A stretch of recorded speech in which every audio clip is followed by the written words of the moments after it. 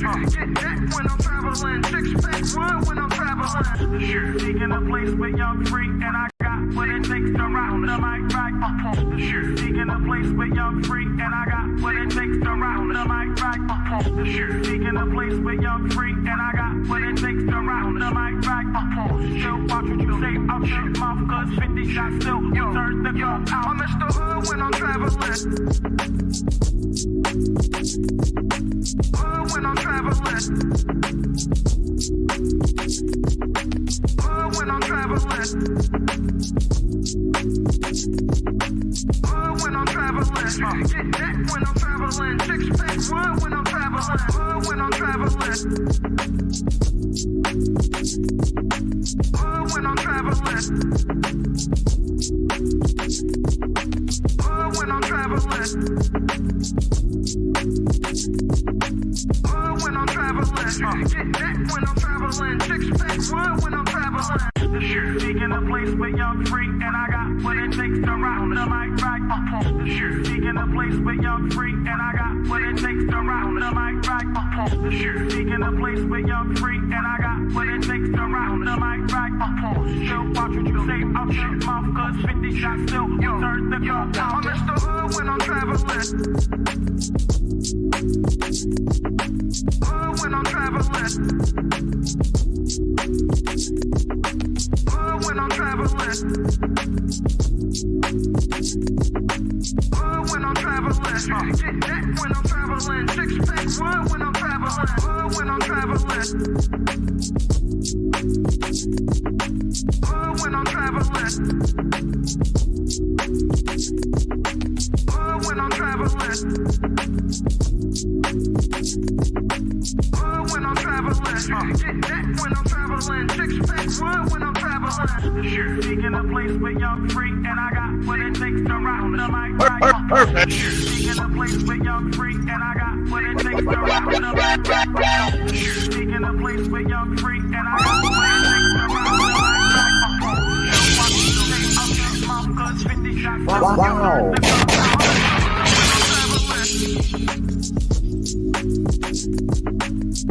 When I'm traveling. When I'm traveling. When I'm traveling. Get that when I'm traveling. Six-pack run when I'm traveling. When I'm traveling. When I'm traveling. When I'm traveling. When I'm traveling. Get that when I'm traveling. Six-pack run when I'm traveling.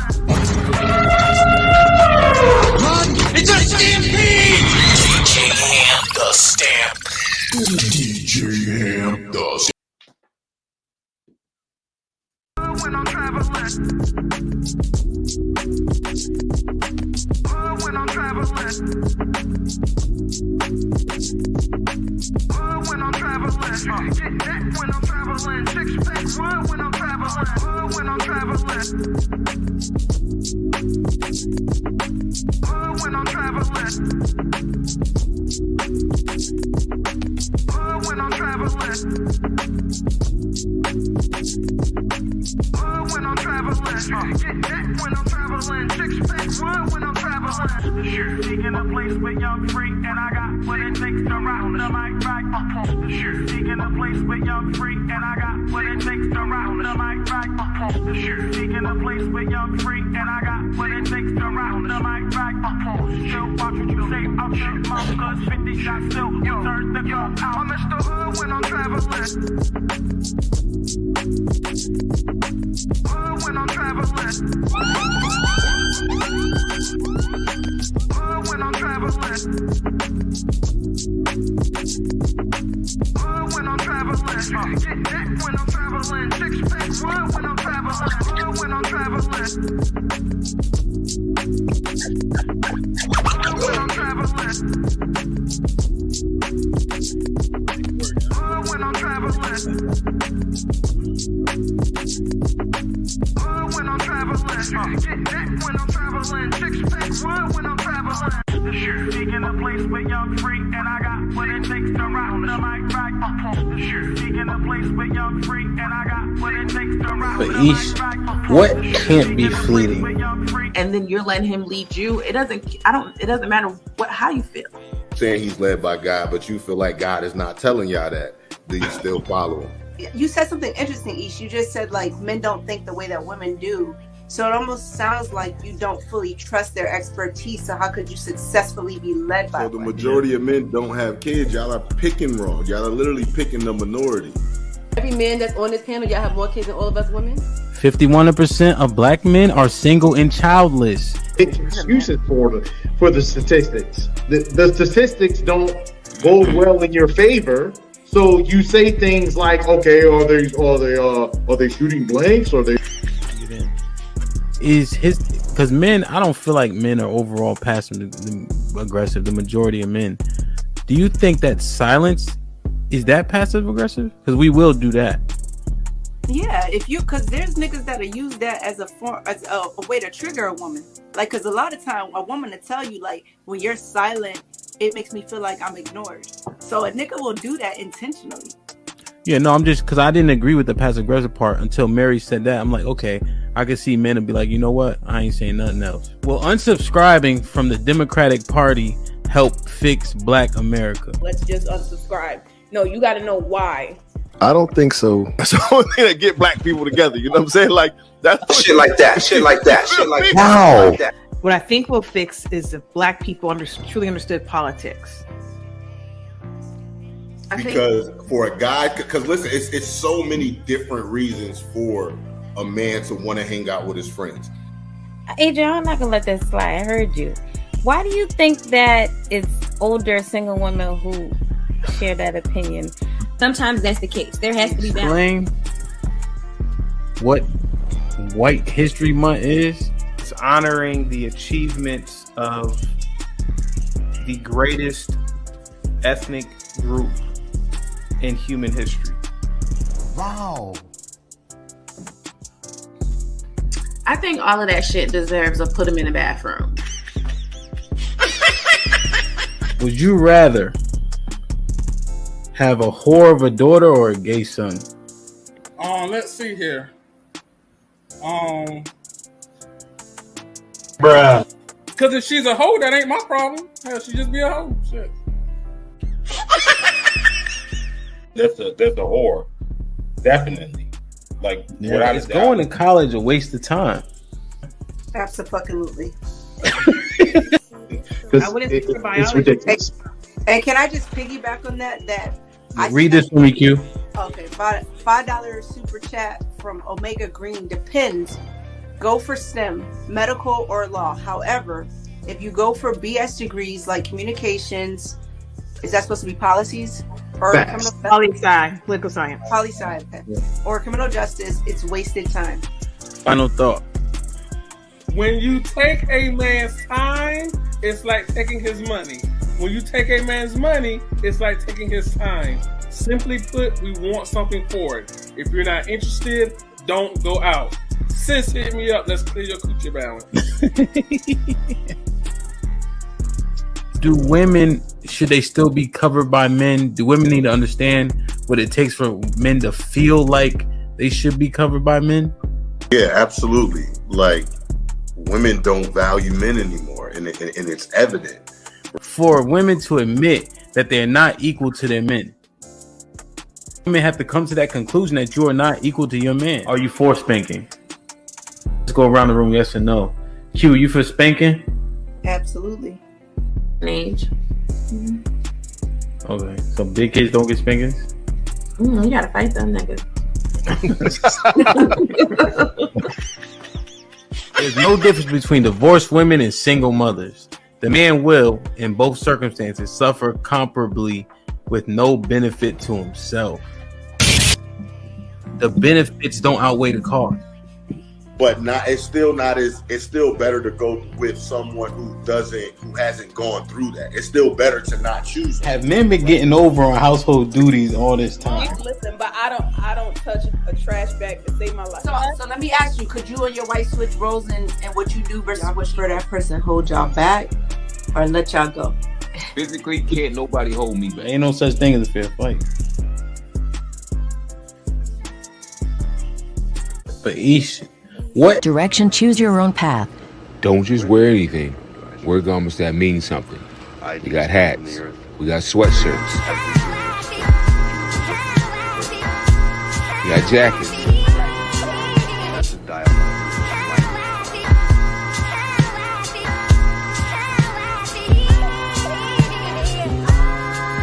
We even got hoodies.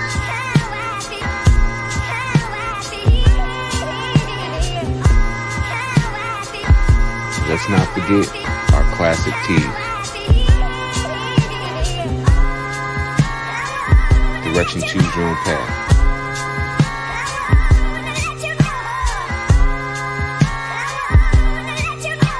The message is always in the cloth, the colors, the designs, the fit. Basically, pay attention, stay alert, and remember, choose your own path. Direction, choose your own path.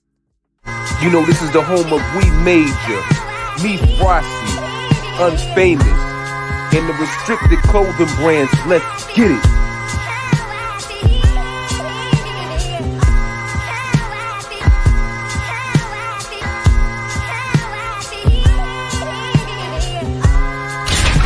The message is always in the cloth, the colors, the designs, the fit. Basically, pay attention, stay alert, and remember, choose your own path.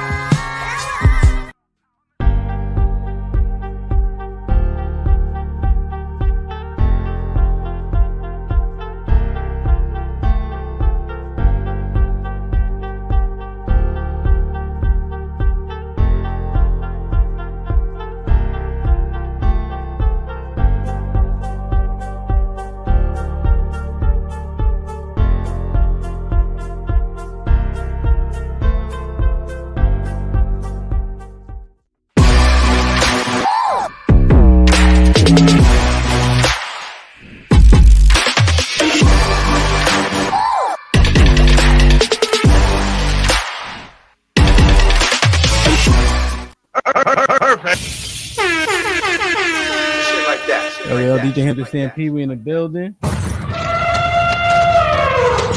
It's a stampede! DJ Ham the Stampede. DJ Ham the Stampede. Poppin'. Salute. Like, share, subscribe, tell a friend, and tell a friend. Hit that like button right now if you can. That helps the channel the most. Perfect. Black man, what's popping, my brother? What's going on, man? What's going on, brother? How you doing tonight, man? I'm trying to do the right thing, man. How you? Man, you know, I'm sunshine, partly cloudy with a chance of rain, my brother. Shit like that. Shit like that. Indeed, I can dig it, man. I can dig it, man. I'm glad you're here. Salute. Absolutely, man. Salute. Black man, where can they usually find you on a daily?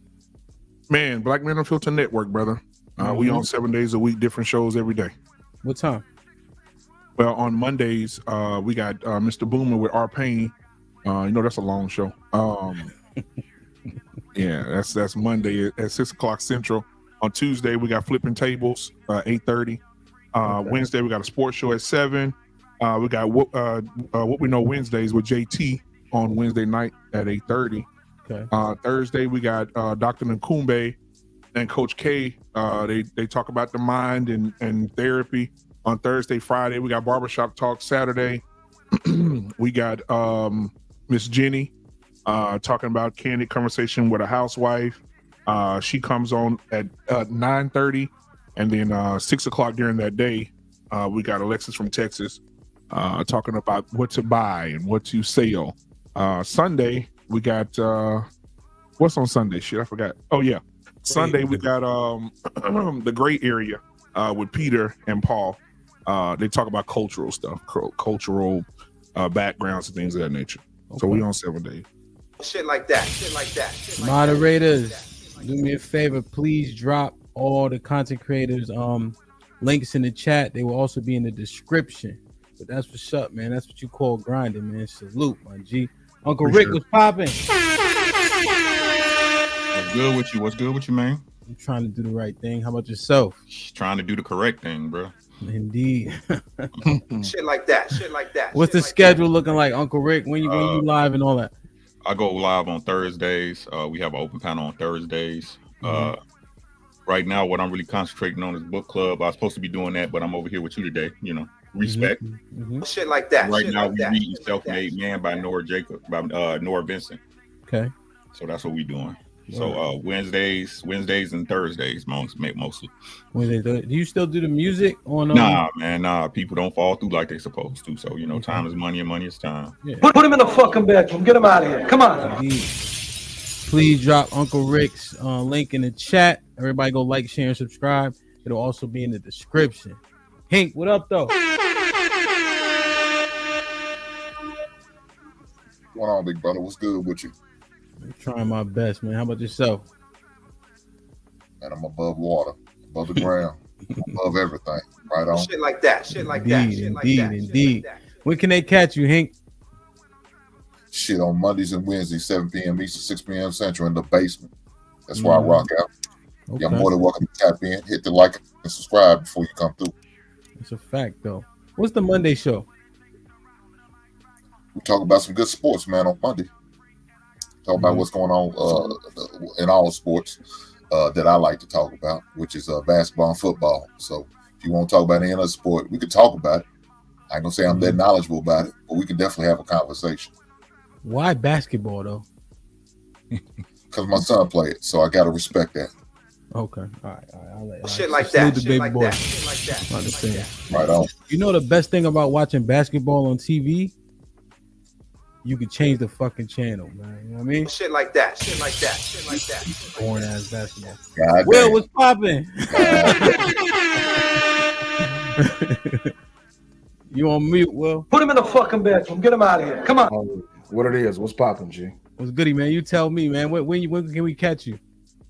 Y'all can usually catch me on Thursdays with the lovely lady doing the Moonlit Conversations. That's where y'all can catch me. Other than that, I go live at random. Okay, but that shows consistently when? That show consistently every Thursday. Okay, what time? We usually go live around like 9, maybe 9:30, maybe 10 p.m. Whatever me and the missus discussed. Okay, what's the topic? It's about putting people back in the bedroom, man. Getting everybody out of this negative space of this fake gender war. Just really getting back to what it means to be in love and how to love. Okay. Shit like that. Shit like that. Please shit drop like that. say you like Will's channel in the chat. It'll also be in the description, man. Salute, my G. JT, what's popping? What up, though? Everything. What's going on, man? Everything, man. When can we lock in with you? I simulcast on Wednesdays, Black Man Unfiltered and What We Know podcast. And you can also find me on Black Man Unfiltered on Fridays at the barbershop. Okay. Word. Shit like that. Shit Salute. like that. Shit like that. Again, drop the link. It'll also be in the description. E Black, what's popping? Shit like that. Shit like Yo, that. what's good, man? Everything, bro. When can we find you? Whenever I freaking feel like hitting that line button. But my channel, Z Black, of course. I'm a part of E Black TV. We talk about Black family life, culture, politics, news. I might even put you on the big screen and talk about you and your dusty life. But salute to DJ Ham for inviting me. Salute to the other panelists that I do know and the panelists I don't know. Salute to y'all.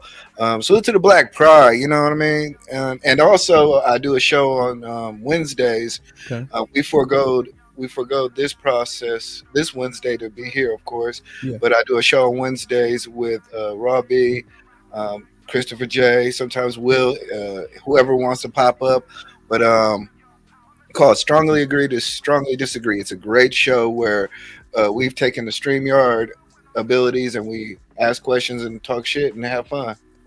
Okay. Word. So you're saying that's everybody's show for all intents and purposes? Like it's a cast on that show, so to speak. Yeah, it's a cast on that show. There's a consistent cast, but we've opened it up to everybody that wants to come through. Okay. Salute, man. Appreciate you.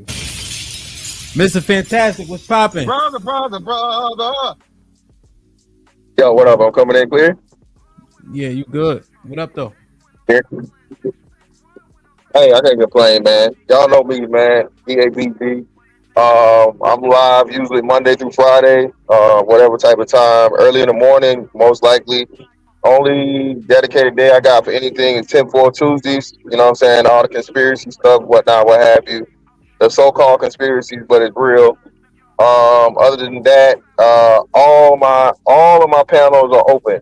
Every last one of my shows are open. Anybody can come through. You can collaborate. You can smoke. You can try. You know what I'm saying? You can get smoked. However you want to do it, man. You know what I'm saying? I'm on here, all the time. And of course, when I'm not over there, I'm over here, man. Shout out to him. Salute. Drop the link. Like, share, subscribe. It'll also be in the description. Illa, what's popping? What's going on? You can hear me? Yes, sir.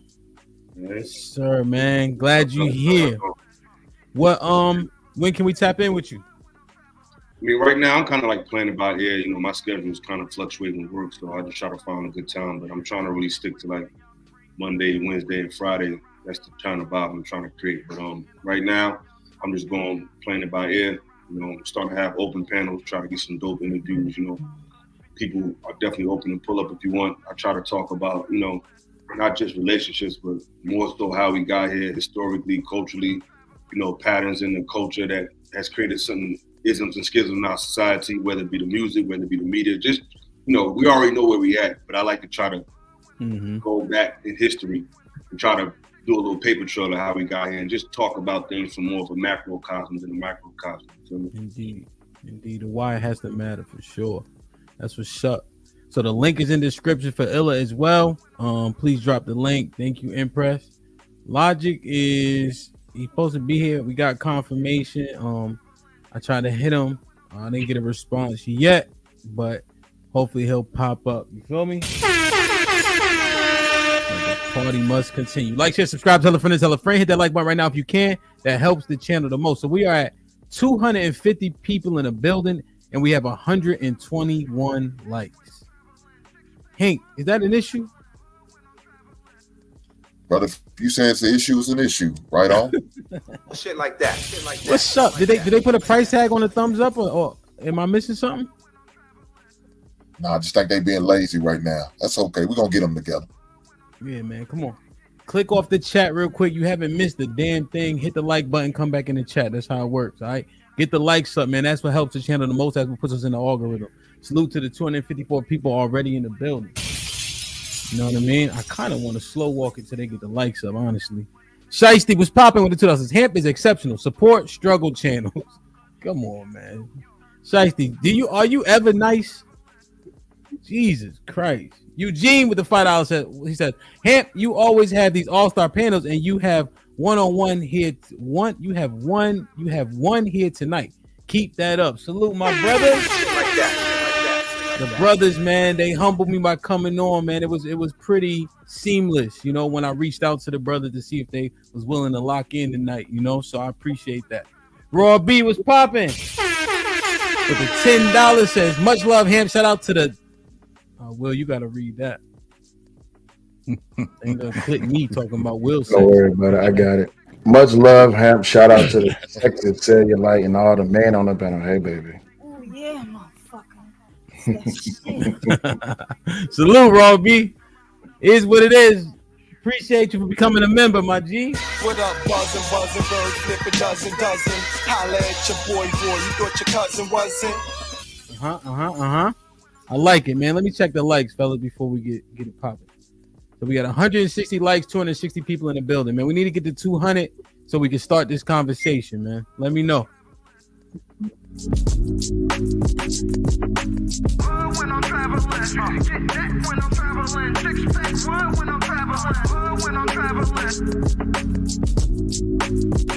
Get the likes up, get the likes up, get the likes up. Salute to my brother Jonathan in the building. Getting it started early, man. Yo, baby, ain't got no money. Oh, shit. I see you shining. I can smell a motherfucker with money. Even Ray Charles can see you got money. John with the 20 ball says for the love. Shit like that. Perfect. Let me check these likes. 173. We got 270 people in the building. Let's get to 200 so we can get it popping. Likes are the most important, man.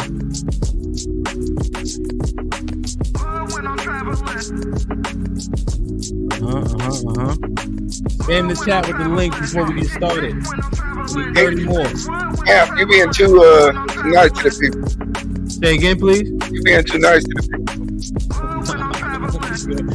they working their way. They working their way, E-Block. You gotta play something that they don't like. Huh? You gotta play something they don't like. Play something they don't like? Yeah. Trying to get people to drop off the show, you fucking up. Come on, let's do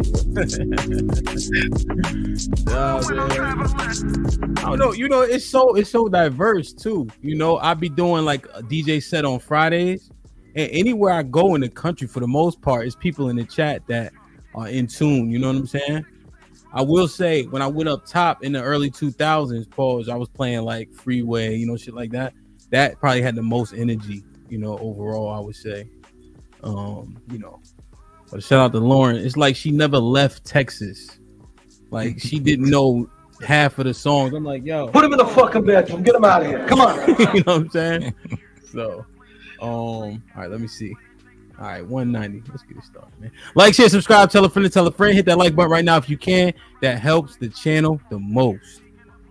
Mr. Payne was popping. He gifted 5 memberships. Salute, Mr. Payne. What up, buzzing, bird, flip a dozen. Holla at your boy, you thought your cousin wasn't. So solid in the building. What's popping? Been a member for a month. Salute. What's happening with you, man? Shit like that. He said, Ham, Uncle Rick, and Illa 100. Salute, my brother. See, my brother Dario always holding me down. Like Dario with the honey boy. He says, likes up, y'all. About to be a good show. Salute to everyone on the panel. Hey, Dario, man, I appreciate you. I hope you got that merchandise, my G. You know, the support is real. You know, people like you, the messages we get, that's what help us keep going, man. This shit is not easy. Like you heard the brothers, it's hard to schedule it. You know, all this, just the content, the people. But you know, the support that you show, I think needs to be admired, and we appreciate it. I think I could speak for all the brothers in saying that. Dario always supporting Thick, man. Shout out to you, bro. Feel me? And I gotta play one. Shout out to Dario, bro. Indeed. Weather outside is humid. She turned up her location. She must think I'm stupid. Damn, y'all niggas don't got no rhythm or nothing. Bro. Let her. Damn, Illa didn't move a muscle. Illa or Black Man didn't twitch. This the dance cam, goddamn it. Weather outside is humid. She turned up her location. She must think I'm stupid. She wanna run the street, so let her ho. She doesn't show signs of stopping, so who am I to be cock blocking? I really hate to see you go. Let her ho. Shit like that. Hey, Uncle Rick, I had to change it because you know niggas used to be hiding behind it, so now Get it up, you know what I'm saying? Show me what you got. You feel me? Damn, man. All right, cool. So we here. Yeah. All right. Once again, get the likes up if you don't mind. I got a hole in my lip. It's all good. All right. Illa. I'm just asking. It's a hypothetical, all right? Mm-hmm. So, you with this chick for a year, right? You on some huggy bear shit with her, you kissing on the lips and all that.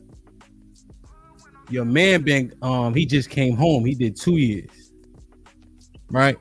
So you go pick him up. It's that type of relationship. You pick him up, you know what I mean, when he get released and shit like that. So old girl meets you, you gotta give her something. He see her. You get back in the car. He say, yo, you remember Shorty I told you about that I used to, you know what I mean? She had the Gawk 3000 and all that. That's her. But they didn't know, you didn't know they knew each other. You know what I'm saying? He been down, so it ain't no shiesty shit. It's just coincidental that was a girl he used to treat like a slide. Now you want some huggy bear shit with her, right? Are you staying with her?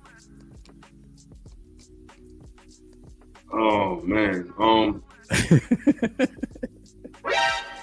don't know. It's definitely be leaning towards not necessarily just want to run and leave her, but you'll be turned off. but at the end because it's too close to home. You know what I'm Yeah. saying? But at the end of the day, all these chicks is somebody's that it just mattered. It just happened to be your friend, but they was always that to somebody else. So if it's going by that logic, every woman is disqualified. But the fact that it's my friend, and the fact that he just came home and that's the first thing he told, it just would be an awkward situation. You know what I'm saying? I don't know how well it'll go after that. Mm-hmm. I think it'll probably be leaning towards separation. But at the same time, it's just how close the situation is, how much value she brings to my life. Like if she's that's a tough one, bro. I've never been through that, so it's hard to answer. It's crazy, right? But it'll be awkward. It'll be extremely awkward. You know what I mean? Yep. The vibe would just be totally off. It's gonna be you're gonna be looking at her crazy, Illa. Like you're not gonna be able to. Is he wrong for telling you? Like he gotta tell you that, right? No, not necessarily. I feel like if y'all don't have no baby, y'all don't have no real history. You don't really have to tell your man that. You know what I'm saying? Because y'all don't really have nothing substantial. It's just a chick you met in passing. So not necessarily, but I guess, if you want to tell his friend just to, let him know, that's another joint I had. He can do that, but that'd be kind of ego. You know what I'm saying? Now, if he knows she was a slut or she was a whore, but if she was just nasty with you and y'all just had a little situation, then you don't really have to tell him that, but it depends on how she's behaving. Like if she's carrying herself in a way that's crazy, and it's like, look, bro, let me tell you about her. But if she's not acting like that, if she's loyal to the brother and she's doing what he needs her to do, then telling him it just really just use this information and just throw a wrench in their game. But I guess it depends on the man. But it'll definitely make it awkward for me. See, I just feel like, you know what I'm saying, if we replay this scenario, right, and I'm treating her how I know I was treating her, right? And you might tell your man like how you with a chick, it was XYZ, but generally speaking, niggas don't be saying names and all that. If he telling you all that, he like, yo, son, that's the girl that I was telling you about that I was, you know what I mean? He gotta tell you that, right? Like, you think that's still ego, or you think that's more like he need to make sure you got all the information? I mean, it could be either or. It just depends on how long they was dealing with each other. Because I remember I met a girl, and I didn't remember meeting her, but she remembered me, and she told a friend of mine, a friend of mine that we was cool with, and she was like, "Yeah, I knew this guy, and I don't remember." So sometimes it's useful, sometimes it's not. But like I said, if I get that information, it'll definitely make the situation extremely awkward moving forward because it's just too close to home. That's your homie. You're gonna see him all the time. They're gonna be together. It's just awkward, Yeah, and pun intended on this. Definitely a sticky situation if it ain't nothing else. Damn. I don't know, man. I think Real is right. Although I disagree with him not telling for whatever reason. Even if I slid for one night, I feel like I still got, and I'm saying I feel like I still got to say something. What you think, Black man?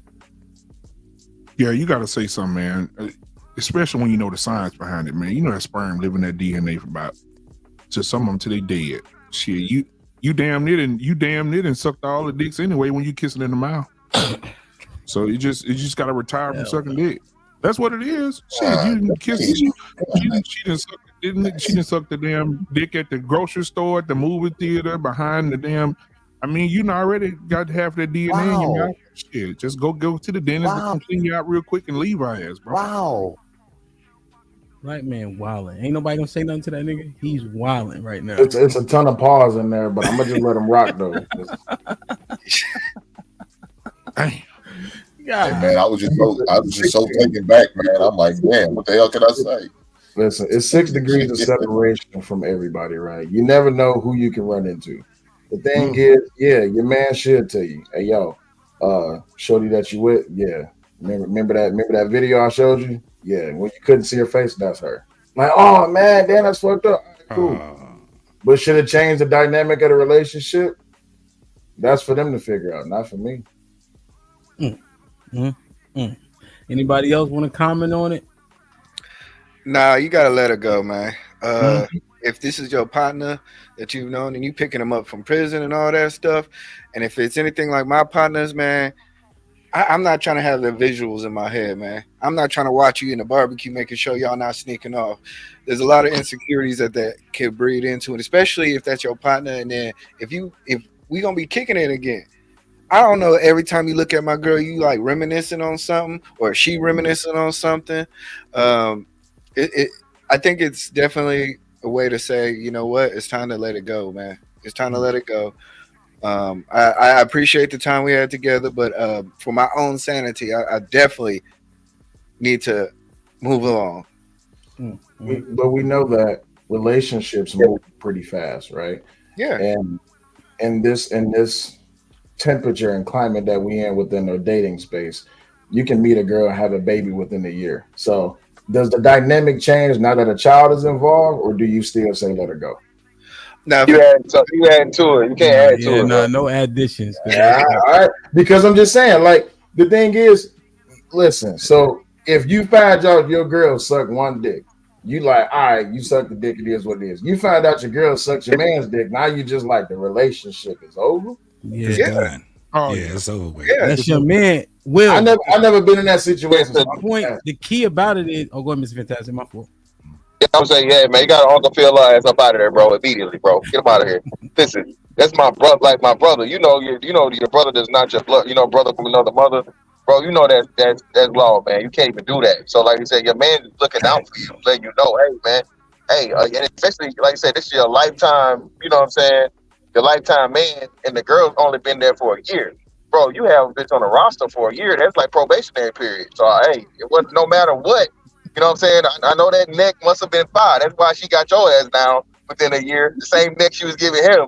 You gotta let it go, man. There's more neck out there, brother. All right? Because listen, now you motherfucking swallowing his throat babies. Pause. Brother. Kissing her all in the mouth. Come on, man. Yeah. When you think about it like that, bro, you gotta get up out of here, bro. Tonsils breaking. Well, look, it's not even about what he did. God damn, fantastic. Imagine the jokes you're gonna have to get when y'all get together. Yeah. Said, man, hey, me and you before we had your girlfriend. Nah, I ain't with that. Yeah, I ain't with that. So I mean, E-Black, look, if you got a nice looking woman, they gonna look at her and want to think about it anyway. Ain't nothing you can do about it. If my woman don't look that good, I don't want to be with her ass if you motherfuckers ain't looking at her. So that's one thing for me. But yeah, if my man was with her, yeah, I can't get with her. Yeah, she gonna have to fall by the wayside. Now, if she say, "Hey, babe, hand me some toilet paper out the other room," and both of y'all answer, "Oh, huh?" See, that's gonna be crazy scenario. He wasn't on no huggy. He wasn't doing. He was just he was just taxing that ass. Slutted her out. Yeah, but she can't say no wild shit. You can't be at a cookout and she like, hey, John, that's his name. Pass me a hot dog. She can't say that. Like, it's that shit is. It's over if she say, pass me a hot dog. Now you just sitting there like, bitch. John can't pass her shit. Like, share, subscribe, tell a friend. Hit that like button right now if you can. That helps the channel the most. Jay, what's popping with the 2000s? Hamp got that I'm down on bended knee shirt on. This is what happened, bro. When you've been working out and shit, and you lose 3 pounds, you be feeling yourself. You know what I mean? Top Cat was popping. Salute the TC Top Cat, man. He said it on a show. I was on Mr. Fantastic show, so he's in remission. Salute to him with stage 4. Damn, was it cancer? Pardon me. Stage 3. He was in remission, is what I know. Damn. Right.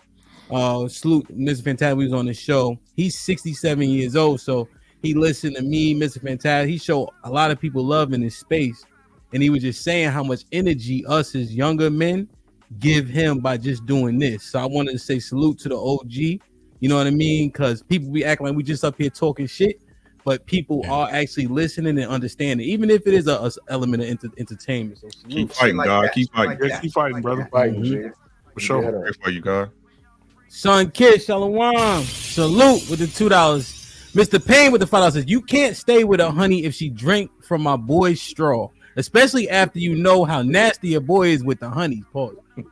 So Solid with the $10 says, Hamp, that literally happened to me. God damn. Only she told me. Okay. Not my boy. And we was and we was married. Oh. That's my ex-wife now. Committed to the golf. Beezy blamed it on the alcohol. Fuck out of here. Chris, what up though? He says, what up, Ham? Shout out to the panel. Salute, my brother. Get the likes up, get the likes up, get the likes up. Damn. So, have y'all seen what's transpired with Candace Owens? How she got kicked off or got fired from her network? Yeah. You know? Yeah. And seemingly now she's working this. Yeah, she got fired. Ben Shapiro, I guess, is part owner of that network she was on. They fired her. They were saying that she was, making anti-Semitic comments and things of that nature. And so noticeably, I noticed this. I don't know if you guys have. She's been working the black circuit, so to speak. She was on Fresh and Fit. However people feel about them, they say they black, whatever. Joe Buttons, Breakfast Club, etc. Right. Now her husband's white, and so I wanted to ask you guys, does that make a difference? But can you sleep white and talk black, or do you lose credibility? You definitely can. You definitely can. Let's do this. Let's go. Let's get the definitive yes or no, and then we'll get commentary and context after. All right, BMU, what you think? Yeah, you can. Uncle Rick? Yes. Hink? Yeah. Will? Without a doubt. Illa?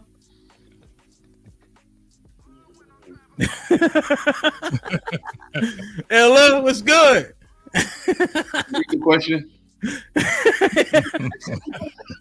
Can you get the witness is hostile, Your Honor. Can you sleep? Can you sleep white and talk black? God damn it! Talk black? No. Talk truth? Yes. All right. Well, we're gonna get your context after. It's feeling like a some answer, but we'll wait for the context. Mr. Fantastic. Look, here you go with that. And what'd you say? I think he froze up. Put him in the fucking bathroom. Get him out of here. Come on. E Black? No. My bad, E Black. I froze up. What'd you say? No. JT? Yes. All right, let me see. Black man. What's your context? Well, I mean, you see people did it in the civil rights movement. Half the money came from Sidney Poitier. And what was the other actor name? Harry Belafonte. Harry Belafonte. They both were married to white women. And a large majority of their money went into the civil rights movement for things to happen for our people. So, I see it happen there. So, I mean, what's the difference now? The money. So you're saying because they contributed money, that automatically qualifies them? No, not just that, but the way that they were there, like the way they were active. They was out marching and they were donating all their stuff from their movies to these people. Like they just did a lot. They were on the bus with these people. Like they were very active in the civil rights movement. Like really big in the civil rights movement. Is it Harry Belafonte that was also a huge advocate for LGBTQ? Yes. I don't know that. Yes. Yeah. And so like how does that so like people actually thought he was gay, but he was just such an advocate. People often just put shit together, right? But he wasn't, right. So like how does that work? Right. Like I didn't know he supported Al 5 at Walmart. However, I think that, damn, that's hard, Harry. You're making it hard for your boy. Let me get over to Sidney Poitier, man. I don't know if I want to. I don't even know. Nah. It might have been a pause moment with Black Man just said there. Yeah, he wilding. He's also backpedal now. Motherfucker, look at him. Let me say this though. Like, I mean, for him to be an advocate for that, I guess that's his choice. I think that he feel like he needed to do that. I wanted to focus on the damn civil rights movement. Damn, I didn't know he was a huge advocate in that. I don't know what made him do that. I don't know if it was a family member, maybe a child, or or something that made him want to be a huge advocate for that. Or he just wanted to do it. I don't know. He was old and out of fight. So he went. He was old already, black man. Damn. I don't know what y'all tripping for, to be honest. You know what I'm saying? Malcolm X used to hit white bitches. Yeah, but he stopped. I understand, but shit, white. Hey, you don't just fall off. It fall off your whole facts once you jump into the Nation of Islam. Nah, right. So y'all gonna say she can talk black, but not be a white. But y'all let Joe Biden say y'all ain't black if y'all don't vote for him. Oh my God! I ain't vote for him. Y'all hold on. I got cases. I got y'all let Chucks and Pearls, right? Because she put on some Timberlands, even though she not really this. Y'all let that go to y'all head too, though, right? Mm-hmm. See, y'all pick and choose who y'all like when it comes to that political shit. Once y'all realize everybody in the same pot, y'all be 95% there. Okay. Damn. Go ahead, Hank. Well, yeah, I was gonna say. I mean, just like Kareem Abdul-Jabbar was one of the vocal voices of black rights, but yet he was married to a white woman. So I mean, you have a lot of them. Look, at the end of the day, as long as they speaking on our cause is going to try to move us forward, I'm all for it, man. I'm all for it. I don't think I'm not all for it. I think it's about sincerity and what your true intentions to the cause are. If you are contributing to other ethnicity groups, if you're saying that you love black families, if you're saying you're looking for the upliftment of black families, you can only show it through your action. You cannot sit here and then say, well, you know what? I love the black woman, but I don't love her enough to find one. I don't love her enough to see the beauty in her. I don't love her enough to like hold on and abstain from sex with other groups of people just to find the perfect queen. I think it's really disingenuous when brothers do that. And look, I get it. There's a lot of people who will find love in wherever situation they're at.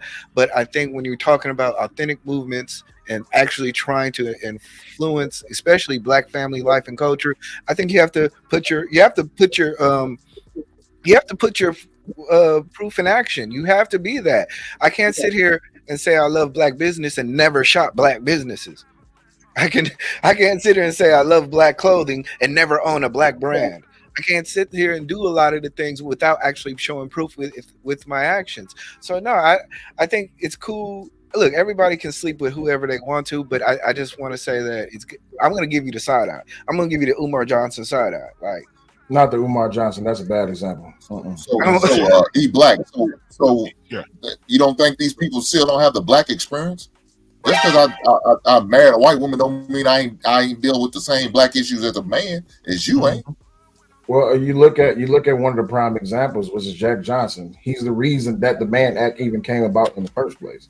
And just because he messed around with white women, you don't think that he went through some of the trials and tribulations that most black people. He even spoke about it openly, about how it is that he was treated as a black man. He was regarded as one of the first black heavyweight champs, but still, he still went through all of those discriminations just because he was black. Will, you know, Jack Johnson did what the fuck he wanted to do. Did you watch his documentary? He was a beast. Ain't nobody fucking with Jack Johnson. No. Jack Johnson was not dealing with shit like regular niggas. No, he wasn't, but he spoke up. He spoke up for the average black man, right? No, and the thing was that black man should be able to do what they want, be what they want, and all this, that, and the other good stuff, regardless of his things that he did outside of that. Because I mean, come on now, there's only so many white women you can transfer across state lines so they come look for you. Ella, what you think? Ella? Black, you voted for Barack Obama because you said he was black. That's the reason why you voted for him. But yet he's biracial. You still gonna accept him? I didn't vote for Obama just because he was black. I thought he was the most qualified candidate, and especially in regards to politics, I think, of course, I didn't like George Bush. I think the Republican Party is a shell of an institution that's a front for corporate greed and 10%. I'm sorry, he was the best candidate that was put forward on that side. So just I would have voted for any. I would have voted for any Democrat during that particular time. Barack Obama was the guy, and that's the one I'm running. But back to your point in regards to being mixed, George wasn't a fact though, you black. just because I don't necessarily agree with somebody's action doesn't necessarily mean that I won't support them. I can support you if you have a white a baby mama or a white wife. I can support you. I can listen to you, but at the exact same time, I'm gonna give you that side eye and be like, so you saying that's not? So what you're saying is that you can't be pro-black for real. you can be pro-black. You can be pro-black, but you're gonna get that side eye. So the thing is, the premise is this See, though. how pro-black if you gonna give him a side eye? He's black. Yeah. So what's the premise though? Is it because you can't procreate with and make black kids or whatever? What's the real premise for you not being that disqualify you for being able to still be pro-black? I'm not disqualifying anybody. I'm just saying what your sincerity is. People can be insincere on their efforts. You can say that, hey, I support black families and I support black lives, and you can have all these things that you want to do, but you can be really insincere about what you're actually doing. Sometimes it's for personal reasons. Sometimes it's for acceptance and clout within a community group. So yeah, you can still be pro-black, but at the same time, I'm not going to take your effort as sincere, because you're really not for the cause. You're really just for a selfish reason, and we're going to figure that out. Okay. Let me see. Ain't most people Illa. know people. Hold on. Let me get Illa. Let me get Illa in, because y'all can go back and forth to the cows come home. What you think, Illa? You want to be muted? Double muted. Illa, you double muted. My fault. I think first of all, whoever you choose to be with, I think that's your prerogative. You know what I mean? It's hard out here. Sometimes we're blessed enough to be with somebody from our own culture. Sometimes we might, not saying it's not a blessing to deal with somebody from your own culture, but it's just not ideal in a lot of cases. In this racial atmosphere in this country, it may create a lot of pushback for you. However, when it comes to being pro-black, I think the optics and the bottom line of how you want people to follow and listen to you would come off better if you're with somebody from your own race. That's why I said it's the difference between being pro-black, being pro-truth. Now, if you're just about what makes sense and what's logical, I'm not going to hold you to who you're dating, because you're just dealing with what makes sense for humanity. You know what I'm saying? Pro-black is a specific train of thought for specific people specifically. So if you're going to talk about pro-blackness, you can do it with a person from a white race. But I just think the optics it's going to be hard for people to just put their energy into your message if you're just speaking for that. But if you're just saying, hey, I'm about what makes sense for all humans, for all mankind, logical arguments for mistreatment, I don't think we're going to hold, me personally, I'm not going to hold you to a standard of just being with our people, because truth is but one. It's not a whole bunch of truth. It's only one truth. There's only one form of logic. It's not three different types. Intelligence, logic, sensibilities is one thing. So I think that's colorless. But I think when people say the word pro-black, I think you're going to be held to a certain standard of that. That's like me. If I say I'm whatever, if I say I'm Muslim, I say I'm whatever, I'm going to be held to the criteria of what it means to be a Muslim. And to be a pro-black person means that you're about your people. So how could you be so much about your people and so much about your kind if they're not even good enough to procreate with you? It's just the optics of that. It's just not going to make sense for your own argument. But like I said, it's different between pro-black and pro-truth. And I feel like Candace Owens, I think she's just a pro-truth person. So I don't hold her to the standards of Malcolm X. I just hold it to the standard of somebody who's just a truth, who's just exposing what makes sense and what's logical. And that's cool. Hey, Cellulite. Hold on, E-Black, real quick. I just want to. So Illa, does what she says in terms of the black community, does it lose any credibility because her husband's white? Not to me, because she never came off like somebody who was saying, I'm black and I'm proud, say it loud. She just was somebody who was saying, hey, this country is corrupt.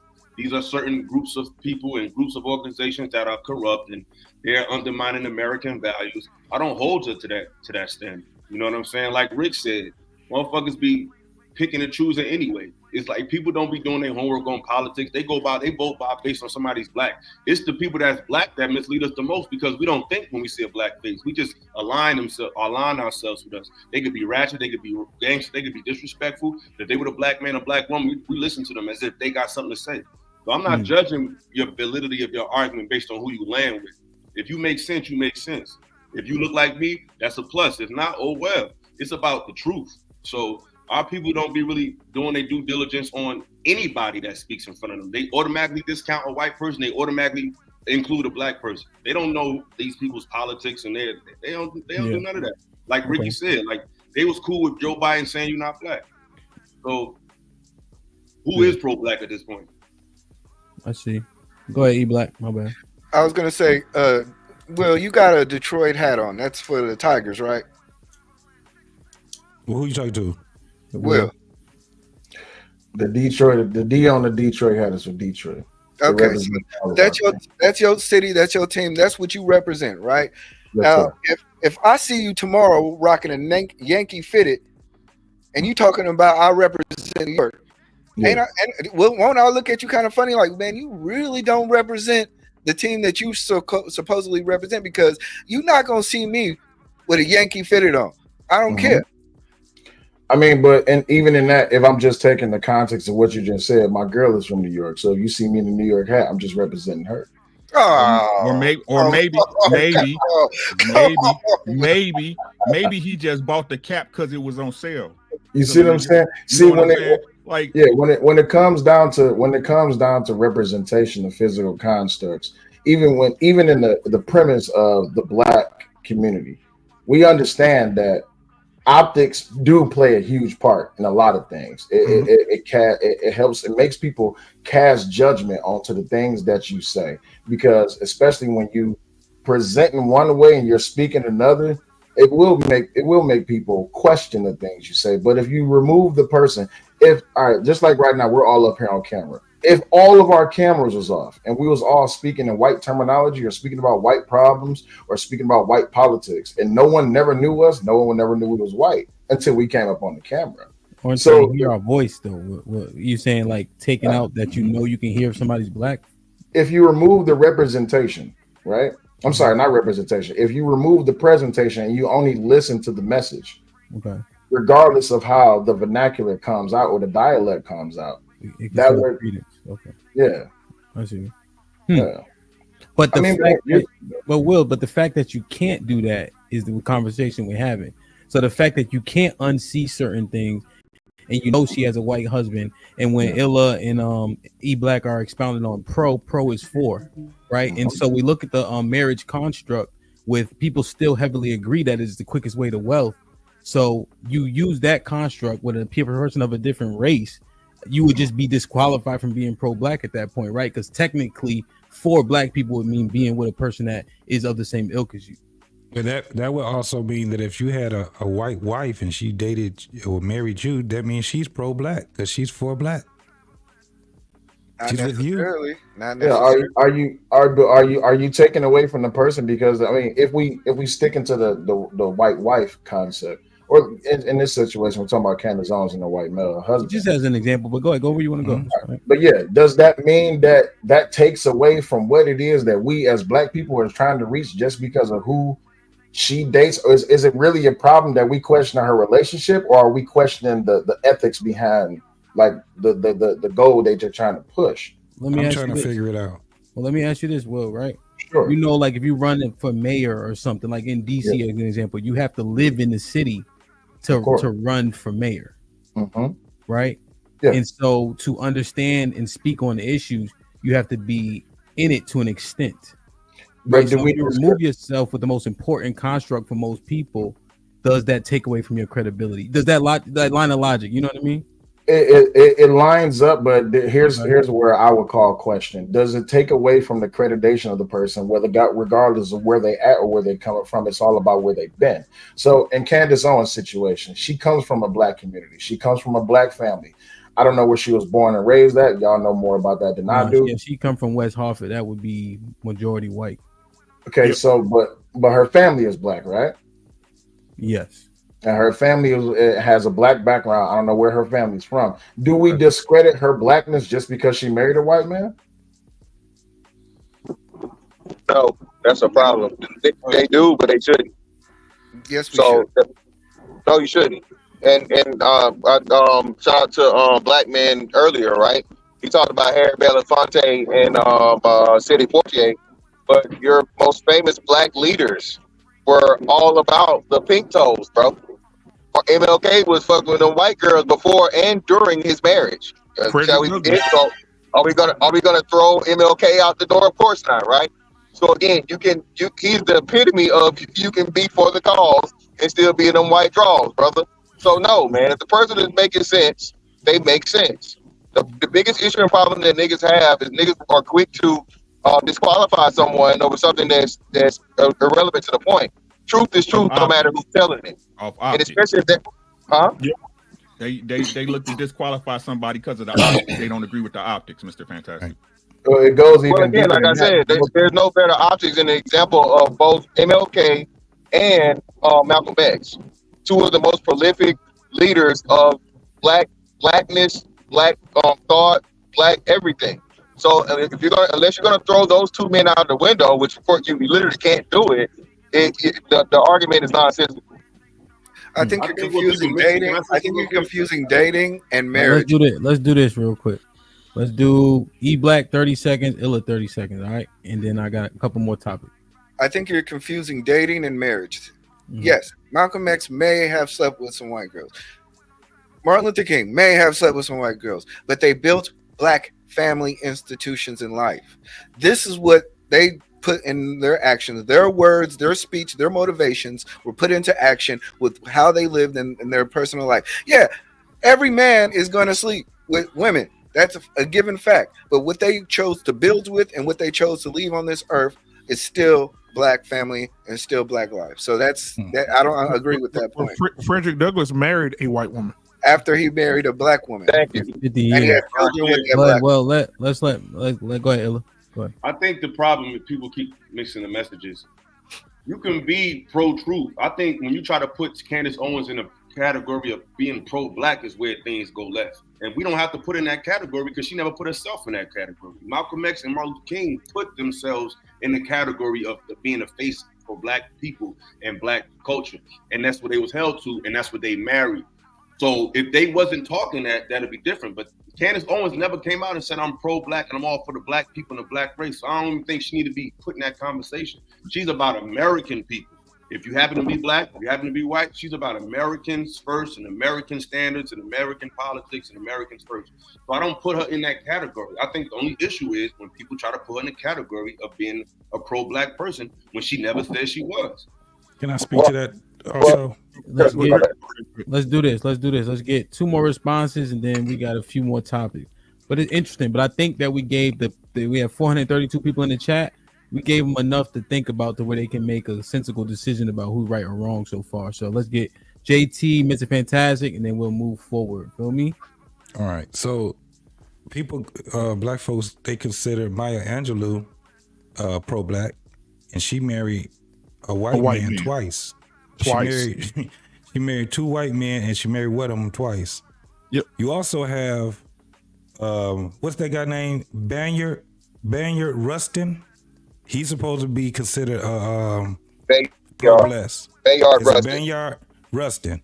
He was not only was he dating. Well, only did he have a person that was white, but the person was a man. So how do we do this whole thing of pro-black? That's a what? That's still a contradiction. Whether black people, the problem is black people. Just because mad black people accept something, don't mean everybody got accepted. I don't think they pro-black. I think they said they was, but I don't think they was. I don't hold Candace to that because she never said she was. So to me, she could date whatever she wanted to date. I'm still gonna listen to. But the majority do. The majority of them is that. Majority of people voted for Joe Biden. Majority of people. A lot of times, but real quick, So again, I think we're adding to it. The question wasn't pro-black. You just said, can you speak black? So you can speak black without being pro-black. There's a lot of people that speak black and that hope for a better outcome for black people that aren't quote unquote pro-black. So if you add the pro-black thing to it, that's another layer. But can you speak black and sleep white or marry white or do whatever? Of course you can. And that's why I was speaking to the exact question. All those men, without question, MLK, Malcolm X are the epitome of it. And then, like you said, not just Bayard Rustin, JT, James Baldwin. James Baldwin was a brother fucker, okay? And they, you know what I'm saying, touted him as one of the leaders when all he did was, he tried to, weave in that activity. So again, no, if you are truth is truth, no matter who's telling it. Yeah, and so I think that was Illa's. It's two levels to it. Yeah, but that was Illa's initial point where she can speak truth, but when you say pro, which is a part of the question, I'm glad you guys went there, right? The technicalities of being for something, you can disqualify yourself. Doesn't mean that what you're saying is wrong, you know? So I think those two things aren't mutually exclusive. So I think that was a pretty fair point overall. You know what I mean? Like, share, subscribe, tell a friend, hit that like button right now if you can. That helps the channel the most. T.O. was popping with a $10 says, I know when my bro ended up meeting an old thing I messed with, not girlfriend, when I went to Africa for a few months, he still did his thing, but with her, but he ain't take her serious. Yeah. Advantage was popping with his 7 Canadians. Says every time you start cracking on your homie, he give you that look, and you know you gotta shut the fuck up. Ain't no fucking way. Fincel was popping with the 20 ball. Said this is a familiar convo. I remember hearing most dudes don't want they bro with they old hoes because some men was doing sus, kinky, reckless, or disgusting things with they jump offs. You want to bros knowing you like the groceries ate. So that's why niggas don't be wanting them. I don't know, man. Sends his regards. Yeah. You know how I love money. Salute. Ty, appreciate you with the $5. Team Fatty in the building was popping. With the €5 says if chaotic can be called an Uncle Tom and marry black, you can definitely marry white and still be pro-black. T.O. with the $2 says, so are mixed kids black or not? Lorenzo with the $2 says, you are what your father is at 3 exclamation points. Darren with the $5. Shalom Aki says, Tobit 4 and 12. Why would you want to marry the daughter of your slave master? Why would you marry a lesser woman? My brother Tony Golden gifted 1 membership. Salute. What up, buzzing, bird, flipping dozen. Holla at your boy. You thought your cousin wasn't? Welcome to the family, man. Whoever got it, please maintain it. Romello with the $2 says, shapes and symbols, constructs are our reality. Salute, Romello. BATL was popping with the fellas. Great panel! Exclamation point. Thank you for displaying intelligent, mature black men. -1, Mr. Fantastic. brother. Just kidding. Great conversation. TL with the $5 says she just didn't run into a black man that fit her standard before she met the white man. So was she supposed to just find any black man to procreate with? Yeah, I mean, when she was talking, she was just talking about the intellectual nature of her husband, you know, whatever. But we'll let the people decide, man. 446 people in the building. Get the likes up. Get the likes up. Get the likes up. What do you guys think about the narrative of pull yourself up by your bootstraps and all that? Do you think that the white man is still a valid excuse for holding us back? That's No. a yes. That's a yes or no. No. And then I have an actual question off that. No. No. Uncle Rick said no. Will said no. Hink. Hell no. Mr. Fast said hell no. No. Illa. No. Yeah. E Black. Yeah. JT. Black man. Yeah. Okay. All right.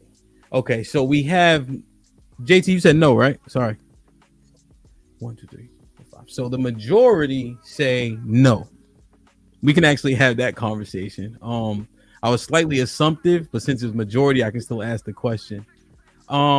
If we can't use the white man as an excuse for the state of our community, why can we still use women? I'll go first. Nah, Mr. Fantastic, you go last. Brother. we can look, man. If we gonna keep it like adults, if we gonna be honest about it, right? I said it before, I said it again. Man, we have our problems, right? We have our problems. We have our issues. I honestly believe in my heart that black men are working on these issues. We make more money than we ever did. We take care of our children more than we ever have, right? More than the 60s? No. Yeah. Really? Yeah. But being in the household is a huge impact. Say again? Being in the household is a huge impact. And with the marriage rates what they were, I would have to push back, considering being with the child every day in a marriage makes a big difference. What you think? Okay. Oh, you mean as far as proximity? Yes, sir. Yeah, definitely. I Okay. guess on that. Yeah. But go ahead. My bad. Go ahead. No, I'll concede that point. That's a fact. Like I told you before, I believe life moves in cycles, right? I believe it's just the way the world works, right? And right now we're in a cycle where our women are being totally irresponsible as a whole. It's just what it is. You know what I mean? I understand the expectations that have been set, right? I just think I ain't gonna even say the majority anymore, because right now, to be honest with you, I think it's a real loud minority of women. Okay. A very loud minority of women. Excuse me. But the thing is that it's drowning out everybody, bro, and nobody ain't saying that. Nobody not taking a stand on what's right no more. And again, like I said, with our ladies, man, they the ones who raise our children. And even though we supposed to be head of the households and we supposed to lead the households, before that get weaponized, right? We still got to have a woman up under us that's willing to take on that mission, right? And understand that being in a marriage or a relationship, I believe in marriages, right? Or believe in that the marriage is a sacrifice on both parts, and not just one half. But Uncle Rick, when you say loud minority, do the numbers back that up? So as an example, right, of conduct, when we're saying that 70% of our children are born out of wedlock, we're also saying the woman is responsible for that because it's her body and she goes through the most trauma when having a child. So if we use that number, how do we then transfer to say it's a minority of women with poor conduct being the loudest? I'm not saying no stat. I'm just, you know what I'm, you see what I'm like, my logic. Go ahead. I hear what you're saying. It's like, and if I'm wrong, I'm wrong. You know, no, like it's like I just looking at it. You know what I'm saying? And I know you don't do the sum or most. You know what I mean? We can't do that, right? Well, we can do minority, majority. It's like, I'm just, man. To me personally, it's like. It's like, I'm gonna be honest with y'all. I went out to tonight's conversation last Thursday. Okay. Right, in Minneapolis, man. And during the conversations, right, you can see most of the women had legit concerns. Okay. But the ones that was the loudest, right, the ones that was the most rowdy was the booty shaking pussy poppy ones. Okay. You understand what I'm saying? I see. Right? When the music was playing to get the party, you had some ladies, most of the ladies was the more sitting there, nod their head and listen to the music, you know what I'm saying? Right with it, right? But in the crowd, the minority was up there pussy popping on a handstand. Okay. Right? And most of the questions that the ladies posed were legit questions. Right? But the ones and twos, the 1 and 2 that was ratchet, everyone knew they was ratchet when they would get up there. Right. Okay. So like, I don't know if, like, right now I'm at the point thinking honestly, right, is that, are we living in a false dichotomy, right? Are we seeing things because we want to see these things, right? These are things we want to harp on, right, instead of actually addressing the real issues and whatever that is, right? Again, the women that most men want would not have the qualities, right, in the package that they like. Okay. All right. So, Will. All right. Yo, So, can I? go ahead. Do your thing. Go ahead. Yeah. So again, man. Rick was right on the point, Camp, about the parent fathers being more bothered than the older fathers. Because if you look at a lot of the older fathers, they had very little to any relationship with the children just because of the workload they had to do. Not to mention, the wars and the drafts and things like that, so on and so forth. So black men were there, and I'm not saying the influence wasn't as important, but the actual involvement and interaction with the children was night and day. You know what I'm saying? You didn't have kids, the fathers weren't actually involved with the kids, and more. That's why the moms were. My bad. Somebody say something? No. Go ahead. No. The moms were stay-at-home moms. You know what I'm saying? More likely then than now, or so on and so forth, right? So fathers now are definitely more involved. Not saying better, you know what I'm saying, or impactful, but definitely the involvement is just night and day. Larry Elder tells a very good story about this, and a lot of fathers. Denzel even made a movie about fences. You know, pretty much as to where a lot of sons thought their fathers hated them and despised them, just because of the life they had to live at the time. But moving on, no, the women are the problem because again, the women have been running things post civil rights movement. They made decisions that they've made, and not only do they have control over themselves, but they literally have control over the men. This is why the men are so effeminized. This is why we had a major uptick in child abuse and deletions, child deletions, all these different things. So had the black women not deleted over 20 million fetuses, we would be over 20% of the population, and not surpassed by Hispanics. You know what I'm saying? A lot of different things. Financial literacy. My bad. Somebody said it. No, it's good. Let's. I mean, I think you've articulated the point. You illustrated it as well. Let's see if somebody has a different opinion. It looked like Will been trying to hold his tongue. Pause. What you think, Will? So, but you agreed. You said yes. Though the white man is not an excuse, right? Just to be clear, the white man is not an excuse. No. All right, go ahead. Yes, but that's the point I wanted to address. One, the white man is not an excuse.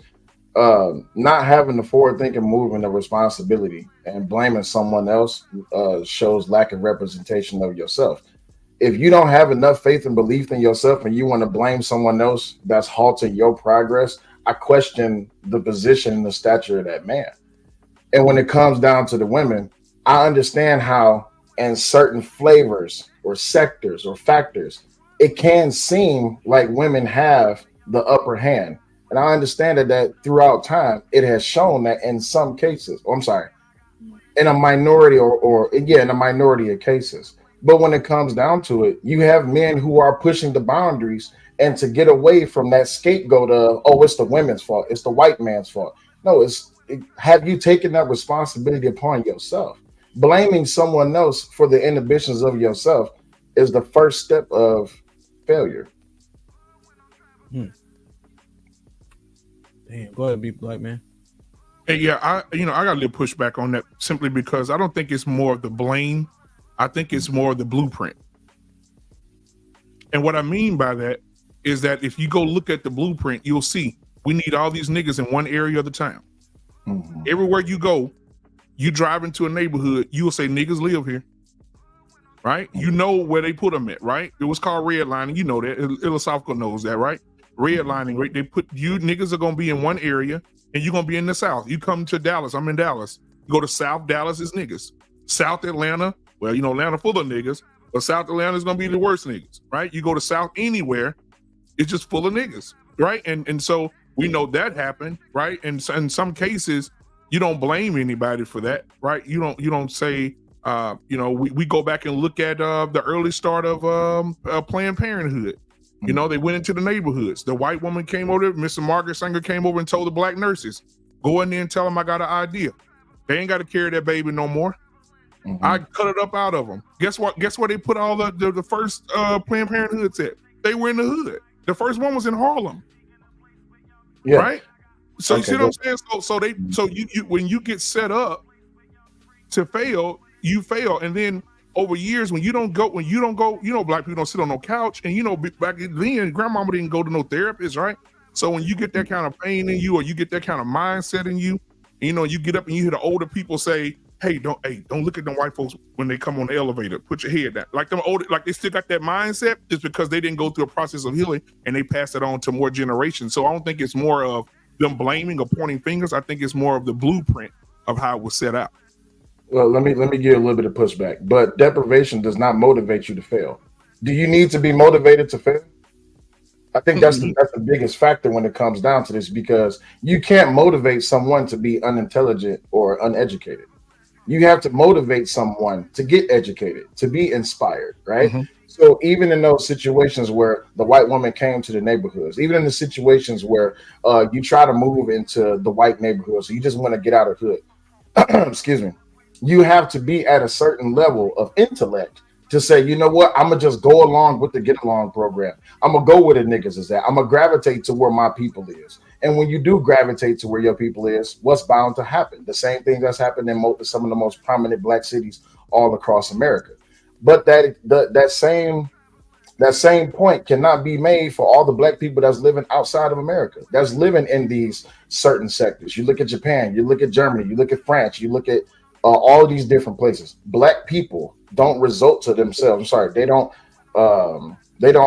look at them. They don't look at their counterparts as niggas. They look at them as people. I think that's a colorism issue that's only centered for, here in America. Let's do this. Let's get Illa in, and then Hank. Repeat the question, bro, because I want to be right. I don't want to say nothing too. You know what I mean? I want to be off. Well, you can do one or two things. You can comment on what the brother said, or you can answer the question flat out. But I know they kind of went back and forth, so that discourse may be ended at that juncture. I know Hank wanted to get in on that. Hank, did you want to get in on what Will said specifically? Then I can circle back and ask Illa the question fresh. Yeah, well, both what Will said and what BMU said. So the thing about 30, 40 and then we'll get Illa. Go ahead. Go ahead. Okay. Hank. Go ahead. So the thing about it, it sounds like a defeatist mindset when we try to keep blaming the white man. But we'll knock down the women. The unfortunate thing, we allow these women to have that power. So we some punk ass dudes for allowing that shit to happen. That's on us. We got to eat that wherever we want to or not. We allow them to have that power. Once they gave that power, they're not going to give it back. It's going to take bloodshed to get it back from these efforts, and they're not coming off of it. So as far as like BMU and my man said, the blueprint, we know the blueprint too. We got the blueprint. Why in 2024 we keep falling for the banana in the tailpipe bullshit? When are we gonna ever learn? When are we gonna learn from our past and why we gotta continue to repeat the bullshit? That's my problem. I don't believe in this. Keep blaming the white man. Fuck the white man. We can't even get along on being what's pro-black and what's not. We can't get along with talking about, oh, she got a white man, oh, we can't take her serious. I gotta look at her side eye. Motherfucker have to hit you with me because I'm a light-skinned man and you a dark-skinned brother. We killing our own goddamn stuff. Fuck them white boys. They sit back with their hands in there and just watch us do dumb shit. I'm done. Now, can I respond to Hank real quick? 15 seconds. 15 seconds. So Hank, like you said, the power, whatever. I'll be interested in hearing you more on how to do that, get that power back, and let men know that. But even last week we were talking about parenting by estoppel, which just came out, which if you don't know about it, is basically if a man dates a woman who already has children who are not his, if he does anything to financially support them, she could take him to court and get child support from that man because he invested in them financially. Go ahead, Illa. Yeah, I'm gonna say this. I don't know when black men, I don't know when it became like cool to just dismiss systematic systems, because it's a difference between being a victim and knowing what actually happened. I think two things can be right at once. I think people like to say the white man. I don't like to use that word because it's a low hanging fruit. It's not necessarily the white man, because the white man is just a person. We're talking about a systematic global push against people of color. That's not just something that somebody made up yesterday.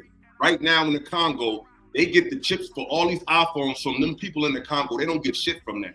That ain't got nothing to do with somebody being lazy. That ain't got nothing to do with somebody not putting their bootstraps up. I think men in America, the fact that we saying, you right, to Hank, we should be some bloodshed, go to war, but I ain't about to go to war with no broad. She's only empowered by the system. The system empowers women to do what they do. The system empowers people to do what they do. It's these record labels that push the music that's talking, that make these records that's speaking negatively about black men and black women. Well, black men don't own them shits. Now they can participate. They don't have to put the music out. They don't have to sign a contract and do it. But the fact that somebody has a system with an incentive program for you to destroy your own people, that's diabolical. So the fact that we just ignore that's been going on for hundreds and hundreds and hundreds of years, is either men are just scared or men really don't really know their history. We're talking about the people who already pulled their bootstraps up before everybody even fucking got here. And this Black Wall Street happened. I don't care how old it was. It happened. Them people, they had their own banks. They had their own libraries. They had all the things that we claim we want now. They did it without the technology, without social media, without GoFundMes and all of that. They had their own communities. They went to church. They did all the things that an upstanding citizen should do. And what did they do to those people? They just killed them. So that the fact that happened on this soil, We can't act like we never seen our people get our thing together. We have got our thing together, and it was still pushed back. Is that saying that we can't get our thing together ever? No, but to ignore a systematic assault that's going on in people of color all over the world just because we got a couple athletes that made it, just because we got a couple entertainers, it just doesn't make sense. So I feel like it's a difference between blaming the white man, and it's a difference between that and understanding the systematic structure that's already made this way. I don't care what you see. People, we think the problem is once a brother get a couple dollars, 10 once seconds. he get his job, once he get 100,000, he doesn't feel that energy anymore because he feel like he can buy his way to being accepted. But that shit don't really matter. It's about, like Martin Luther King said, it said if one man is not free, then none of us is free. So it don't matter. It's not about we need to fight the white man or nothing, but to ignore the system like this. It's what it is. Can I rebuttal that? Yeah, well, wait. So So let's do this. Let's do Hank quick rebuttal, Mr. Fantastic, and then we'll get a fresh perspective from JT and E Black. All right, go ahead, Hank. So Ella, I agree with what you're saying, but this is what I'm saying. We know the blueprint. We know the history. We've seen it done. We've seen what Black Wall Street was. Why can't we rebuild on that? Why? Because now we feel like you said, we came along. Let me respond. That's the good point. Let me finish first. So why can't we know the blueprint? Why are we still going backwards? We look, dog, as a collective, we're way farther back than we was in the 60s. Because we have so much self-hate. And I understand, I agree with you about the self-hate. But like I sit there and say, we can't get along in our own circle of people. If the men and women can't come together, we have to fight. We have to have our common enemy. And if our common enemy is supposed to be a white man, as we talk about, we can't come together even agree on that. So how we going to overcome everything? We're not. Can I respond quickly? Well, Illa, do you think let's do this, Illa, real quick? No, all right, yeah, respond to him quick, and then we'll get Fantastic. Okay, so this is another thing we got to realize. You can't gauge a person's level of what they can handle or not. 5 people could give you an example. 10 women can get raped. One of them could become a lawyer. One of them could kill themselves. Another one could become a drug addict. Another one could get married. People have different gauges of what they go through. So what we like to do is we go through something and feel like, well, I did it, so you should be able to do it. How do you prepare for something you wasn't even designed to go through in the fucking first place? So what I'm saying is, what happened to our people, it's many levels to what they did to us. We only study things from a very basic level. What they did to us was mental, spiritual, and economic. If you see your people do the right thing all the time and fail because of that, some of us is not strong enough to go against that. If it's like if you in class, if you're doing the right thing, if you got a child in the class who get a lot of attention for acting crazy, then eventually the other student's going to act crazy, not because it's right, because they see that seems to get the response that they want. Our people was doing the right thing for hundreds of years, for a long time. And what did they get because of that? Nothing. So that's going to retard the mind to make the mind do something outside of what's normalized, because the normal behavior that our people was exhibiting wasn't being respected and responded to in a nice way. They was being killed for doing the right thing. So you think they're going to keep doing that thing? It's going to change how they respond to actions. The human mind ain't that strong. Well, wait a second. So, Illa, one thing I need to make sure I get clarity on is, you said some of us can't overcome. Do you think it's the minority? Well, most of us, exactly. So most of us, because when I say overcome, I'm not saying you can't get a job, you can't get educated. I'm saying this group economic, we all one on the same page. It's too much COINTELPRO, too much things have been done to our community to create mistrust within ourselves and everybody. Okay. Our greatest leaders was murdered in front of all of us. That happened. That's going to change how people All right, that's okay. We understand it. Go ahead, Mr. Fantastic. Yeah, brother, everything you're talking about is at least as old as we are. Okay, COINTELPRO is like 40 years old, fam. Again, like Hink said, Hink stole most of my thunder. It's the same play. You can't use the excuse of, oh, it's the white man and this, when the playbook has not changed. And even most importantly, you have the women that are willingly fucking still the only people still using it. Okay? No, it's not the white man's fault. And then just to checkmate it, bro. Japan had two atomic bombs dropped on them. Okay, and now Japan, less than 100 years later, is one of the most best economies. Well, at one point, I guess best economies right now. They have a different time, but one of the most technological and one of the best world societies to live in, brother. You can't use that excuse, bro. People. I never said the white man. I said the system. That's one. For two, even still, this brother, there's no system. Hold on, brother. There's literally no system worse than your whole country being obliterated, like to dust. Bro, there's no system worse than that, brother. The country got obliterated. Japan was hit in Japan. It was hit by another country in their home. We were attacked in our own home by our own home. That's two different scenarios. They don't. Brother, you were not. We were not. Oh, you live home. Yeah, exactly. Okay, cool. And did Japan bomb themselves or did America bomb them? That's irrelevant. The point of the matter is this. No, it is. It's irrelevant. It's irrelevant. Whether it's friendly fire, or whether it's from the opposition, brother. If you lose people, you lose people. This is what I mean. Perfect sense. Hold on, really quick. This is what I mean by hold on. This is what I mean by you don't have to be This is what I mean by you don't have to be motivated to fail. Just because everyone else around you is expressing themselves or exerting themselves in a chaotic way does not mean that you have to. You have to be illogically efficient within yourself and not have a faith and a belief in yourself to go along with the Get Along program. I don't want to name content creators' names, but there's plenty of examples of men, and I'm just talking about the men. There's plenty of examples of men who has and still to this day express themselves in a way that is so illogical, but people love to listen to it because it's exciting. We love to gravitate to things that are chaotic. But when it comes down to a brother actually be like, you know what? I don't want to have to follow this program. I don't want to be along with I'm going through it because the system. I understand that the system was designed in a way for a black man to fail. But does that mean you have to fail? No. You just have to be willing to put in that work. You can't stay behind and starve off the table just because it wasn't made for you. Right, Bring your own food. We were talking about real quick. Let me reset the tech because I'm trying to give you an opportunity to I don't want to have to keep saying stop. I got to step away for a second. All right, do your thing. Well, no, hear this though. Hear this because you long-winded as hell too. Let's try to keep the points concise so we can get everybody in. I don't want to have to be like boom, boom, boom, boom. You know what I'm saying? So I got to step away, G. Oh yeah, do your thing. I just wanted you to hear that last part. So Illa, go ahead and give your rebuttal, and then I want to again.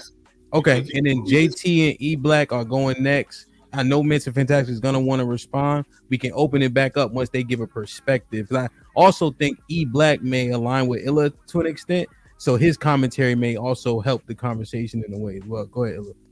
All I'm saying is I don't know why for some reason people so brainwashed and they're so extreme.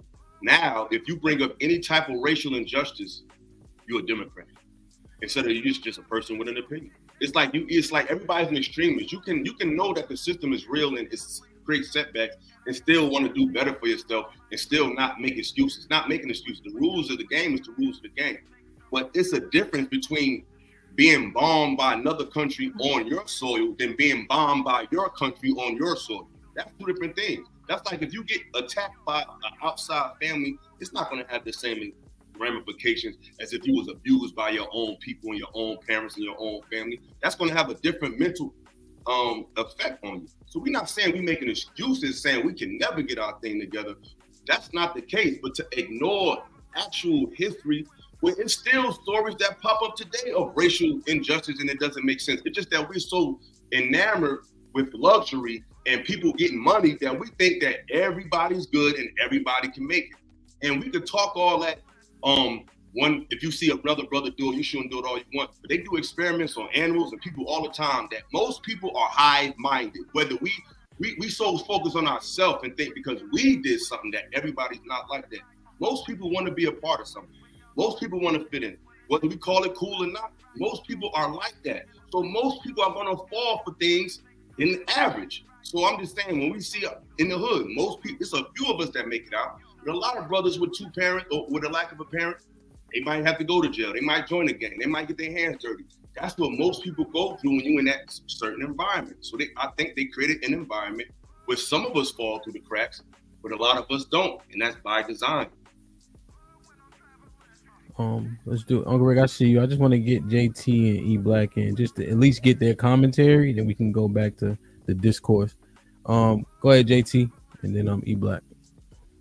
So the first thing I want to know is, what have one group of people have done in the last 20 years that another group of people had destroyed them? We can talk about the early 1900s, but most people didn't know that even happened until 2014.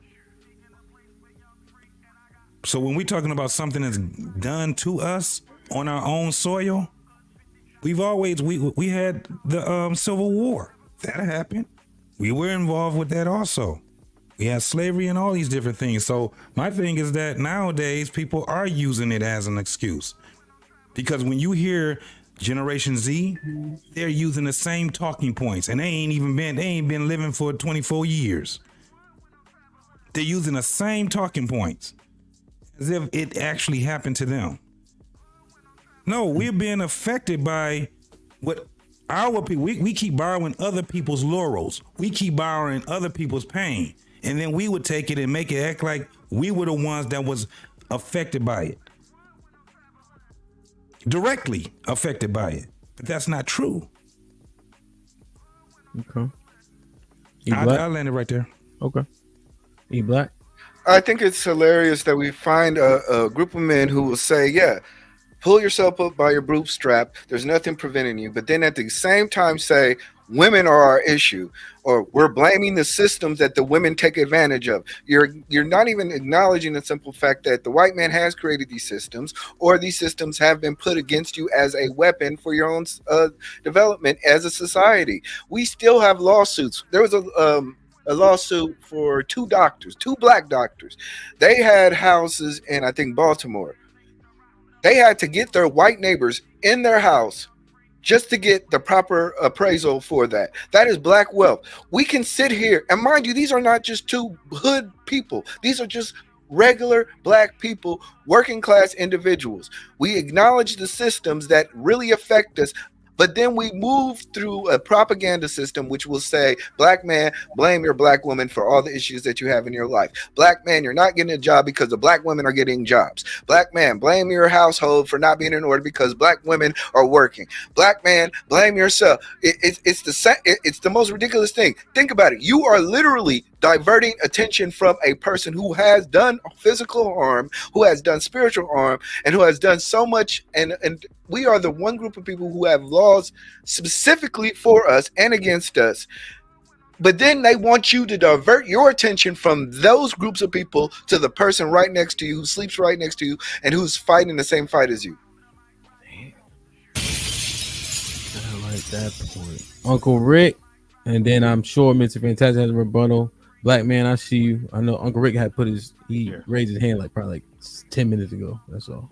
Yeah, so to acknowledge the system, we all got to acknowledge that. That's not what I was talking about. The white man in the system just like us, right? We all understand this ain't even a game of race no more. It's a game of economics. Okay, so let's be honest about that first and foremost. So again, how do y'all fix it? This what I hate is the argument, right? We all acknowledge the system, and y'all act like y'all don't know the rules of it,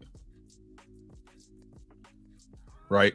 So as men, like, it's like when we had these conversations about men raw dogging females, right? And you might get a baby out of it, then you want to trip when she go take you to the court. You know what I'm saying? Those systems are there, right? We all know about them, we all understand them. But when it applies to us, right, when it's somebody on the panel, right, then it's all hell's out against the women because this system exists, right? But the truth is, these systems have existed before us, and our people still were successful. Why? Because there was families involved. Because we were able to insulate ourselves from the bullshit and move correctly because we had a family that we can count on. A wife, a father, a mother, child, children. How are we doing on that nowadays? Not great. Doing great. What Shit happened like that. to Shit them like people? that. Shit like that. Shit like What that. happened to them people? Yeah, we insulated ourselves with all these great things, and then what happened? You killed them. Right? Oh, okay. Black man. I missed quite a bit, so I'm just jumping back in. But yeah, no, well, hold on, Will. You just said you missed everything. Ain't no need for I'm still kind of hot about it because it's just that's like. right, but hold on. Let Black man get in there. Again, man, it goes back to, not the blame, not so much the blame game. It's just understanding, like Philosophical said, you cannot move without knowing what has happened, right? And so a lot of people will say you're living in the victim mentality and all this stuff. And sometimes, yeah, you could go overboard with it. But there's a whole lot of shit. If you go around the United States just here, like y'all talking about on this soil, there's a whole lot of black towns underwater. Whole lot of dams been blew up with water all sitting on. You can swim and look down there and see the shit, right? It's down there, right? So I'm not saying people just play victims and all that. No, I'm not saying that. I think everybody on this panel is successful. I think everybody on this panel does what they have to do for their family and for their children, right? So we are the example of what we need to do.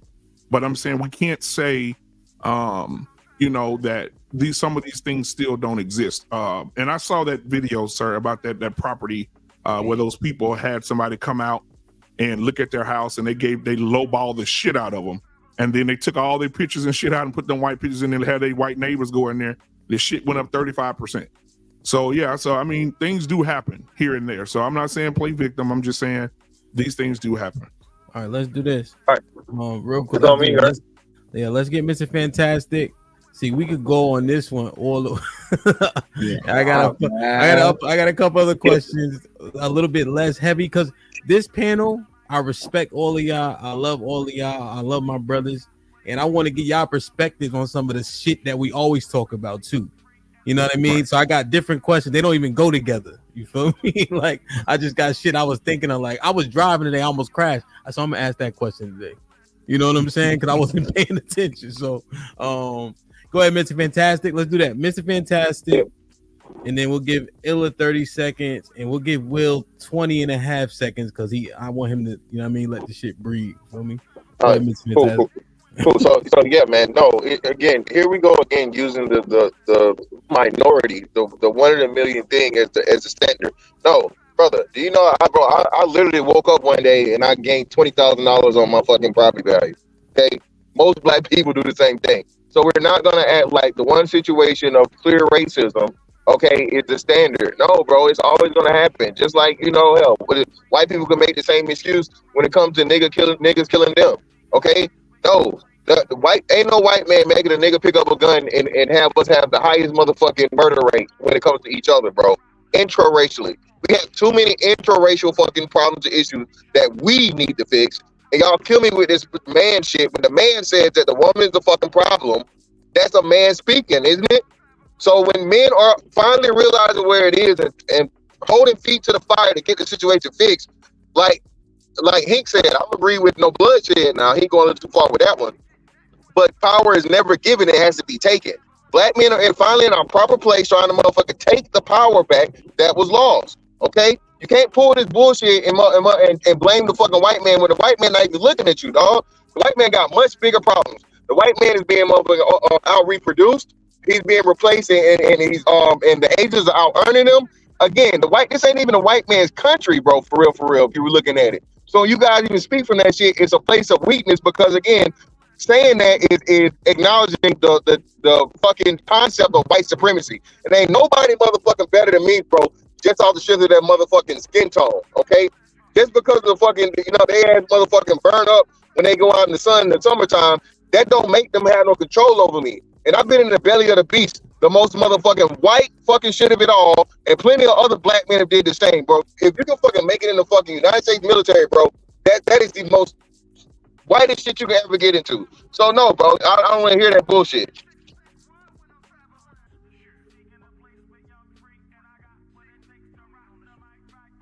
Who's next?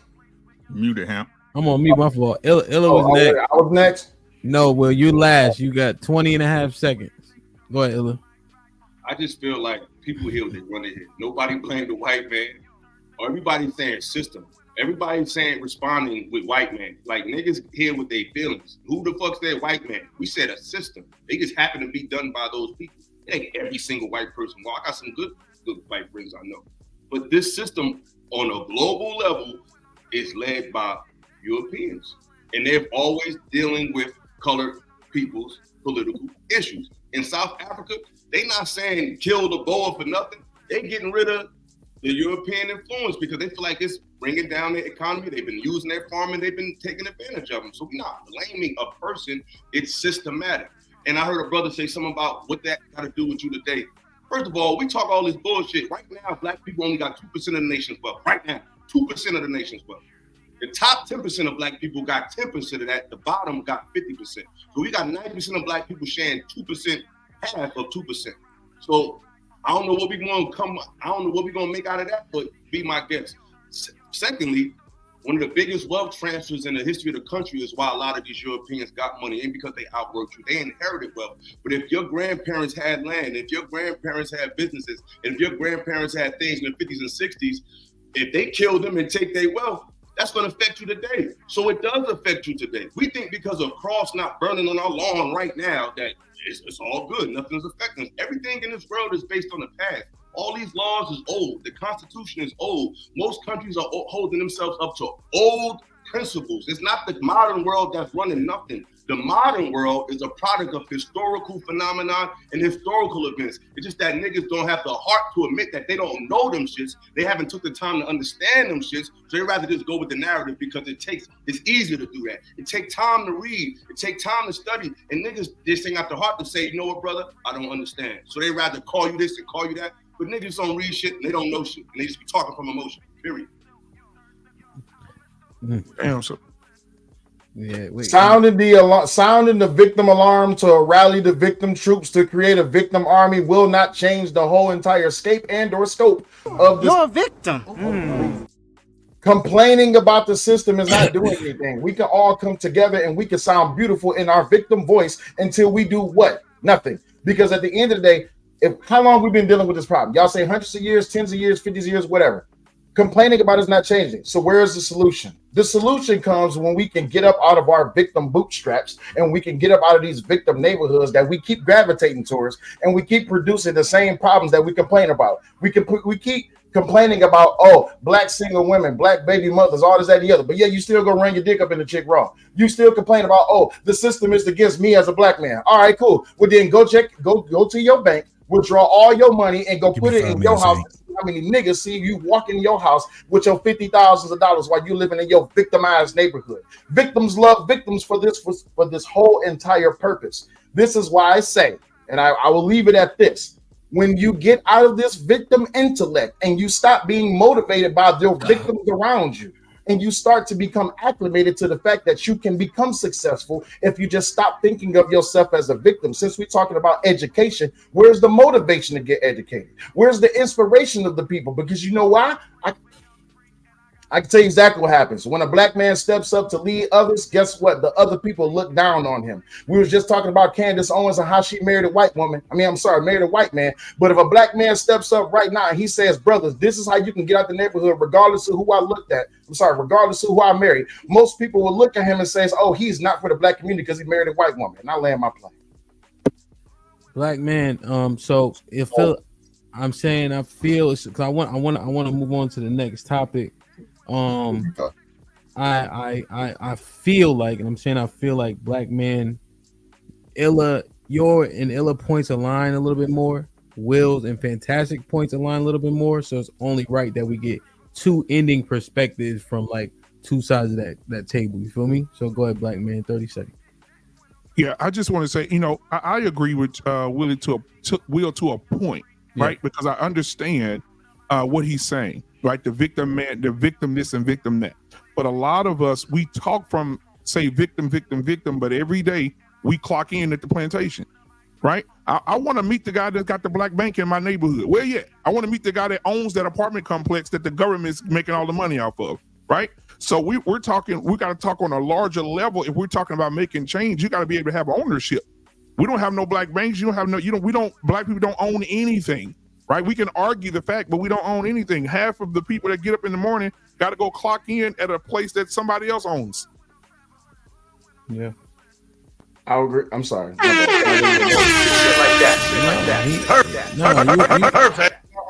He was kind of just talking to y'all. Can I add something?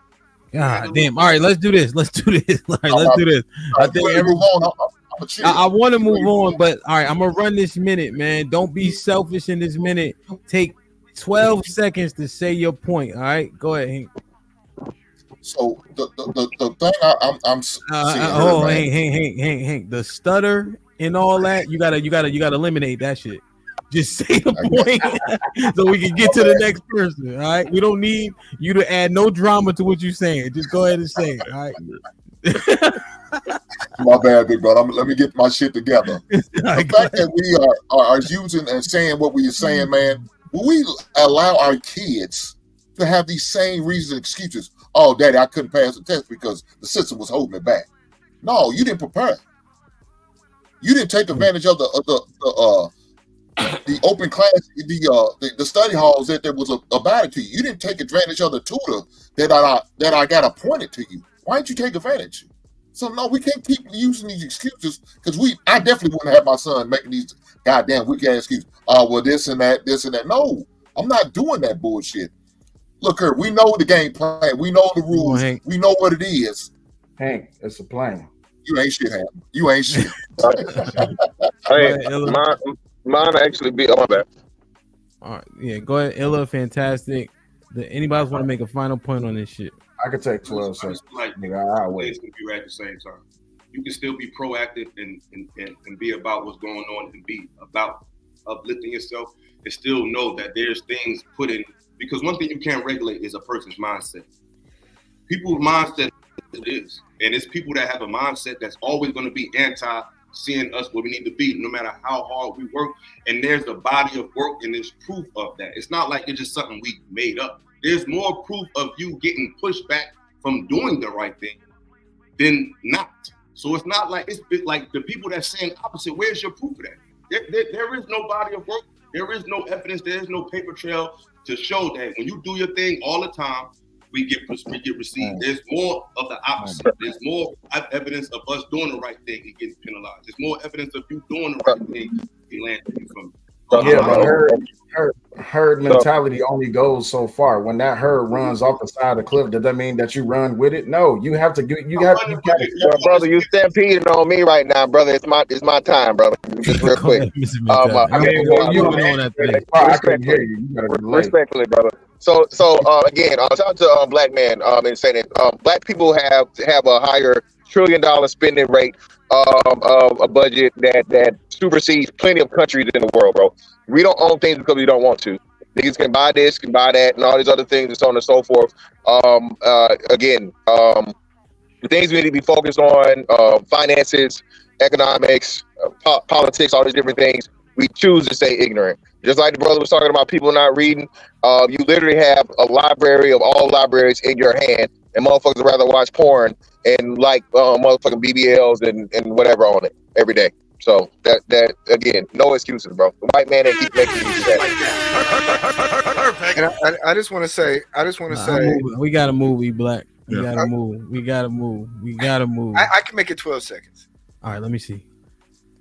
Who benefits from you and the family not being together? Who benefits from you not paying attention to who really is causing the issues in your community? And once you get that answer, you'll realize why we're in this position we're at. We do. Like, share, subscribe, tell a friend, hit that like button right now if you can. That helps the channel the most. Interesting conversation once again. I wasn't trying to cut it off short, but I think that we made the arguments, and I just don't want it to get too circular, you know. So salute to the brothers. Almanaz with the she gifted a membership. Salute, appreciate you. What up, buzzing, bird flip a dozen. Holla at your boy, you thought your cousin wasn't. I don't care what they say. Cam could rap a little bit. I'm him with a member for 3 months. Says whoever doesn't like Candace is a victim. CSI. Black communities love panderers, and Candace ain't one. She says it is, and black liberals hate her. Ariane was popping with the $5. Says, let me ask y'all, do Jews drive German cars? No, they don't. Two things can be true. We can blame white man and get our stuff together. Right? Illa is right. Yeah, that's basically what Illa ended with too. EBD with the $5. What up though? He says, do any of you think that Black Wall Street came back? We have our own everything, that it wouldn't be attacked or burned down systemically? Ariane with the $2 says, we keep going back because the final war ain't start. EBD with the $2 says, the Japanese received reparations. We did not. Oh, that's the truth. Ariane with the $2 says, but who helped Japan get back on their feet? Shaking my head, nigga. America. AP was popping. AP with the $5 says, I dig it, Illa. The system is stacked against people of color. However, in 2024, what we do as a community, quote unquote, to resolve the issues of the community, quote unquote. There is no community. That's the problem. But my thing is, how many things we got to go through before we broke it? They broke the community. They fucked it up. Yeah. They broke it. Like that. T.O. with the 20 ball. Salute, my G. Says, either we going to treat women like equals or we not. If they don't want to get blamed, tell them to shut the fuck up and listen. If they want to be equally, quote unquote, respected, if they do or say wrong, they will catch the heat every time like men do. Ariane with the $5 says, we'll never get our women and children back until us as men address all that happened to us this day as a unit. That's why I said the final war. Bob was popping with the 20 ball says, E-Black. Black men and black women are two separate groups. Our interests are not aligned, and they actively work against us. The truth is, white men are far or less of a danger. In fact, more helpful than black women. Brother. Jesus. As A with the $5 says, E-Black, that was awesome. I wasn't sure you had it, but you have it. Thank you. Wow.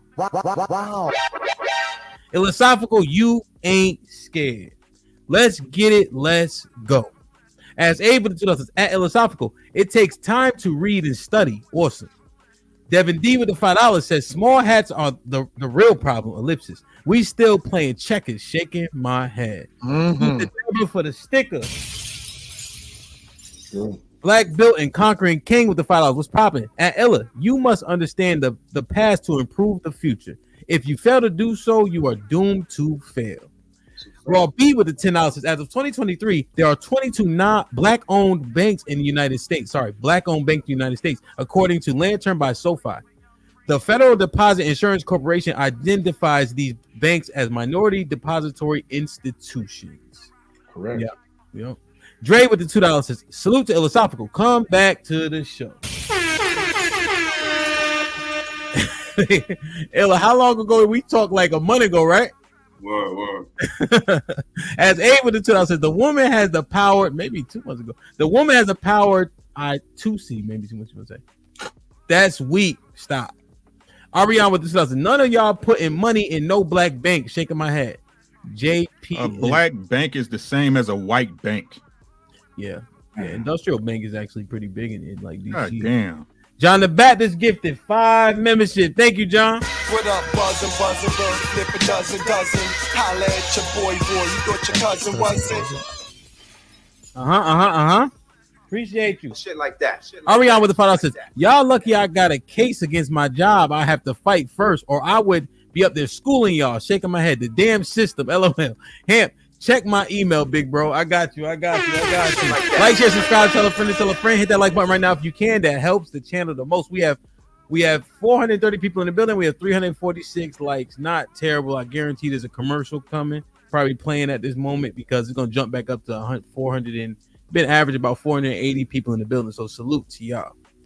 All right, I have more of a low level question, but I got a panel full of brothers I respect. You guys do this. We all are considered professionals in my book. So I wanted to get some clarity on this question. It's simple. Can your woman have male friends? I just need to get a once and for all on this question, man. Yes. Can your woman have male friends? Let's do the yes and no and then get context. We'll start with JT because he been chilling the most, I would say. Black man, yes or no? No. Yes. Look at his face. Why you look so disgusted? The fuck? Uncle Rick, can she? No new friends, bro. Yeah, shit. No new friends. I don't think the question was new friends. I think the question was just male friends. Oh yeah, that's what I'm saying. Like she could have friends that she grew up with, right? But any new niggas, no, that ain't happening. Illa? Okay. I mean, she can do what she want to do. Should she have friends? No. You know what I'm saying? I feel like Rick said, it's hard to tell a woman to cut people off that was already in her life that she grew up with. It's just selfish. But a lot of times, I feel like if a woman needs another, because usually women need men for, some emotional support, but I feel like if she still needs that outside of you, then who are you? You know what I'm saying? Like, I feel like you should be that for your woman. I feel like she should be able to talk to you about anything. I feel like if she convinced you that she needs another male presence outside of you, the joke's on you, buddy. And you can do it if you want to, but I wouldn't suggest it. Wow. Mr. Fantastic? We, not she. We can have male friends, but no, not she. Hell no. Can those male friends come from her side? Again, we will be cool, and that like, and then I'm with my Uncle Rick. After that, ain't no new niggas showing up. Uncle Ruckus all day. Okay. Black, can she have male friends? Absolutely, positively not. Oh my God! Wow, what you scared of? JT, niggas like you will shit. Hold on. Let me get JT. Can she have male friends? Old male friends that she grew up with, but no new ones. No new ones, bro. And even with that, they're our friends. Absolutely, it's our friend. Crazy. Hell no. Willie Will. Damn, that was pause. It's a our friend thing. It's pretty much just that. I'm not even about to add color to it. It's a our friend thing. Yeah. Hank. I mean, new niggas will come along, but I'm not worried about it. Listen, if another man can get my girl, then that she can go with him, because my thing is I'm not falling on that fallacy. But the thing is, I'm not about to be like, oh, you can't. Okay, cool. All right. How can I control a woman when I barely control myself? But I'm gonna let y'all take it. Go ahead, Hank. What you think? No. Hell no. Matter of fact, I had my lady cuts with my female friends, let alone a dude friends. Damn. You said this is a low level question. Now it's about to turn into a whole debate. See, I see what you did there. You ain't shit, but it's all right. Well, the gentlemen on the panel are seemingly in agreement. I think would we all concur that the new friend thing is more of an absolution of no. Right. You know. Okay. I'm gonna let y'all have it, because as men, and I'm not questioning y'all brothers, right? But I'm just questioning the logic. You're letting your insecurity show, and there's nothing wrong with the man letting his insecurity show. If a man says that I don't want my woman to have no male friends, fine, that's him, that's cool. But just from my perspective and my own right, I don't care what friends you got, they ain't me. But if you dare step out, you want to go be with them friends, you're gonna find out what it's like to be without me. Boy. So that's not being insecure. Well, right? it's not. We can't get. No, it's not an insecurity, brother. Again, brother, if you walk down a dark alley with a bunch of niggas with ski masks on, fantastic. No, fantastic. You gotta remember, I agree with you. It's our friends, not your friend. Oh, okay, cool. Okay, cool. I'm not bad. I say, look. Okay, Will, let me ask you this. You as a friend, what do you define you as a friend? What does your friendship look like? Calling, checking up, meeting often, being emotionally supportive. That's a man. I don't need another man doing that. Hold on, wait. You asked me in a position if I'm a single man or if I'm in a relationship, married. What's your context? Even if you're just friends with other men, being a friend entitles having friendship. That means you're having a role in somebody's life. Therefore, that role in somebody else's life is not about the insecurities. It's about the actual maintaining of friendship. Therefore, if a woman's maintaining a friendship with a man, I find that a little bit of break. It's like, what do you need that extra level of checking in, All that other extra stuff. What do you need that for? But you're basing the caliber. You're basing the caliber of a relationship between two men. That's a friendship, and a relationship that's between a man and woman. That's a friendship on the same level. We all know it's different. Can we all agree to that? That a friendship between a man and woman is different. We can agree to that. There's very strict boundaries with it. It's at the end of the day, you're not coming over at the crib and sitting up with your damn feet on my damn couch and shit like that. That's not how we get down. The boundaries are totally different. The boundaries totally different. I just want to answer. What E Black said. So the friendship between two men is different than the friendship between a man and a woman. So if you and your homeboy y'all came up together, you know what y'all rock through. You know what y'all done been through. You know that's your man's number one, right? And then your girl comes along, right? And she like, oh yeah, I grew up with him. That's my guy and all of that. And you're like, all right, cool. So now you meet him. All right, what's up, bro? How you doing? What's popping? Then you meet a new guy. This new guy comes into the whole picture. He like, yeah, you know what I'm saying? Yeah, me and baby girl, we about to go out to breakfast. What you mean? That ain't no friendship. Exactly. You see what I'm saying? All right. Y'all belaboring the point. Go ahead, BMU. Let's do this. Let's not. Well, hold on. BMU was being polite. He was trying to get in. Let's do BMU, Illa, because he had his hand up, and then Uncle Rick. All right. Go ahead, BMU. I don't know who said it, but I agree with you. When you can't control a woman's pussy, whatever she's gonna do, she's gonna do with it.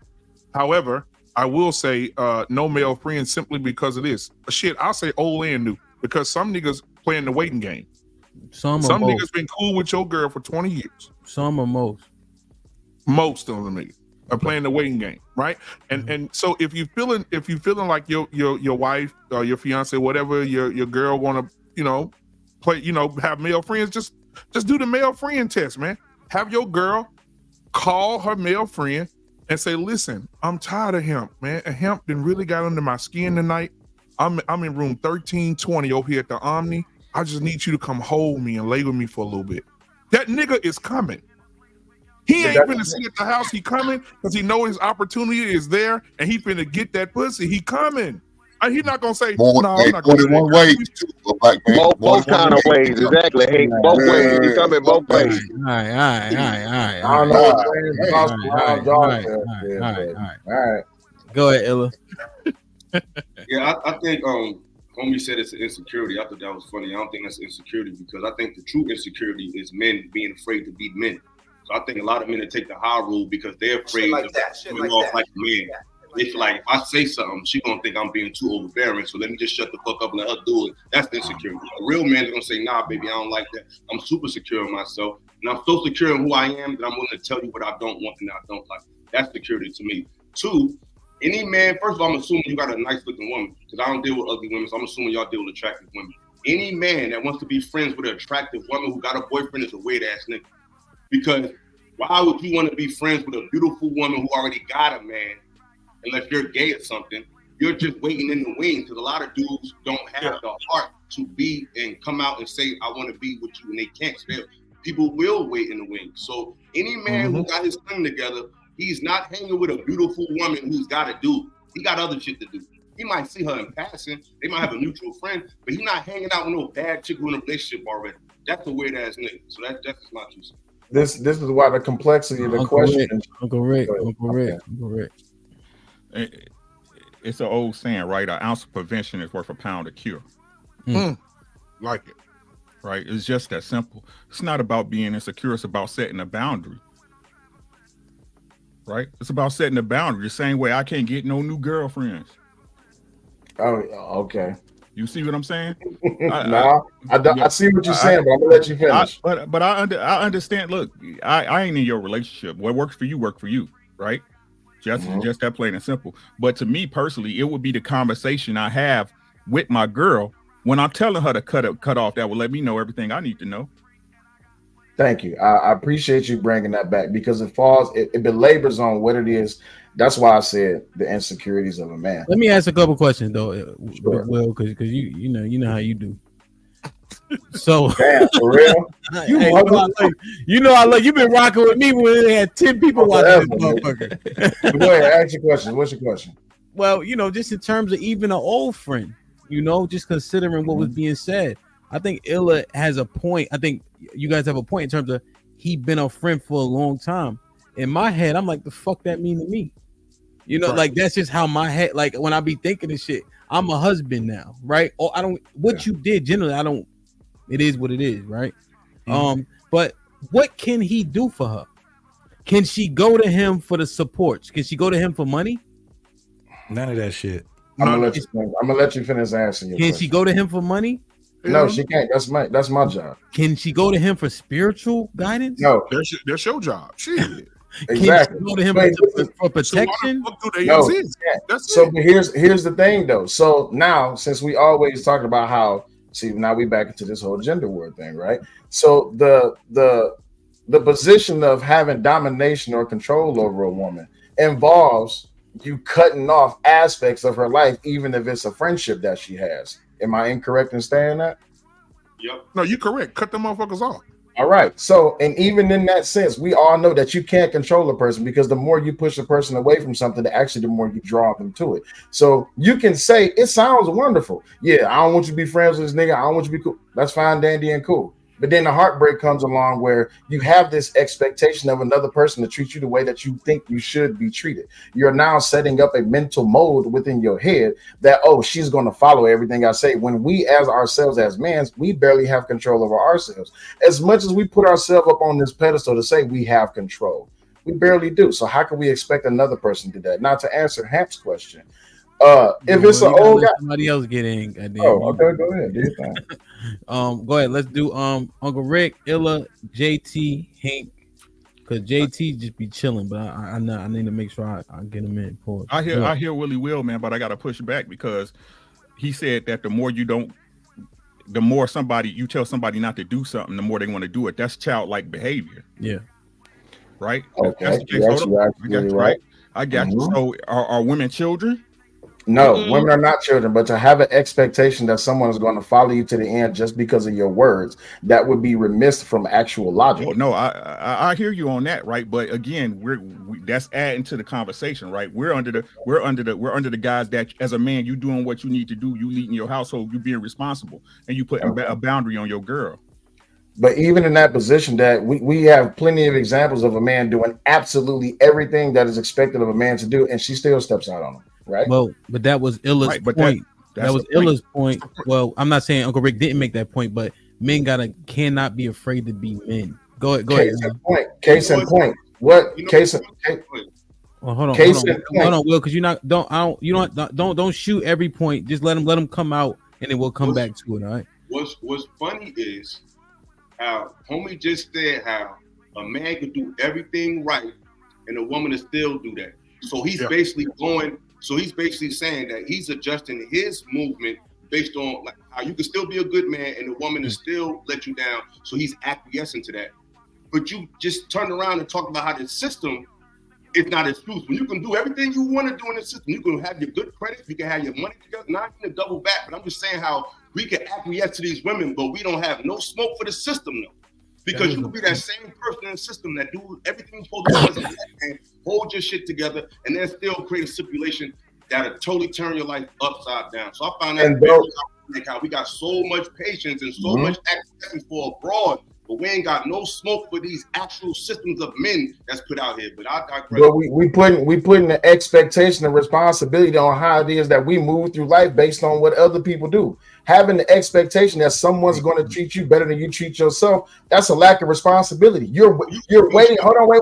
Hold on. Give me a second. Ella, give me a second. But Will, I think that what it is I don't really understand what it is you're responding to, which I think it can be slightly problematic. So what he just said, what you just said wasn't in correlation to what he said. So based on what he said is we're acquiescing because we can't have a certain expectation for a woman, right? So we're saying we need to accept things to be in reality, but then the system put us in a downtrodden place for so long, and now we're saying that shouldn't matter. So those things are conflicting points, right? That you made. So how do you clarify that for us? Those clarify by not expecting people to treat you a way just because you think you position yourself to be accepted in a way. We all know that as men, I don't give a damn if you're black, white, or indifferent. As a man, you're going to be held in some type of regard or viewed in some type of way where judgment and criticism will be cast upon you. Same thing can be said about women. what it comes down to is, why am I so worried about how this person treats me, how this system treats me? What am I as myself, as a man, doing to improve my route and how I navigate life, regardless of how other people treat me? But it's your wife, right? So your wife. Hold on, wait. It's my wife, and if she chooses to step out, that's on her. But we saying friends, though. You saying you do men? Even let me ask you a question. When we talk about protection, as a Mhm. man, do you mitigate risk for your family and your wife? You mitigate risk, but when we all know that old stupid saying, when there's a will, there's a way. There's nothing you can stop. You can't stop a person from cheating. If they're gonna cheat, they're gonna cheat, right? We all know that, right? But Will's your argument, because that people will do, you let them do whatever? No, it's not that you let them do it. You can't control. You can't stop a person from doing what they want to do. You don't need to marry that expectation of how you want to be dealt with. That doesn't mean you're trying to control somebody. I'm not saying you have to listen to me. I'm saying if you want to be in my life, sweetheart, this is what you got to do. Do you have to do it? Of course not. But I don't have to acquiesce once you go against what I set for myself. You can go outside and do what you want to do, but you can go and steal from the bank. You can do that, but there's laws that you're gonna have to pay for doing it. There's consequences. There's consequences behind it. Yeah, JT, I want you to jump in for sure. But Illa, question: are you just using yourself, right? Anecdotally, the expectations that you are asking for, are you also holding yourself to the same expectation? Because I think that helps in terms of what your answer is. Yes, because if I got a girl and I shouldn't need a bunch of female friends if I'm being fulfilled by this one woman. We should be good. We should be best friends. You know what I'm saying? Now, if it happens, that means I went outside of the agreement. But the agreement is we build with each other and we need to connect with each other. You shouldn't need another man to fulfill you, and I shouldn't need another woman to fulfill me. Does it happen in our lives sometimes? It happens. But if we in a committed relationship, why do you need to talk to a bunch of other guys, especially in the current social dynamic we in today? Most dudes out here be on some goofy shit too. So what the hell is he really about to tell you that you ain't gonna get from me in the first place? Ain't like we in the era of Renaissance and throwback men. We're in the era of goofy ass, soft ass niggas who say whatever they need to say to be around women. Who say, okay. All right. Yeah. Okay, so let me bring this responsibility back. If we know niggas gonna be niggas, right? And we know that if you know what, this is about to be so beautiful. If we know that niggas gonna be niggas, why do we expect them to be men? This is why I bring it back to the whole entire point about this whole victim mentality shit, right? I expect for a nigga to come after my woman. I also expect that my woman is going to behave in the position that she's my woman. But is there a possibility that she may step out? Yes. Am I about to sit up here and beat myself over the head? Oh, as a man, you should do what I say. No. And I'm not going against your point. My thing is this though. You're taking the responsibility of your insecurity and placing it in someone else's hands. This is not a hard question. No, you're not. This is what I'm about. You either get whatever you don't. That's not insecurity. That's the thing. You can set those boundaries, but people are going to do what they want to do to step outside. All right. Slow down real quick. And that's what I'm saying about the replies. The thing about it, I just want to point this out. The men that are saying no friends haven't even really mentioned her infidelity, right? They were saying what you get from another man, you have me for. What is the need of the other man? So it's very important to point out they haven't been pinpointing infidelity. They're talking about roles in a relationship, and it's very important to point out that Illa said he's holding himself to the same standard. That's why I'm listening to the rebuttals. Like, okay, are we talking to each other, or are we saying what we want to say? Not even saying Will specifically, but just let's just based on what's being said to us. Let me get JT in. And then Hank, because they've been slightly quiet on this one. Go ahead. So I'm trying to figure out why the guys are not talking about the boundaries, because maybe it's an era thing, because I don't really have a problem with my woman having a friend, because the boundaries are not the same. She's not having a friend for spiritual and all this goddamn support and all this crazy ass shit. That's not the type of friends she got. The motherfucker is basically, if we have something at the crib, they come over. They're kind of like fucking family. There's no new friends. Y'all gotta keep remembering that. The boundaries. There's no sitting on the phone and talking and shit. Ain't nobody coming over here making cupcakes and shit like that. My whole thing is that we have boundaries when it comes down to it. That's why you have men saying, I ain't got a problem with her If she had a friend for 20 years, okay, you got a friend for 20 years. But there's boundaries with that shit. They're not going to dinner and lunch and all of this crazy ass shit like she be with her girlfriends. That's not that type of a friend. And she gonna find out as soon as she start talking about, yeah, I'm over here at the Cheesecake Factory with Illa. No, you not. Where the fuck you? What you doing over there at the Cheesecake Factory? That ain't how y'all friendship is now. You just went over a fucking boundary. That's what I'm trying to say. That listen, I'm with it. If she got friends that she been knowing for a while, okay. But where's the boundaries is? And that's where I have a problem with nobody's talking about where the boundaries at. I'm not gonna sit there and tell my woman, her friend of 20 years, that y'all can't be friends. You just can't do it. If y'all was sitting there and doing whatever y'all was doing before you was with me, that shit is over with. There ain't gonna be no coming over here when I'm not here and all that crazy. That's our friend. Now what? Man, my wife did it to me, bro. Let's go. Go ahead, Hank. Yeah, that shit. When you said that shit, JT, that shit gave me the chills. Like, yeah, me too, bro. That's what I mean by. And listen, I'm not trying to. Hold on, Will. You don't got to fight every point. You all right? You know, I love you. Hey, go ahead, Hank. It speaks to the insecurity of most men. They just don't want to address it. Hold on, Will. Hey, Will. You know I gotta play this for you. Let me play this for Will real quick, Hank. Boy, windmilling. Go ahead, Hank. Look, the first thing first, you need to vet not only her friends, you need to vet her family too. All these motherfuckers gonna get vetted, and if they not in where whatever your standard is, they need to be gone. So these male friends, no, we're not having no male friends because the temptations are not gonna be there. We know how dudes rock. We know they sit in the wing and wait for that ass. We understand. And now, if your woman's ugly, a mud duck, I understand. You ain't got to worry about her ugly ass. Don't nobody want her but your stupid ass. Wow. But if that woman look like something, every dude gonna want her. So I can't be having these so-called friends, and now she going to confide or looking for some type of shoulder to crown. No, what I look like okay that for my woman to do? I'm opening the door. We're not doing that. Out of respect, if you sit there and tell your woman, no, you don't need to have no male friends, out of respect for you, she ought to drop them motherfuckers and let it be known. Yep. And it should be you ain't gonna mind. Let me meet. No, I don't want to meet you. Ain't no me. She told you what needs to be said. Now, you don't need to be associating no more. We good. It's us. It's me and my wife, or me and my lady, whatever the case may be. It's not you and every other dude that's been a friend for I knew her since college or high school. Bullshit.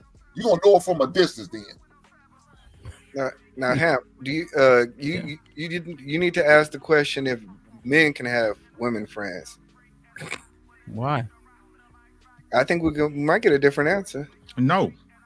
And Hap, listen. Wait. We can't have no new friends? No, bro. I did it for my wife. Good for the goose, good for the gander, dog. No, nigga, no. I did it for my wife, bro. I knew a girl for 20 motherfucking years. When me and my wife got married, I cut her ass off. We are one, nigga. Not. Yeah, I cut her ass the fuck off. That's me. My wife is me, bro. So anything I wouldn't want done to me, I'm not gonna do to her. Yeah.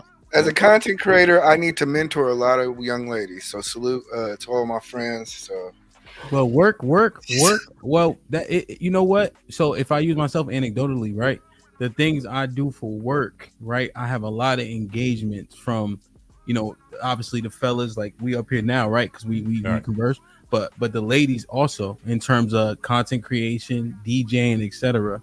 So there's a level of understanding that my wife has that I don't at all. Right. which I don't know if that makes it hypocritical, but there's levels 100%. It does. It makes it hypocritical. It's okay. Very hypocritical. I'm fine with that hypocrisy. Yeah. Yeah. Go ahead, Illa. It's one thing when it's forked up both ways, ain't it?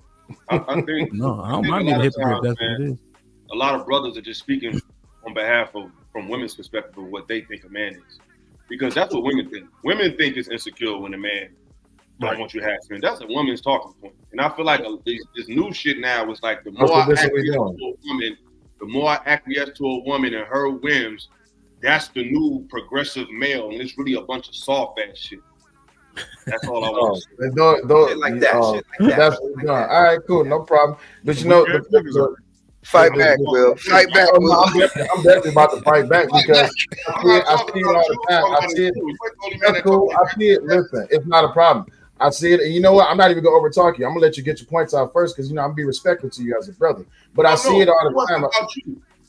I know it wasn't about me, but you know what? I'm going to speak up for those men. Will's gonna fight everybody. Go ahead, Will. Fuck yeah, listen. I love bloodshed. Listen, violence is the most purest form of communication, but that's just me. But I'm not here to fight. I'm just here to converse, right? No, you here to when fight. It comes down to it, that's not a woman's talking. I'm not fighting JT and E Black. No, that's not a woman's talking point. That's literally a understand. I am comfortable who I am and myself as a man. I don't have to be out here. You can't be friends with this nigga. You can't be friends with him. I know what he like. Listen, I know what it was like to be a nigga. Listen, y'all heard me. If you never heard me say it before, I was the nigga out here smashing other niggas' wives. It is what it is. That's when I was a part of. Put him in the fucking bedroom. Get him out of here. Come on. So nigga, you're the retired problem. You goddamn right I am. You goddamn right. See, but this is why my mind. This is why my mindset is the way it is because I understand how because you understand it because you don't want that karma to come back on your ass. If karma, listen, no, hold up, BMU. Karma, hold up, BMU. You remember, I even talked about this openly on your podcast. You did? Yeah, about what happened in my marriage. So I understand the concept of karma. But here's this is the thing. I only got one life to live. What I'm not about to do is be sitting around building moats and castle walls and raising armies to protect someone who does not want to be with me. If this person chooses to step out on me, that's on them. Will, but you articulated the reasons why men have these boundaries because you were smashing people, and I'm a 4, and so if I'm a 4, you a 4 too, and if you was out here smashing wives, hell fucking no, bro. I agree with Will. I can show you evidence. What you're basically saying, Will, is people do so much shit out here that to be stressing over what somebody can control. I agree with that. I was on a panel. That's not the point I'm making. They basically saying women gonna be women, men gonna be men. So to sit here and try to worry about what they doing when they're not around me is a waste of time. I understand that, and I don't disagree with that. What I'm saying is making boundaries is not necessarily synonymous with trying to control somebody. It's just saying that when you're dealing with me, this is how I like to be dealt with. You can do it or not. So let me ask this question. Let me ask if this is Hemp, I know this is your panel, but I just want to ask a question. So when the person, let's say this your girl, if your girl crosses these boundaries, what's the end result? Do you just leave? Yeah, whatever the consequences. All right. So with that, I will leave. With that being stated, right? With that being stated, you can establish all the boundaries, have all the conversations that you want to. That is still not going to stop a person from doing what they want to do. Hold on, wait, let me finish. We know that though, Will. Right. I agree with that. That just don't prove that that's insecurity in that man. That doesn't prove that. Right. We both right. Y'all take me saying that a man showing his insecurity his insecurity in a vulnerable way is weak. I'm not saying that. It needs to be a space to where men can actually openly talk about, you know what? Yeah, I'm insecure about niggas being around my woman. It's okay to say that. Well, let me do this. Let me mine it out a little bit. Will, what do you mean by insecurity? When I say insecurity, you have what's the word? I got third grade education. Well, let me ask you a question. When you have a fear of something. Okay, now if so, you're saying a man is secure if he allows other men around his woman. He's secure. He's secure within himself. What makes him secure that he allows men around his woman that he know want to secure with his woman? If she choose to go that way with that man, then she's never been for me. That's up to her, and I move in the way that I need to move. What makes him secure though? Because he knows that he can't control her, and so if she cheats, it is what it is. That makes him secure. Period. But there's a difference between not wanting to be friends with men and being around men. Women are around men all the time. Okay. So let me give you. Well, let's give Mr. Fantastic in. He's been listening for like 10 minutes. So yeah, I'll let y'all niggas go all the way back and forth. Listen, brother, I agree with Dilla on this. Again, not as far as to where partially the feminist talking point shit. But no, bro, you're not insecure. And that's what I was saying. You said I left it alone when you said we were agreeing, but clearly we're not. Brother, if you walk down an alley full of niggas with crowbars, ski masks, and pistols on, okay, and get your ass, you don't make it out the other side. All right, nobody's gonna be like, oh man, you took the right route. No, brother, like prevention, dog. Again, if you not let, but I guess if you encourage your woman and make it okay and don't put up a boundary and saying like, hey, knowing that, and what's even crazy now is you was the nigga, you was Jody, you was out here fucking niggas bitches, okay? So with you knowing that again, no man approaches a woman, bro, out of platonic hopes or friendship. He just does not. That does not happen, okay? A new nigga showing up, and like everybody else has said, if you have a moderately to highly attractive woman, why the hell a nigga trying to be her friend for? He trying to fuck. So again, if you're saying like, hey, look, and I know there's no way for you to actually prevent it, but at least question it, be like, whoa, what's up with these? Like, you know what I mean? Who is this nigga? You know what I'm saying? Bring it to her attention, because a lot of women like to, not realize that every nigga's trying to fuck. They even fight you on it, and like you said, point to the fact that no, baby, this nigga wants to fuck. Okay, he don't want just to be friends. You don't want this. And niggas don't give a fuck about you being married or having a man or none of that shit. So again, that's just a man knowing what a man is. That's not insecure. A man recognizing what a man will do is not insecurity, brother. It's just reality. It's just being a realist. But this reverse psychology shit, bro. Because the real thing is, the real insecurity is allowing her to do this shit because you don't want to happen to her what you did to so many other bitches. Here we go with the word allowing. Than the other way. Form of control. Why are we? Okay, I'm gonna let y'all go. Y'all got it. Man, listen, you can't protect what you can't control, brother. Two more Don't questions. give a goddamn. This is 1,000% true. But you show me a person who can control another person. It's not about control. Ain't it about mitigation? Yes, it is. Thank you, JT. Appreciate you. It's about mitigation, and you can mitigate. Listen, they have tried to mitigate wars. They have tried to mitigate deletions. They try to mitigate a lot of things, and they still happen, right? So you save her ass by mitigating it, by allowing herself to be put in a compromised position. Then thank you. No, but that what I'm saying though is this: it's not insecurities, homie. That is an insecurity. It's mitigation. Go ahead, Uncle Rick. And I got two more questions. Go ahead, Uncle Rick. So y'all let me know if I'm off, right? So if you can't set a boundary for a woman, how can you lead her? Oh, god damn, boy! You set the boundaries. That I'm not questioning the method of setting boundaries.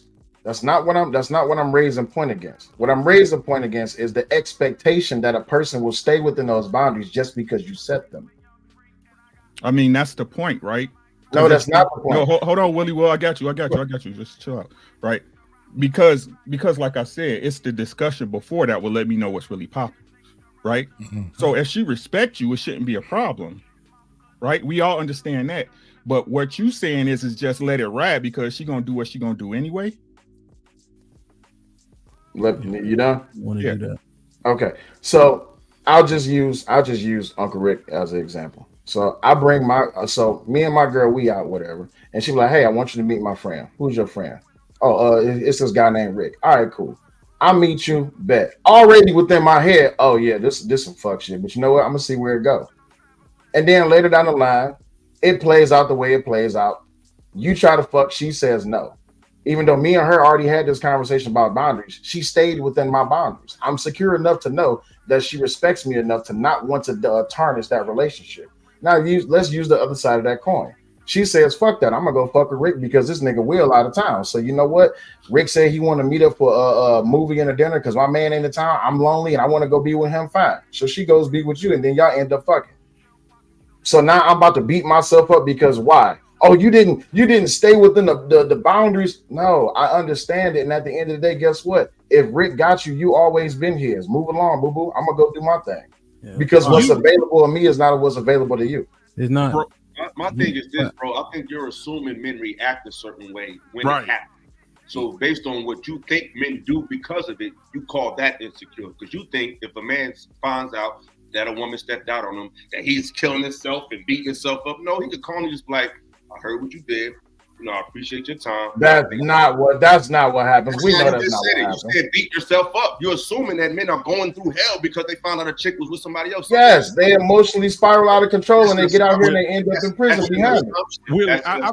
Every man don't deal with it like that. Because I don't. I could easily say bye. I'll see you later. Like I never met you and I've been with you for 5 years. Easy. Willie, you turned your back on your manhood. You suppress your manhood at the beginning of that conversation. This is what you said. Let me repeat what you said. You said, I met the guy, and soon as I saw him and met him, I knew it was some fuck shit. That was your manhood saying, set boundaries and get this shit together. You suppressed it. You said, I ain't doing that. I just want to see where it goes. And that's when you release that manhood. Right? Because now anything can happen. It's already in your head. This is some fuck shit. You cut that shit off right there. Why were we waiting to see what's gonna happen? Why we setting ourselves up for failure? If she's my woman, she should expect the fuck shit as well. But that's I'm gonna handle my point of this. Over here, Will. Over here. Come on, baby boy. What? Did you hear what you said though? Listen, okay, here. Hold on, Will. Yeah. You know I love you. You know it's me, baby. You know what I mean? You said, I see this some fuck shit, but you went along with it. That right there, right? You're acknowledging that you feel exactly what we're articulating, but then you dress it up as being secure because you went along with it. No. The truth is you feel the same way, but you suppress it. You suppress how you actually feel. That's weakness. No, that's not weakness. So let me frame this out. Let him rebut so we can get up out of here because Will wilding. Let me frame this out. I've been in this particular situation. Did I tell you I love you? I want to make sure I tell you that before you finish.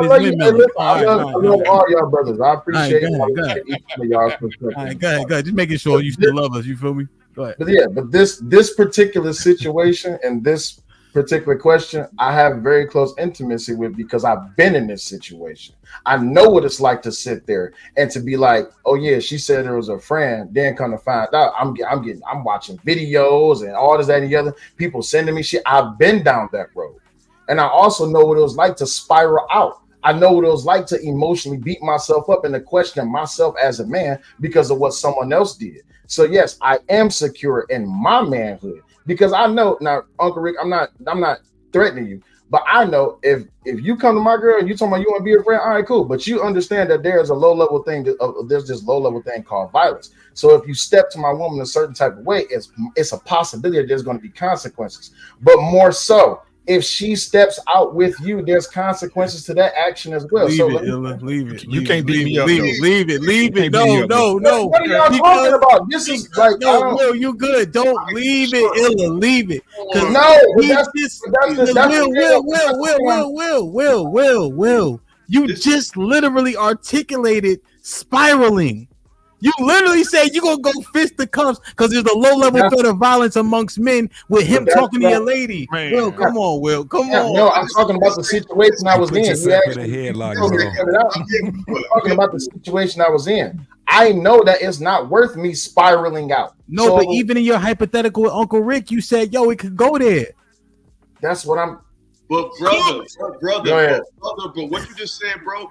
Brother. About your own problem because you have a tendency based on your own argument that it can make you spiral out, which is an extreme reaction. So to counter that, to counter that, you have a counter extreme reaction where you become extremely passive, but that's your problem. That's not everybody's problem. You're an extremist when it comes to this situation. You either go out of control or you're super passive. And men that are in the middle, you don't understand them because you don't see how a man could be disgruntled with a woman and in his proper manhood at the same time. Illa. Leave him. Leave it. It's over with. It's over with. No, listen. Damn. The thing is, Will, you don't got to keep fighting. You made your points. We understand. Next one. Let's go. Let's go. I just told Illa leave this shit alone. God damn. Super chats, bro. Super chat. Oh, let me get. Look, I'm yelling this shit. T.O. he said, because Raw watches. Salute to Raw B. Hey, Raw, and make sure y'all drop her link in the chat too, man. Raw been over there grinding. Oh, salute to Raw. She just got the 15,000 subscribers too. You know what I mean? Congrats. Grind it out. Shout out Ranger with the $5 says, Hemp, you think Cam can rap? He was the wackest out of the children of the corn. Do your research. Damn, I can't say nothing good about Cam. Nah, you can't. Not when it comes to that. Cam can definitely rap. Come on, Cam is. Nigga, let me ask y'all a question. How long did computers Putin last, nigga? That line lasted for 10 years straight. That was the beginning of the end. Yeah. But the shit was dumb, but it was dope, and now they all rap like that. That's the ill part. You know what I'm saying? Lauren Mack with the $5 says, shout out to JT being in. Yeah, you're right. Yeah, you're right. Let me know what's crazy. Yeah, them albums. All right, let me. Lauren Mack with the $5 says, shout out to JT being in the house. No pink people were harmed in the making of this show. Salute. JJ Carver with the 500 yen said, an old friend can be an ex. Why draw the line at old friends? Fantastic had it right. Our friends. Lauren Mack with the $5 says, Mr. Fantastic is dangerous riding in the dark. Riding dark in the dark. Keep your head on the swivel, brother. No colorism. Brother. Just Jim with the $2. Illa has a straight right point. So L Nix, what's poppin'? L Nix with the 20 ball says, the previous conversation reminded me of an episode of Family Matters. Carl wasn't a victim. He believed that you have to do the work. However, when Eddie got profiled and arrested, he got a reality check and reminder. I remember that one. John the Baptist with the $2 says, she had to drop all male friends. Ariane with the $2 says, men and women cannot be friends. Somebody want to hit. Black Conquering King with the $2 says, somebody get Illa the chef hat. That boy cooking. Black King with the $2 says, expectations, quickest route to disappointment. As Abe with the $5 says, if you won't show you care, women won't either. Checkmate, Illa. Only make for the woman, black women at that. I think that's supposed to be Mook, but I don't know.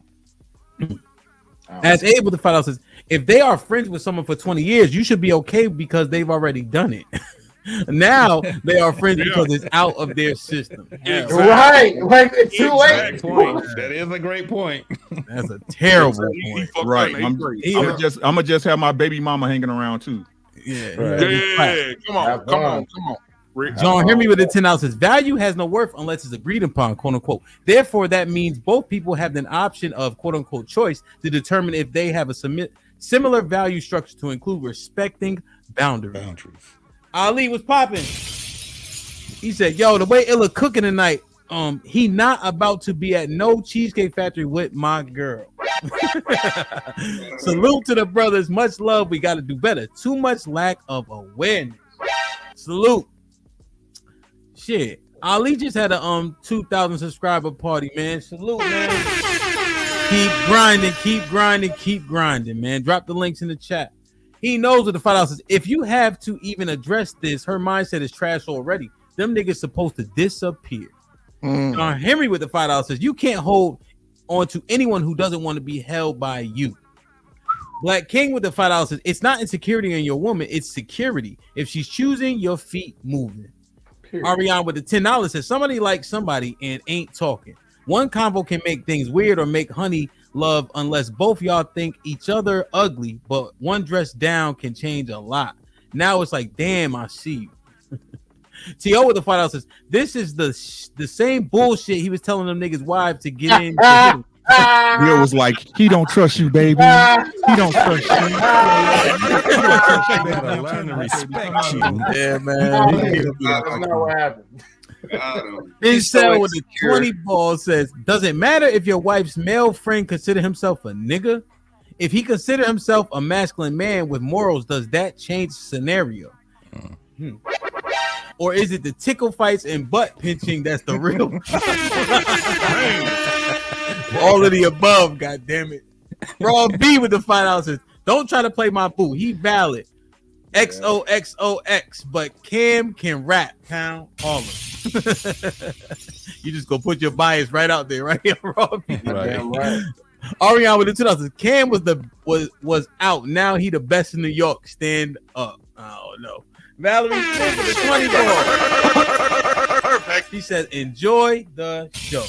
Like, share, subscribe, tell a friend to tell a friend. Hit that like button right now if you can. That helps the channel the most, man.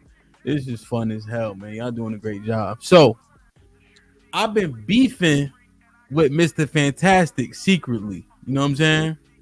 I ain't telling him, but I did tell him on a panel 4 times, but I still feel some type of way about what he told me. I'm trying to understand if it's actually correct. This is not the pull-up, push-up thing, is it? Nah, he can't fuck with me in no pull-up, push-up, dip, lifting weight, squat, bench, stretch. Mr. Fantastic know the vibe with that shit. Stop the cap. brother. Stop the cap. So, but he did tell me this, man. I wanted to see if you guys think it's true. Are married men the ultimate simps? Yes. God damn. I did a stream about it. A married nigga say that, right? Wait. Let me break it down, man. Listen, don't just because Will practicing his Tourette's, y'all don't gotta respond to everything Will says. Oh no, I take it back. I meant incel, but yes, simp, yes. Yeah, so simps, right? Because married men, seemingly you accept an acceptable loss. You don't get the return on investment. What you give is not what you get, etc., etc. So he said married men are the ultimate simps. And I hurt my feelings. I ain't gonna hold you. I'm like, not me. Tell them why though, because it's true. All right, Mr. Fantastic. Tell them why it's true, and then the brothers can answer. That's better. You can say it better than I can. But your mic ain't shit. He double muted and he talking big shit. I'm muted. My bad. I'm muted. Am I good now? Yeah, go ahead. So I know this because I was a formerly married man. Okay, and ultimately, when things didn't work out, I look Mr. back. Fantastic, your mic is trash. You got to make it quick. Okay, I look back and I just looked at all the money I put into it and the money I had to spend on the back end after the fact, and I just never got a return. That's just from a financial standpoint. Then when you start talking about like emotional stuff and building her up, I helped, change her whole life. She didn't transform shit for me. You know what I'm saying? I mean, she gave me a kid, a beautiful kid. But outside of that, that little nigga loved her more than me too. You know what I'm saying? So that's mommy. Wow. This little nigga be calling me pop and shit. He tried to call me old. You know what I'm saying? But but that's what I'm saying, man. It's just like, huh? Hank, I know your ass ain't talking, Hank. Let's not do this, Hank. Let's keep the dark skin and light skin coalition going strong, brother. Let's not do this. But just like you're not gonna receive equal return on the relationship just as a man. You have to pay more, you have to give more, you have to be more considerate. It's just all those things. Word. Which I think who thinks he's wrong? I think that's nothing but cap. So who thinks he's wrong? I think. All right, Illa and E Black think he's wrong. Hold on, E Black, you can go. I just want to make sure. JT thinks he's wrong. Anybody else think he's wrong? All right, let's get the wrongs in one pot. So let's go. E Black, JT, Illa, BMU.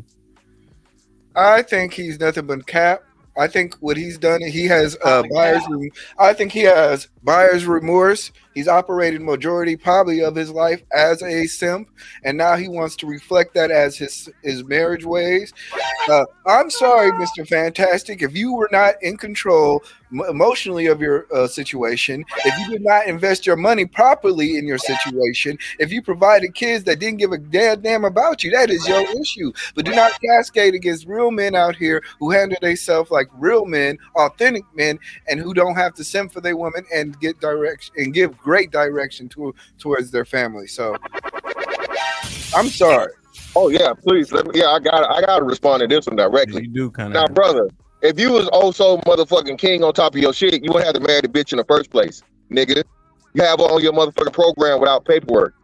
And E Black, let's not get too crazy out here, brother. Again, I was saying a lot of shit tongue in cheek, brother, I'm the motherfucking father of the universe, nigga. Don't play with me, okay? So let's not turn this shit into something that it don't gotta be, okay?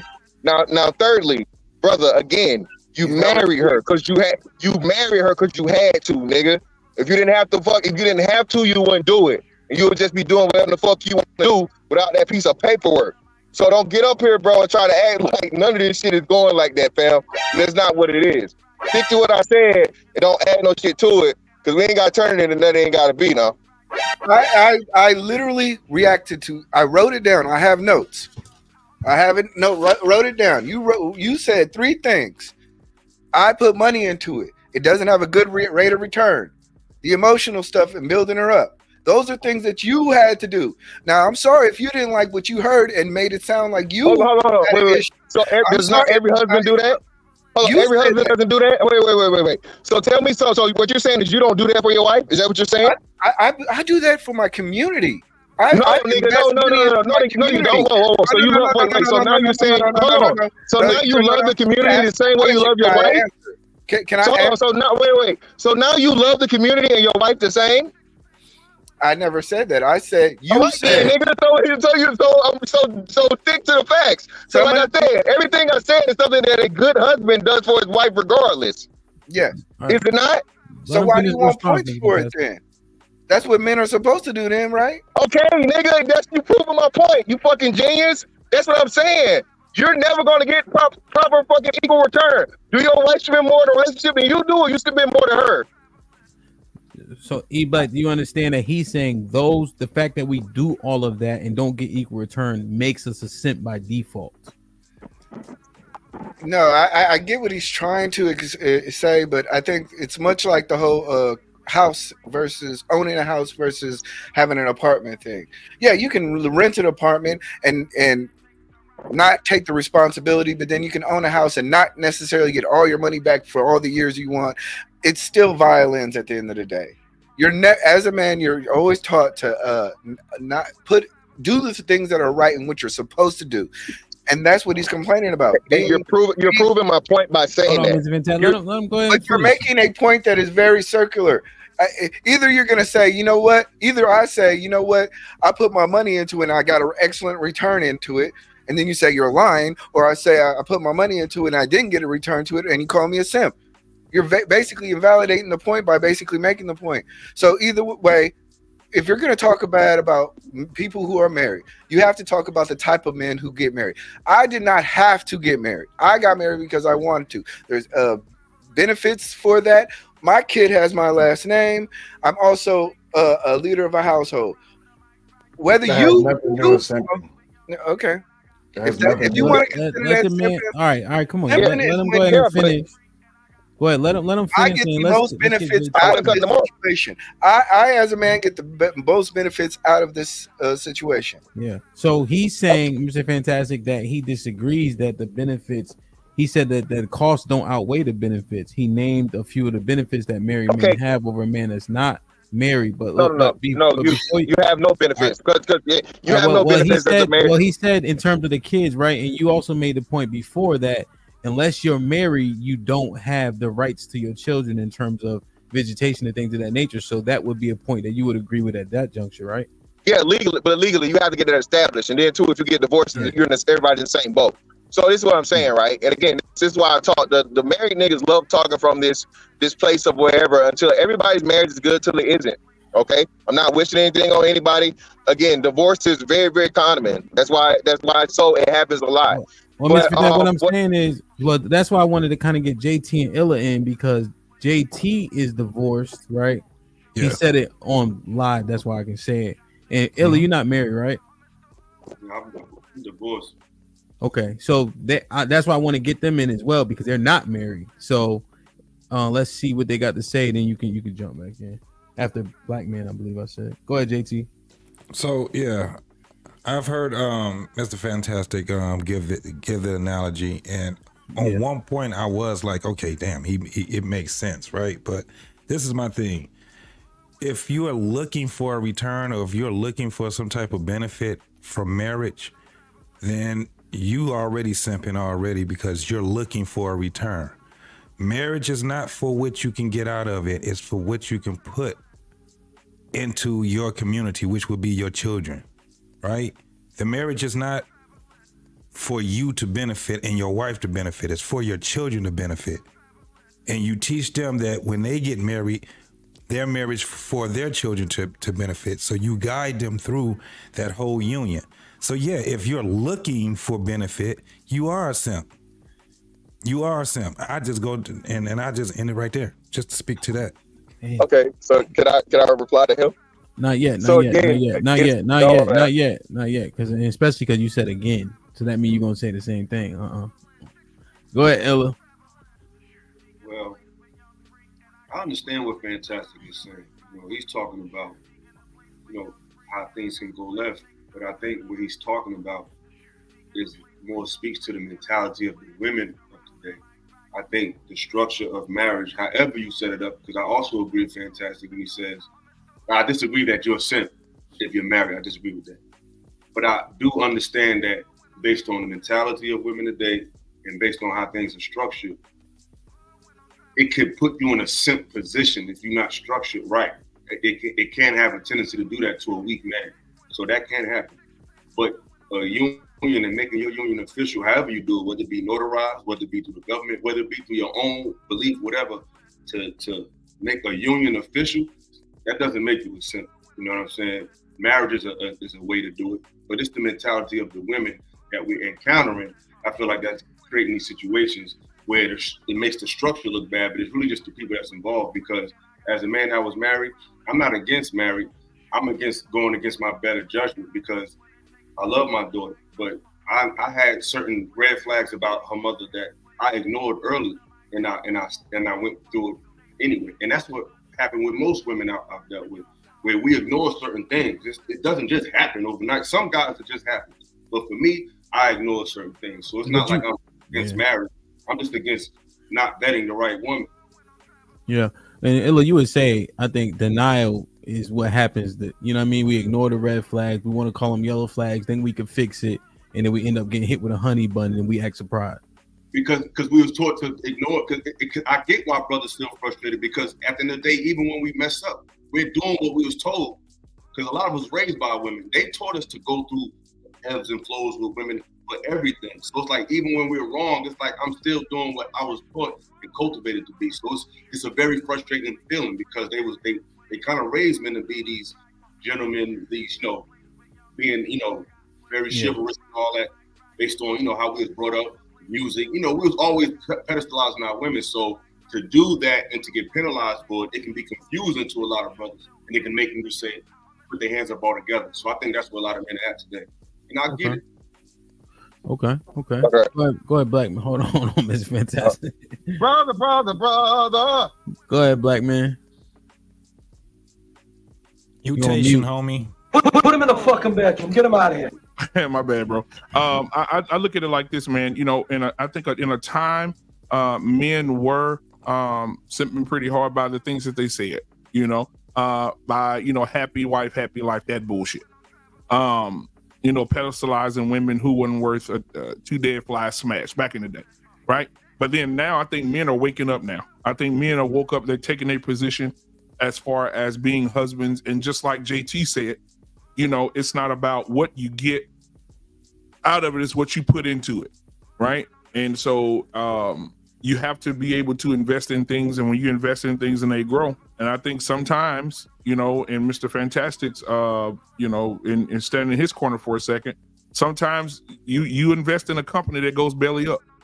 That's just a part of it. But most of the time, when you invest in something, it'll grow. And I think it's, like I said, what JT said, just investing in it and serving and being the best husband you could possibly be, and keep the male friends from around it, like Willie and shit. Go ahead, Mr. Fantastic. Then I want to get Uncle Rick and Hink, and I don't think they really said much. Hold on. Again, to JT's point, JT, brother, a simp can expect something or not expect something. A nigga that's in the friend zone, he's accepted his role and he's willing to play that role. He's still a simp. So whether you expect something or not expect it, that doesn't, exclude you from the simpery, right? The thing is, though, JT, is that, brother, everybody, you expect loyalty, right? That's an expectation. I don't. You expect love, right? That's an expectation. It's a lot of expectations in marriage, bro. If you have no expectations in marriage for your marriage, it's not going to be successful, or it's going to be extremely lopsided. So you even supporting my point even more by saying just by having expectations yourself. Brother, when you got married, you took vows, and those vows said, hey, to honor and cherish and to death do us part, right? So unless you're just not doing the vows, you're going into it with expectations. Again, y'all get caught up on the fact, you get caught up on the fact, man, I'm using the word simp, okay? Put the word simp aside and listen to the definition that I'm giving to it. A simp, okay, does things for a woman, and he does not receive equal return on whatever he does. That is just plain and simple. A man is never going to come out on the positive side, most times, 99% of the time, of a relationship. He's just not. That's what I'm saying. When you put it as that you expect something, right? It's not what you get out of it. Again, you're looking for the benefit. It's not for you. You're supposed to be dutiful. It's for your children to get it. And that's why I said it's not. I understood. JT, I understood. Everybody doesn't have kids. The majority of people don't have kids, JT. So you can't use that. The majority of people do not have children. So, Mr. Fantastic, this is my whole thing, and I just end it like this. I would ask the question, but I just tell you, the glory of your marriage will be until what? Death. Yes. So there's nothing. You're not. So that's what I'm saying. If you're expecting some type of benefit, the benefit won't be for you. The benefit will be for the next generation, your children. No, again, JT, I'm gonna say it again, brother. I don't know if you heard me. The majority of people do not have kids. Most people on earth do not procreate, brother. So you can't not use that as a thing. Most people get married because, you know what I'm saying, and then the kids come after the fact, if they come. So again, keep the kids out of it. So for a group of people or a couple that never had kids, what are they in it for, JT? Again, those are the simps. Those are the ones I was talking. If you're not going to have any kids, if you're not going to have, hold on. If you're not going to have any kids, then what the fuck? If you don't have any kids, what are you getting married for one? The way I look at it. Because the thing is this, to procreate, you got a whole bunch of damn baby mamas and baby daddies that's out here right now. But the worst thing that you can actually do is to go through this life, this world, and you don't create yourself. You die once you die. But JT, now your stance now is way worse than mine. Every man that didn't have a kid is a simp. Is what you're saying. That's wild. No, I'm just looking at it from that point too. But no, you can't penalize. And again, it even gets up to the man. If the man married a woman, Mr. Fantastic, the man can be fully functional. Somebody cut me off. Yeah, I mean, because y'all kind of work through it. For all intents and purposes. I haven't heard a new point in a little bit of time. So, okay. And it sounded like JT went to the dark side. So, I did. So it sounded like Mr. Fantastic got him over. I just think I think Fantastic. Hold on, let me get the two light skins. I mean, Hank and Uncle Rick. Damn. Illa, they said I'm light skinned. You think that's true? Right beside each other. You in the middle, man, but you more light than dark. I'll give you that. God damn. That's because you spent Illa, mute. God damn. Go ahead, Uncle Rick. Go ahead. That's because you spent too much time in the sun, so you just got a couple of shades, G. That's what it is. Yeah. Right. Go ahead, Uncle Rick. So, I mean, if being married make me a simp, I'm a simp, then fuck it. I don't care. Shit. Like I told y'all, I don't understand why you would dedicate yourself to a woman you didn't want to do everything for. That shit is crazy to me.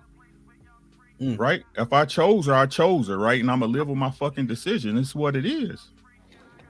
Right? Now this is what's crazy to me though, right, Pete? Did you hear what I said? You want an equal return, but you want to be the leader of the household. You wanted to do everything you fucking say, but you better benefit from it more than her. Damn. Which one is it? No one said more. No. I didn't ask for a response. You made your point, sir. This is not a shot at you or nobody. Shit like that. Shit like that. Shit like that. Shit like Right? that. So which one is it? Right?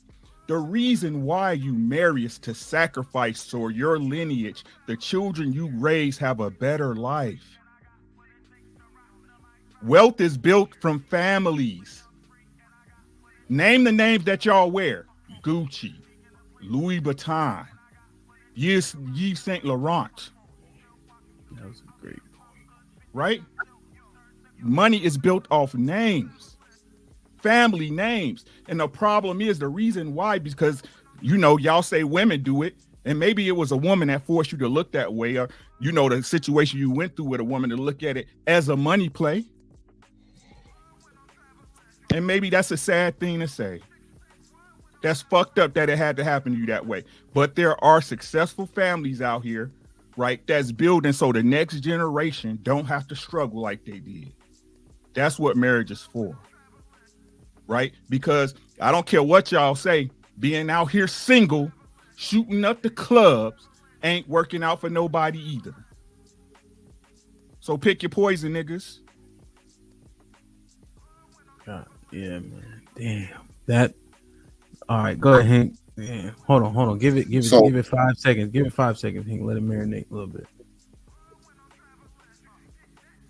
All right, go ahead, Hank. Go ahead.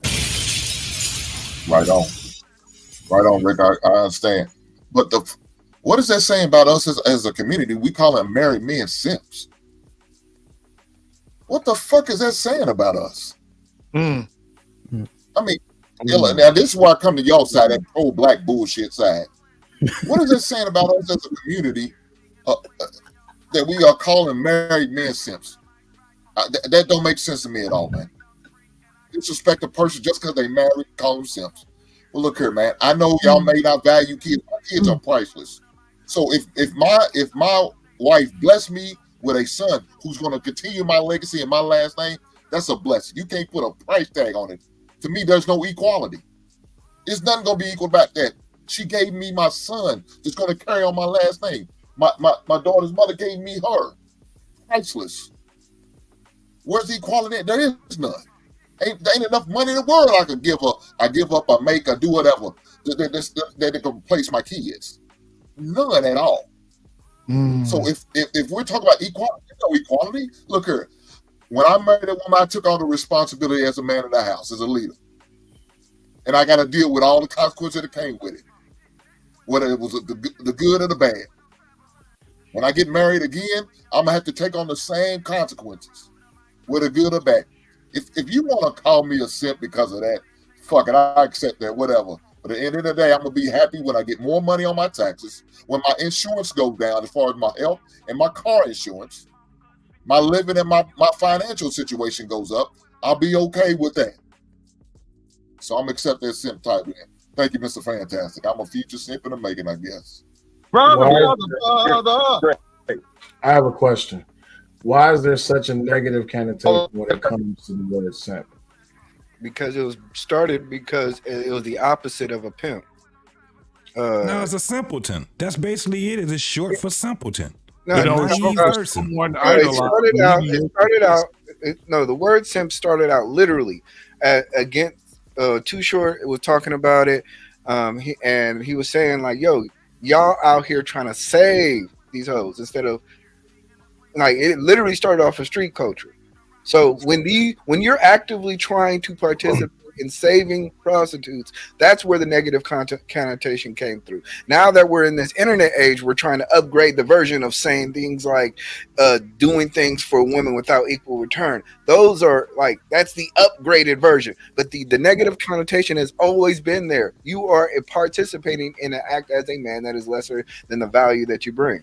Yeah. Would you be a simp if you pay child support or alimony? I guess definitely, right? I'd love to hear the answer to that question. No. Well, well, if you're saying return, right? So if you're a man that makes a decent amount of money, right? We often say that the women are getting more money than the child needs. Alimony would be literally for her because you provided a lifestyle that she can no longer provide for herself, and you're getting zero return. You're literally just paying money. I guess in that instance, you would also be a simp based on the definition. Just go get custody of them. But I'm just saying, right? That would technically, right? That would apply, right? Involuntarily a simp.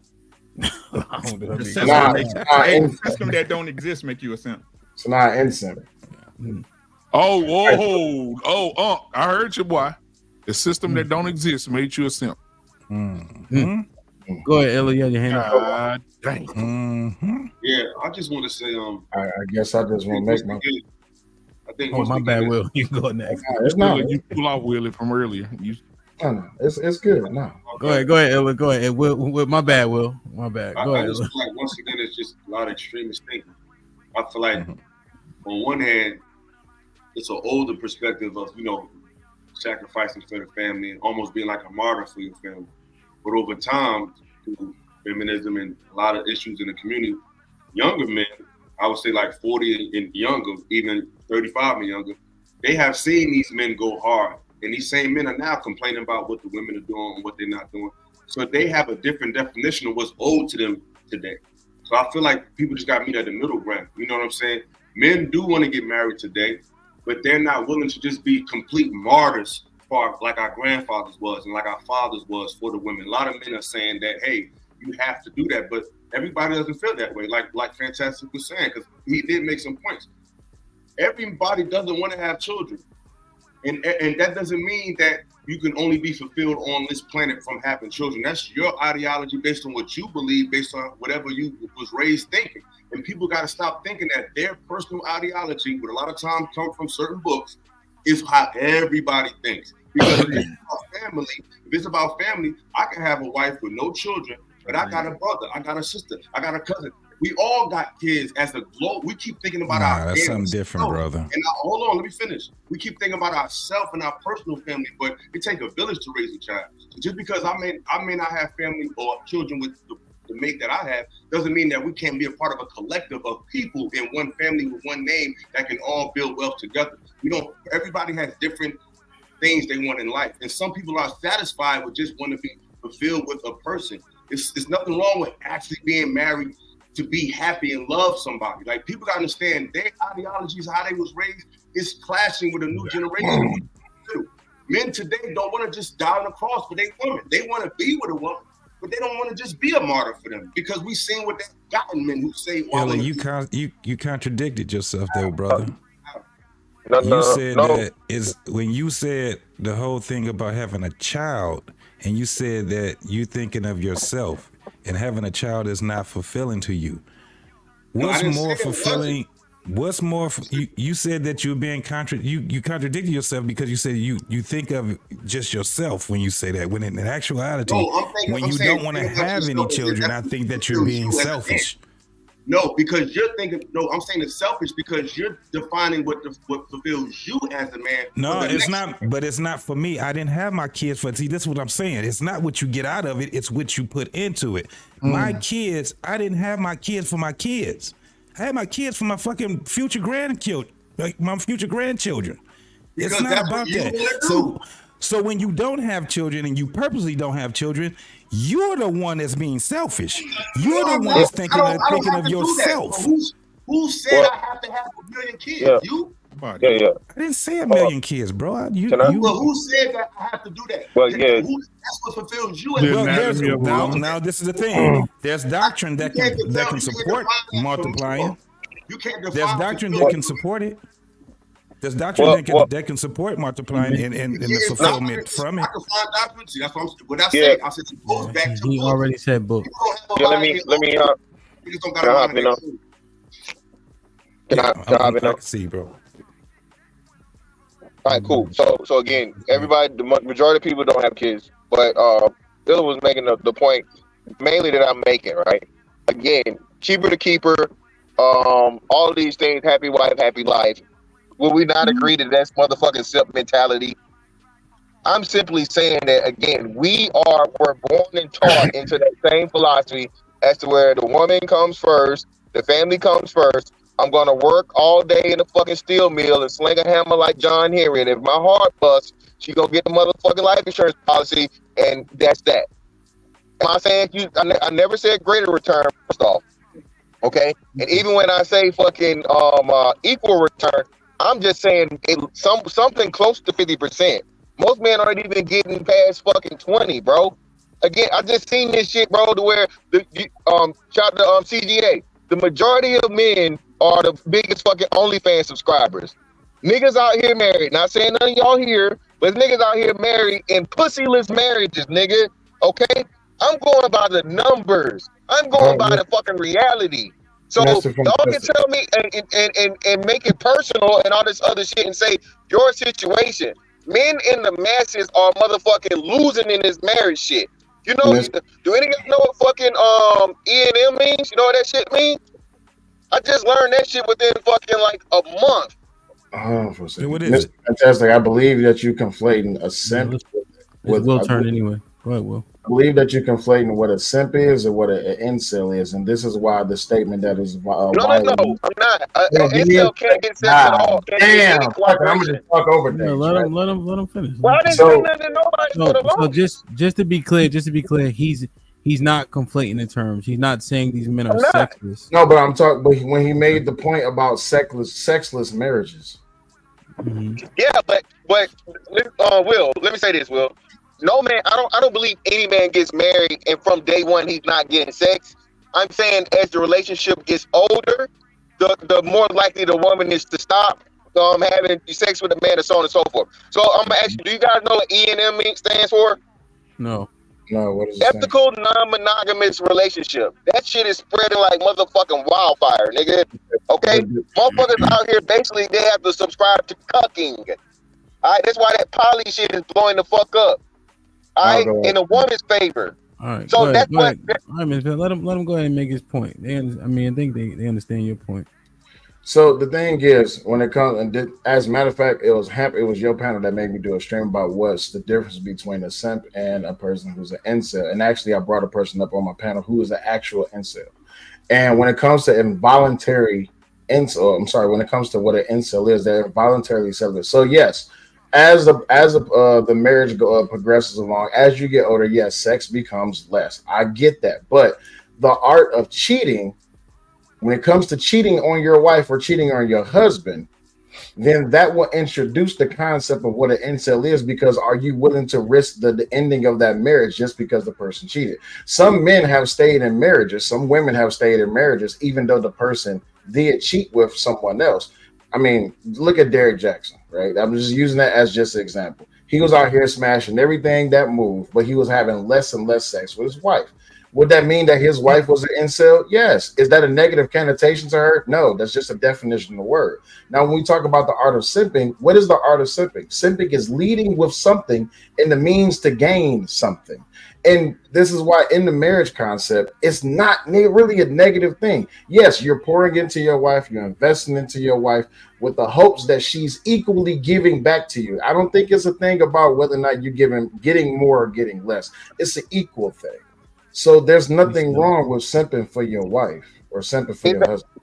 That's exactly what I said, and thank you. That's why I asked the question. And I said that's why I said I have need the most. I said it with a term of admiration. I'm saying men are doing stuff in a dutiful manner, as you guys say, chivalrous, all the stuff that they say women want, right? Knowing that, despite the fact you know you're not going to get an equal return, and not even really expecting it.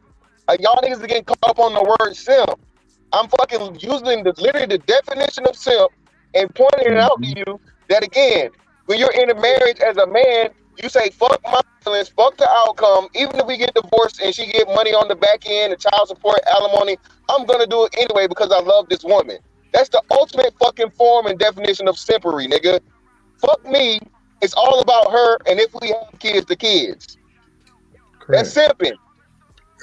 And there's nothing wrong with that in a marriage. There's absolutely nothing. And I'm glad that we're having this conversation. There's nothing wrong with simping for your wife, for your husband. There's nothing wrong with that. I think we need to step away from the societal terminologies of what simping is, because now we take it as a negative connotation when someone says it, and have nothing against you, but you said it makes you feel some type of way when you heard it the first time, right?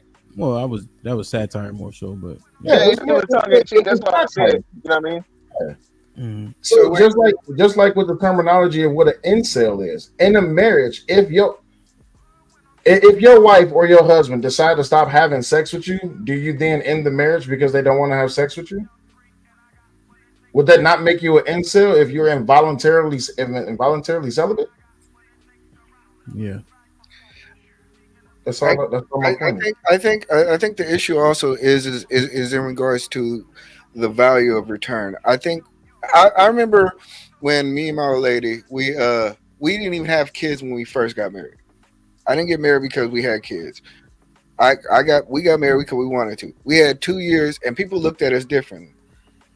And even when I see now young people or people who I know that get married, I see them differently. I see they have a certain social currency about themselves, and we always undervalue those things because I think what it is a lot of times the single dudes want to say nanny boo boo, I get to have any chick I want, and that's their value system. Whereas somebody else's value system, where their value system may be rooted somewhere differently. Go ahead, Illa. Yeah, I feel like you're not being intelligent. It's like no disrespect. Can you speak up a little bit? I can barely hear you. No disrespect. Oh, y'all can hear me? Y'all can hear me? Yeah. Let me turn it up on this side. Go ahead. Okay. Good. I just don't understand, when did the act of doing for your woman become defined as simping? That's not what Fantastic's saying. People, it's men for some reason. We associate giving with the word simping now. No, simping is when it's based on a result, not an action. If you're giving to a woman and she's giving back, you're not simping. It's only simping is when you're giving to something and you're not getting nothing in return. So the act of giving isn't the simp thing. It's when you're not getting anything back, any acknowledgement, anything. That's when it becomes a simp situation. Not because you're giving. I don't think those two things are the same. Like simping is specific. It's when you're not getting anything back. You're just a giver and a doer. And unfortunately, this generation is not totally with that. Like a lot of older cats, they're cool with that. They're cool with just doing everything.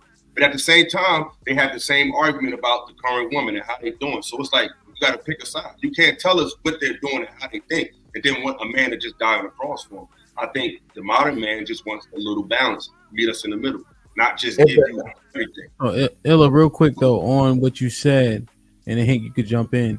Fantastic made the clarification of you have to get equal return.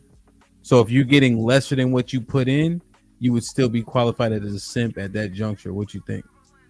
I mean, he got the right to say that because it's still taking less. It depends on how much less and in what area. I have to get more context, but he's still talking about somebody that's in a deficit.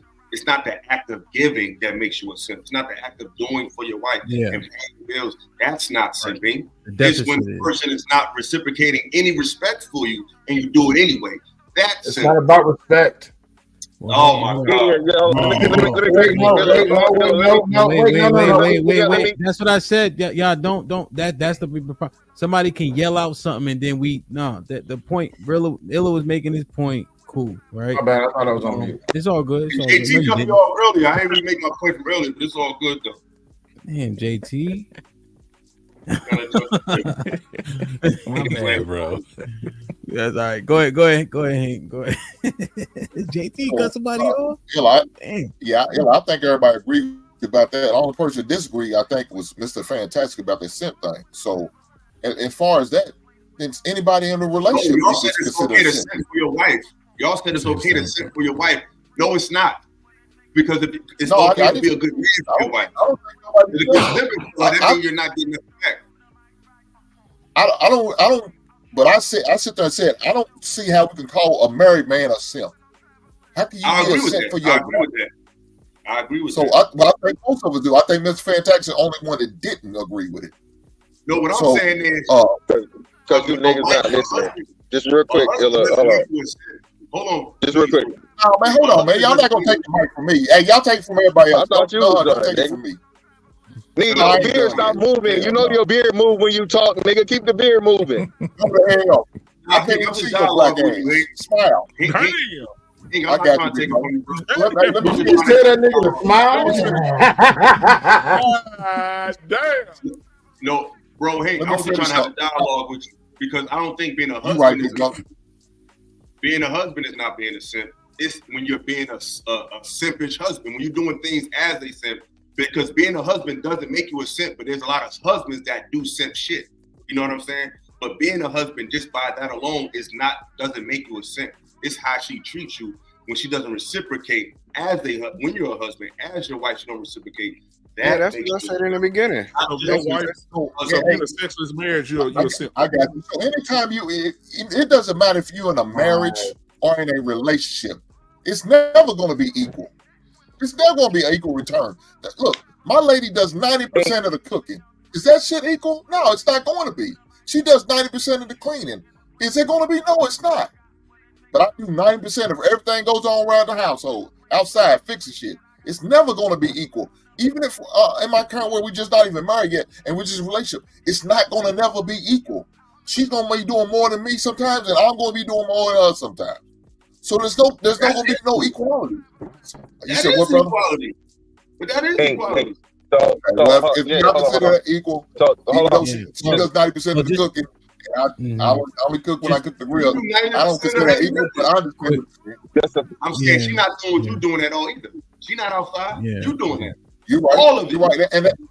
But that's what I'm saying. But that's what I'm saying. It's never going to be totally equal. It's not going to be, well, she doing half of that and I'm doing the other half. No, it's not going to be. So I can't expect. It's a different way. It is equal. But Hank, y'all making my point. Just real quick. No, the word. Y'all niggas done showed me 37 times. If the action is the same as now as when it was back then, why did the definition change?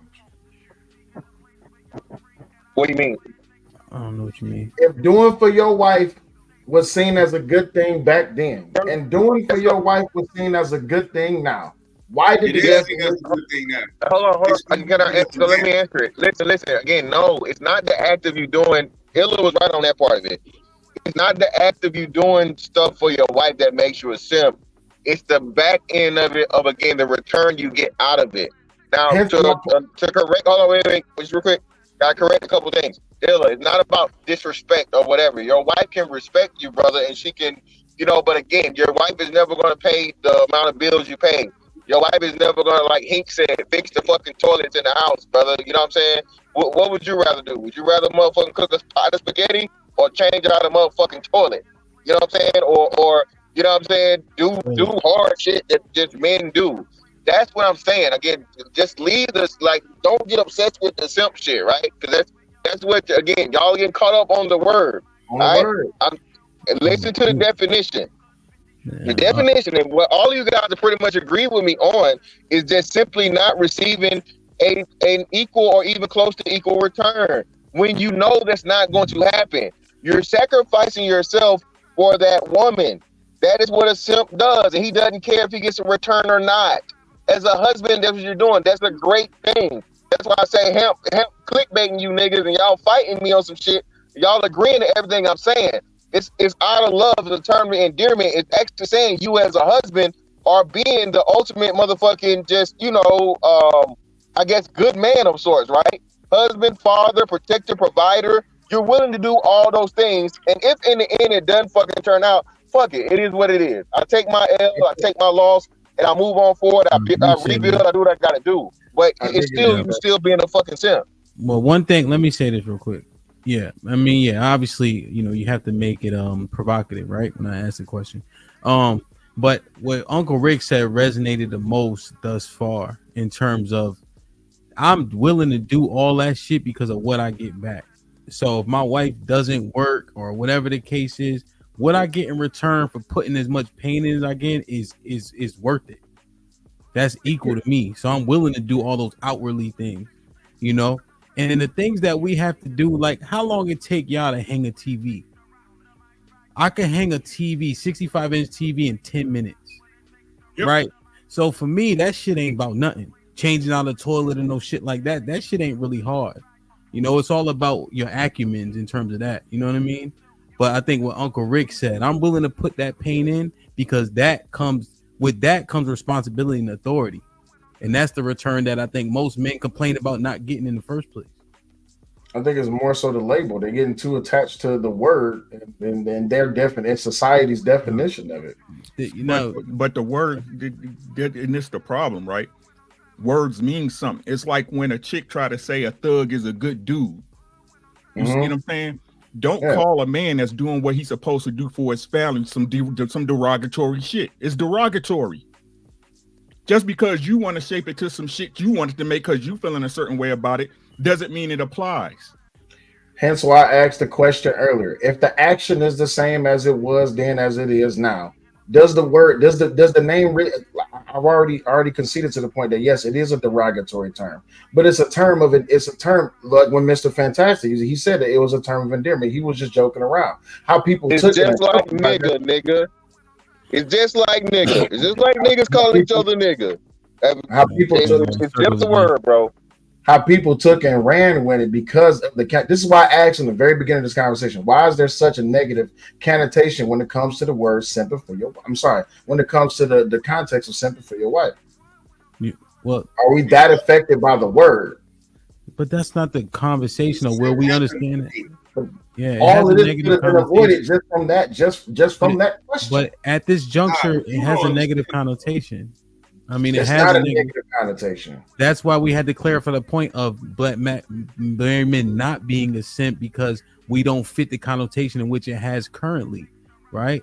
Words evolve. So now at this juncture, it has a negative connotation, which is why E Black has such heavy pushback, which is why Illa made sure to clarify that's not a simp, as did Hank, as Uncle Rick said. If they want to call you that, cool. But what you get for doing all that for her don't look like it to me, right? But you arguing what does it mean? This is what it means now. Colloquial terms are real. You know what I mean? I get what you mean, but here's when it comes to the evolution of language, I agree with you 1,000% that things do evolve, especially with time. But the thing is that I get to is when it all comes back to how it is that we apply logic to things that we encounter. Why are we so ill-fronted by it? It's just a connotation. It shouldn't have that much an effect on you, because I can think about the things that my grandfather, my father, and my father's father did for their wives, and we used to call it chivalry. We used to call it being a good husband. We used to call it being a good man. But hell, at the same time, if we just having locker room talk, we used to shit on each other all the time, talk shit, call each other names. It was just all in fun. But nowadays, and this is going back to my original point about insecurities and vulnerabilities, someone puts a word on top of you, and now it's a problem. It's not a problem. Okay, I think like Illa was saying, was like, look, Eva, let me just set this real quick. Yeah. You can jump in, then Illa can go. So I have one more question, but we are at 3 hours and 30 minutes. So I appreciate y'all brothers being here.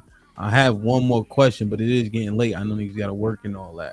So we can belabor this a little bit more, or I can ask the last question. No, ask the last question. Okay. Yeah, last question. All right. So E Black and Illa, y'all want to give a final on this right here, and we can move. I just wanted to say, I think just in regard to the last point that was said, Illa was right where he said you could be a husband and not be a simp, and I think we sometimes confuse those two words, and that's really all I have to say. So, just to keep it going. Okay. Basically, same thing. It's like simp means what a simp is. It just for some reason, simping for your wife. Whatever did men ever use that term? Because you keep saying back in the day, when did men just throw around the term simp as a term of endearment? Where was that? Where was I? I don't remember that. But being a simp for your wife is bad, but being a husband is good. If you can't separate the two, I don't know what to tell you. Like, share, subscribe, tell a friend, and tell a friend. Hit that like button right now if you can. That helps the channel the most. Joe Biden with the $2 says, philosophical looking like Starbucks Kawhi Leonard. Look like Kawhi Leonard. Damn. Lauren Mack with the fellow says, how much did drop him for showing his collarbone? Double standards. Hey, wow. So if y'all don't know, I made the women that panel up, they can't have no cleavage out, no shoulders and nothing. I just want men to hear what the hell they saying. You know what I mean? Now she hating because I lost 4 pounds. You know what I mean? T.O. with the $2 says the creation of the kid was an equal input. August with the $2 says that nigga fantastic a fool, man. Brother.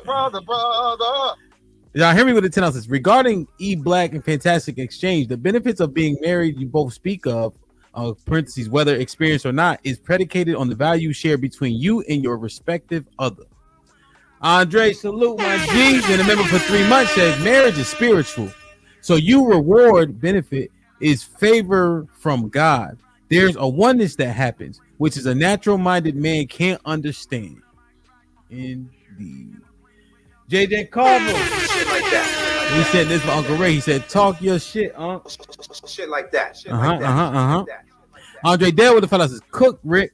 He got quote unquote green beans, potatoes, tomatoes, lambs, rams, hogs, mogs, you name it. End quote. A submitted man could never be a simp under God, in my opinion. Ariane with the $5 says most women have 304 tendencies. Read the lyrics to National Women Anthem since the feminist movement. Cyndi Lauper, girls just want to have fun.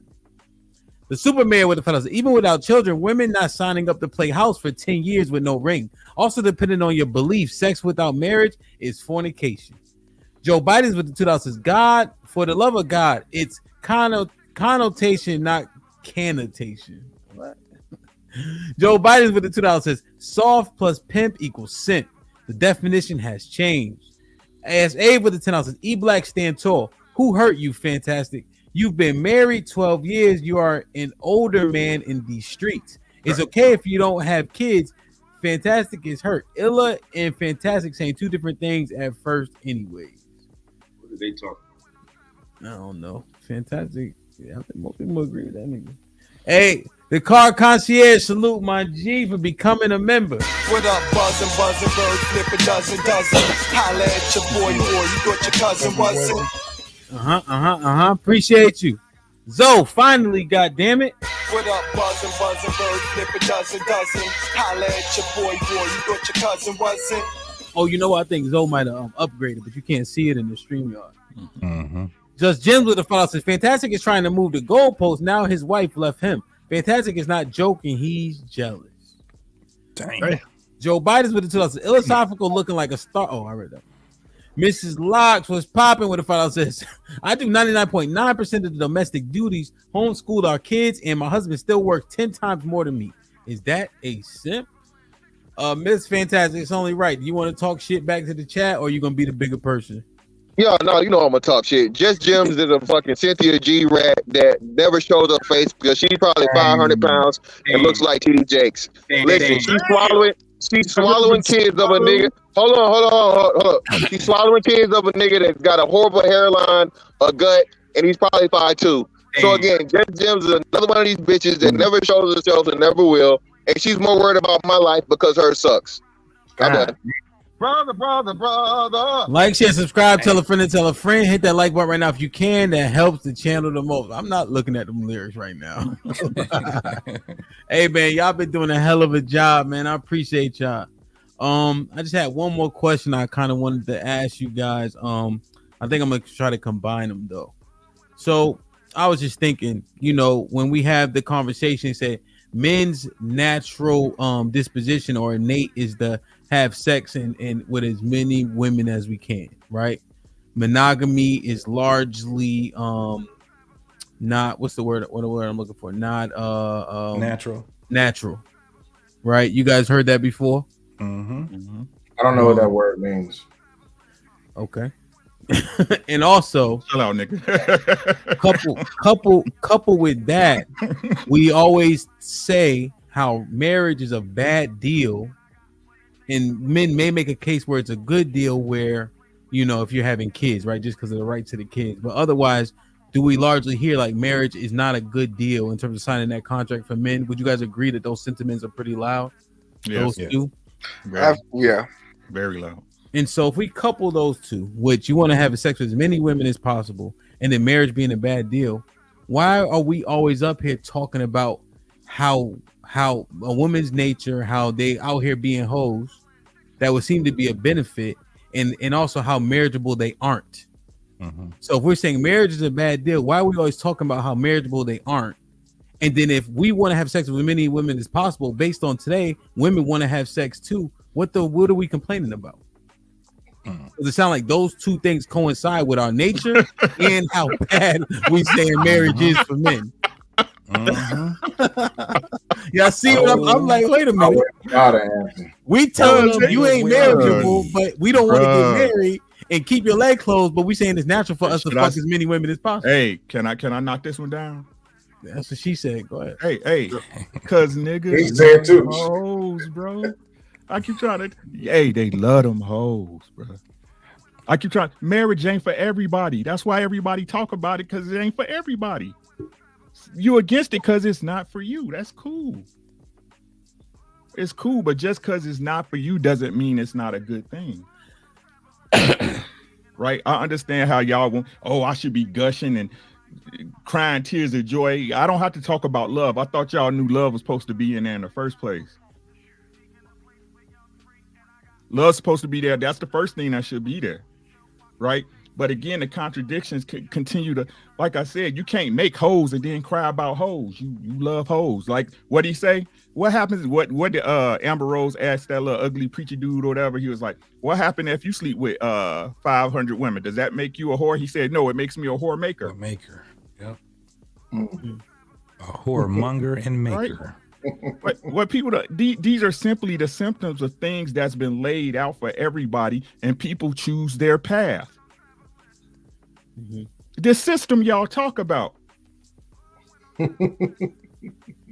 You choose your path, right? And I understand, and like y'all know what I say about y'all young boys, man, that's out here, bro. I understand what y'all say. It's too hard to find a good woman. That's facts. But if it was easy to find a good woman, every man will have one, wouldn't he? If it was easy to find a good man, every woman will have one, wouldn't she? Yep. But whatever. Everybody gonna do what they're gonna do anyway. Go ahead, y'all can jump in. What is there to jump in about? Do I need to say it again or well? No, I'm just wondering, right? Because this is a panel. I'm like, this would be a perfect question because the insight, like when I hear you guys are open to, the arguments and then coming to a conclusion regardless of what you stand on previously. I feel like I've seen that conduct. So I think it goes back to unprincipled individuals making talking points. If you're a principled individual, you wouldn't necessarily say, women, I only want to sleep with as many women as I want. That's a natural thing. That's an unnatural thing. If you're a principled individual and you understood what discipline is about, you're going to then say, you know what? Yeah, my innate natural yearning is to have sex with as many women as possible, but because I'm a principled individual, I now have to reserve that, and I also want to I care about disease, I care about children, I care about my community, I care about a lot of things. So yes, it's easy for an individual to make these talking points because they're not necessarily principled on anything. They're just saying shit because it sounds provocative. But nobody in their right man as a principled individual will tell you that those type of ideologies work really well for the community or anybody else or anybody who doesn't want to just be a horn dog out here. Okay. Shit like that. The market exists because there's a market for it. Yeah, there's a market for it. There's a market for it. Yeah, that's why people like Andrew Tate are really who make it. And I'm sorry for name dropping, but he represents something. The alpha male who always having women around and who wants to have sex with a lot of many people, and he's not tied down to anything.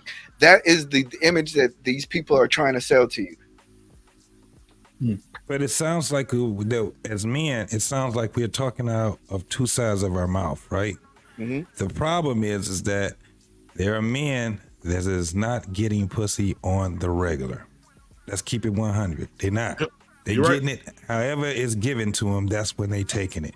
But then you have another group of men that get it on a regular. So it sounds, and we get to be talking on the same talking points. Most of these dudes ain't doing that. But the thing is that women, it's easier for them to get a chance to just fuck around. It's easy. So when they out there just dangling, when they out there they don't have somebody to give them direction and all that shit, guess what they end up being? These either whores or what they call a loose woman. She out here fucking niggas she ain't got no business fucking around with. The friend, the nigga that's hovering around her, the one we was talking about earlier, that nigga is who she fucking around. She may not be a whore, but she's making very bad decisions when it comes down to who she give her wound to. Really? So then what happens is when we have these conversations, we end up missing each other because we don't dissect it the right way. A lot of dudes are not having sex on a regular basis, man, but they want it. This is why you got OnlyFans. This is why your strip clubs be out there. Well, it used to be where the strip clubs was out there popping. They ain't popping like that no more because a lot of these niggas, especially shout out to you LA niggas, y'all start taking y'all women to the fucking strip club. Y'all fucked the whole goddamn game up now. So the terminology that they use was Whoa, that was a shot on LA. What the hell? Okay, just had to make sure. So the terminology that they use is called a PUA or pickup artist. You can't be a pickup artist and be a husband at the same time. You have to pick your battles. You have to pick your lane that you wish to play in. When it comes down to the discussion of women being openly, exploring their sexual freedom, but yet we want to cast some type of judgment or criticism on it, but yet we say we want wives. I can see both sides of that argument as being something that can be openly expressed, but to the gentleman's point that y'all have been saying so far, you do have to choose your lane. But it's kind of hard to do in today's climate because sex is readily available at all times. You don't necessarily even have to go looking for sex. It's not even a hard thing to find. I don't want to use the terminology of $40 in a bottle, but that's literally what it is. There's plenty of places you can find that. When it comes to finding a wife, someone who will respect those boundaries that y'all communicate and establish to where you can have that relationship to where now you don't have to worry about that one guy or that nigga coming and trying to fuck with your wife, then that's for the marriage part of the conversation. I think when it comes down to it, in today's typical age, a lot of men don't want to get married because they're afraid of what the possible outcome may be of divorce. But see, again, this is another one too. We also have a younger generation and then an older generation. For instance, me, Ink, Uncle Rick, who else is around about our age right here? We speak on it from a point that we may have adult children, right? So what we do is we're talking to them. We're the ones that's out here trying to, so we speak on it from that, not from, I'm talking about this shit because I'm trying to find a wife and all that crazy ass shit. We have younger generations that we're talking to. And we're looking at the struggle that they have. So my whole thing is when dudes are out here and they fucking and all this shit and saying hoes can be hoes, is that what you want your daughter to be? Do you want your daughter to be out there and be a loosey-goosey? What are you talking to your daughter about? Because she's getting, especially you got a daughter that's attractive. Everybody offering her dick. What you saying to her? What are you saying to her? Of course, I've had this conversation with my niece. My daughter is way too young for me to have this conversation with. My daughter is only 6 years old. But I've had this conversation with my stepdaughters. I have this conversation with my nieces. And the thing is, listen, you just got to understand that niggas is going to be approaching you and they're going to be wanting some pussy. They're going to be offering you dick and flowers and canned goods and candy. And they're throwing you money, take you out on dates they really don't want to go to. All of this is part of the whole copulation phase where they just want canned goods. Listen, that's what niggas are. But niggas will come on now. What won't a nigga do to get some pussy? Let's just be honest. If a nigga knew that he can get pussy, brother, canned goods is the new one. Nigga, you must have never met Jet Prince. But anyway, if a nigga can offer a chick a motherfucking can of corn to get some pussy, hey, no name dropping, man. My bad. But no, if a nigga, if that's what it takes to get a piece of pussy, a nigga will do it. But that's the thing, though. A hunger that a nigga has and a hunger that a man has is two completely different hungers. What will satiate a nigga will not satiate a man. Yeah, but we also say that women are way more nowadays. They're more aggressive than dudes are.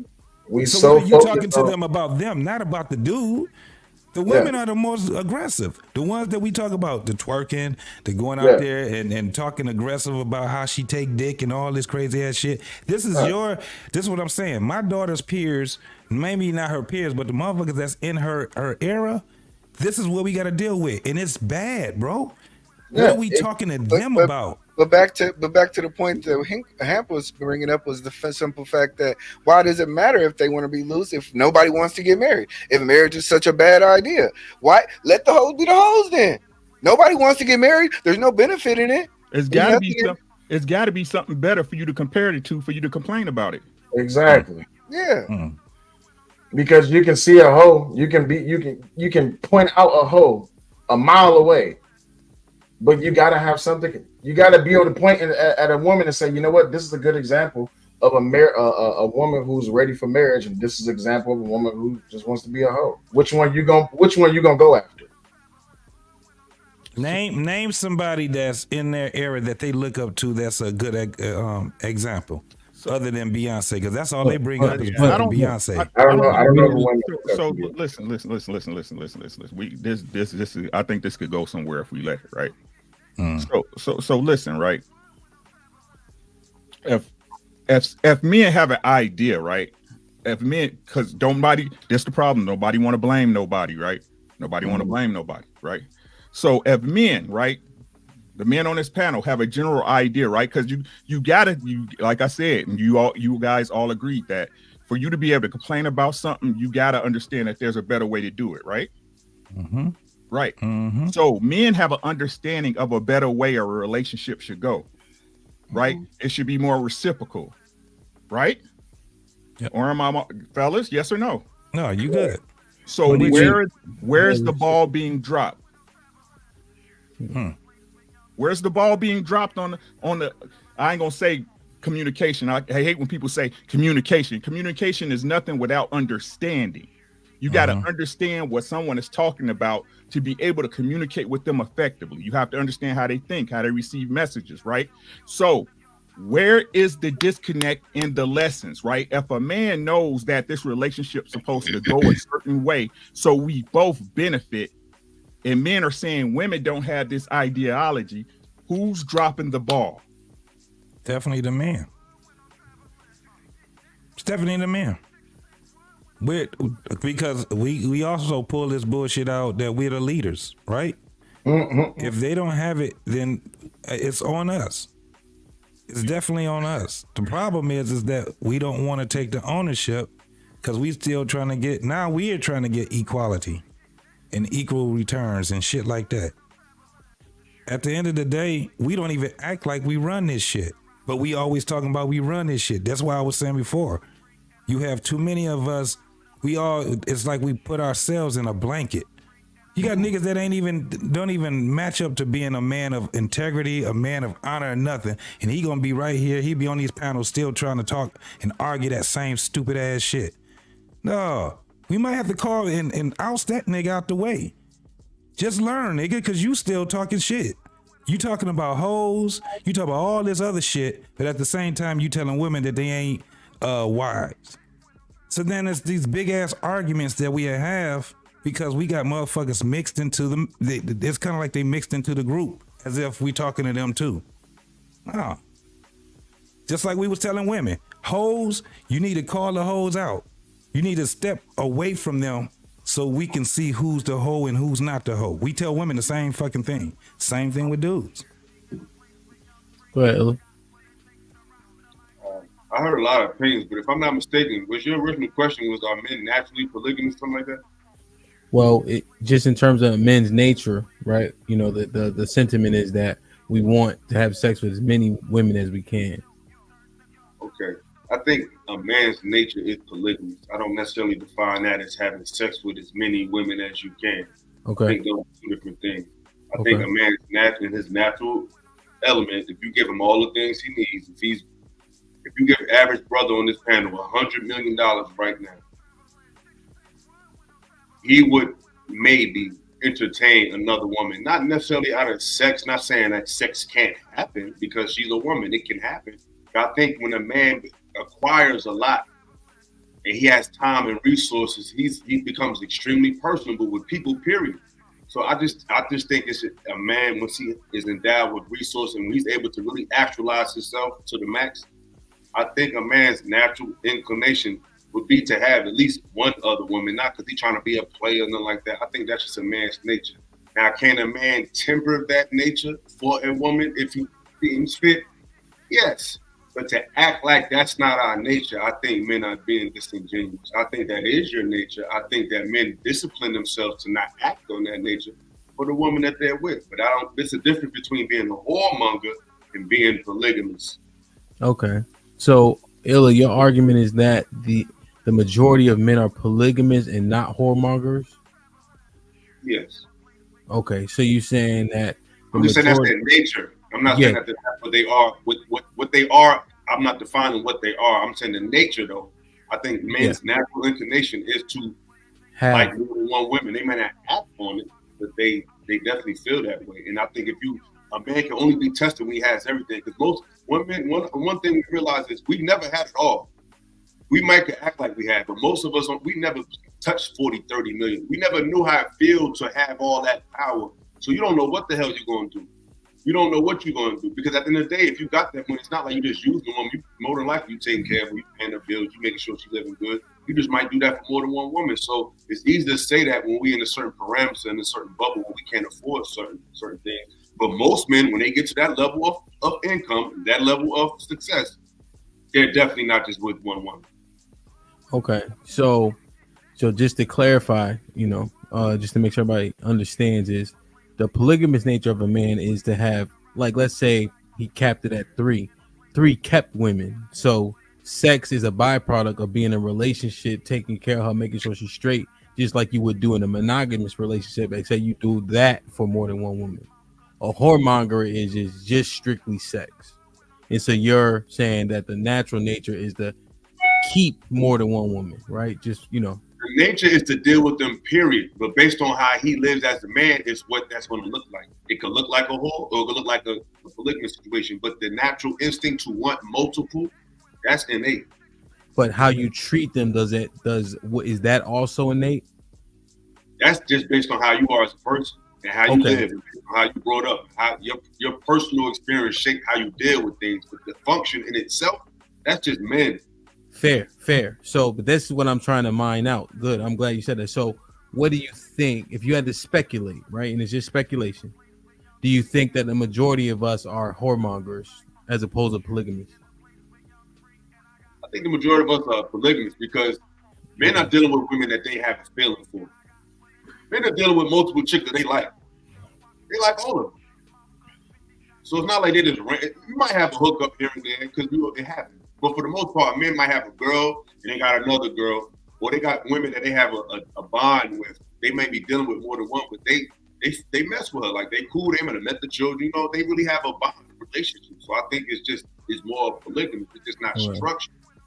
And I could see that in terms of, like, if I'm just using myself, like when I was outside and you had, a roster of chicks or whatever the case is, let's say she want to move on and you see her outside with some other nigga, for some reason you feel some type of way about it. You know what I mean? Like, you may not be super emotional, but you know what I mean? You be like, you looking and shit, you know what I mean? So okay, that's fair. That's fair. Okay, so if what Illa's saying is true, like, let's say what he's saying is accurate, right? Then men complaining about how marriageable women are not would stand at that juncture, right? No. But because he wants the women to be wholesome, but he knows men's naturally want to have more than one woman around them. So them not being wholesome, if a man is polygamous by how we defined it, it would be logical that he can complain about how women are not wholesome. No? If he's partaking in the act of, engaging with these women on a sexual level without the essence of actually wanting to be in a full-blown marriage, then no. Marriage in the construct of where we live, that type of marriage? No, the actual commitment. Yeah. Commitment, right, Will? That's what you're talking about. The commitment. So if I want to fuck a chick, I just want to fuck a chick. If I want to fuck two chicks, I just want to fuck two chicks. If I want to fuck three, I want to fuck three. But if I want to actually have a full commitment and be married to her, that's a completely different construct of actually just wanting to have sex with them. I know, but Will, that's what. So listen to how I broke it down. Polygamy is you like her, you take it, she's kept, but it's more than one. Whoremongering is what you just articulated. So now we taking this walk with Illa's premise. Okay. Illa said the majority of us are actually polygamous, which means we want to keep more than one woman. If that be the case, if we take that as fact, then we can still complain about women's conduct at that juncture, because it does meet our nature, because it's more than one woman, but at the same time they got to conduct themselves appropriately. I could see that, but even when it comes down to it, in the complaining phase of it, it's like the way we speak about it as men. I can see how it can have some type of negative premise to it, because I can say I want 3 wives, or I want a stable of wives, as I've heard some other people say it. Okay. Would that be the same thing as polygamy, a stable of wives? That's kind of the same thing what y'all saying. Polygamy means that you're taking care of each woman equally, correct? Yes. Right. Yes. Yeah. So, and let me just clarify, because a brother made a good point in the chat. Men are polygynists. Polygyny is one-sided. Okay. A man has more than one wife. That's where I was getting confused at, Mike, because polygamy is the art of multiple. Polygynist is multiple for you. Yes. Okay. That's what men are. Yes. All right. Now I'm understanding what you're saying. In that concept, then yeah, I can see why I can see how men would want to complain about women who aren't marriageable. Okay. But my bad. We should have been clarifying that. That's because when you say polygamy, I'm just like, you processing it with the definition. Yeah. Okay. But women are also polygynous, also, but it's just the flip side. It don't apply to them. They don't mind sharing a man. But polygyny don't apply to them. They only have one. That's all what we talking about. Yeah, but what I'm saying is that the mindset still would be where they will not how we do it. It's how they will pick. They don't mind. They really don't. In the natural sense, they wouldn't mind sharing a man. That's why you would have. This is why you would have baby mamas that'll be cool with each other after a certain time. This is why you would have women that'll sit back and they'll be like, well, shit. They don't look at it the way we look at it. It's just the way that they've been. It's kind of like what you were saying, Illa. It's like how they were molded, right? It was how they were conditioned, right? But in a natural sense, they wouldn't. They really wouldn't mind.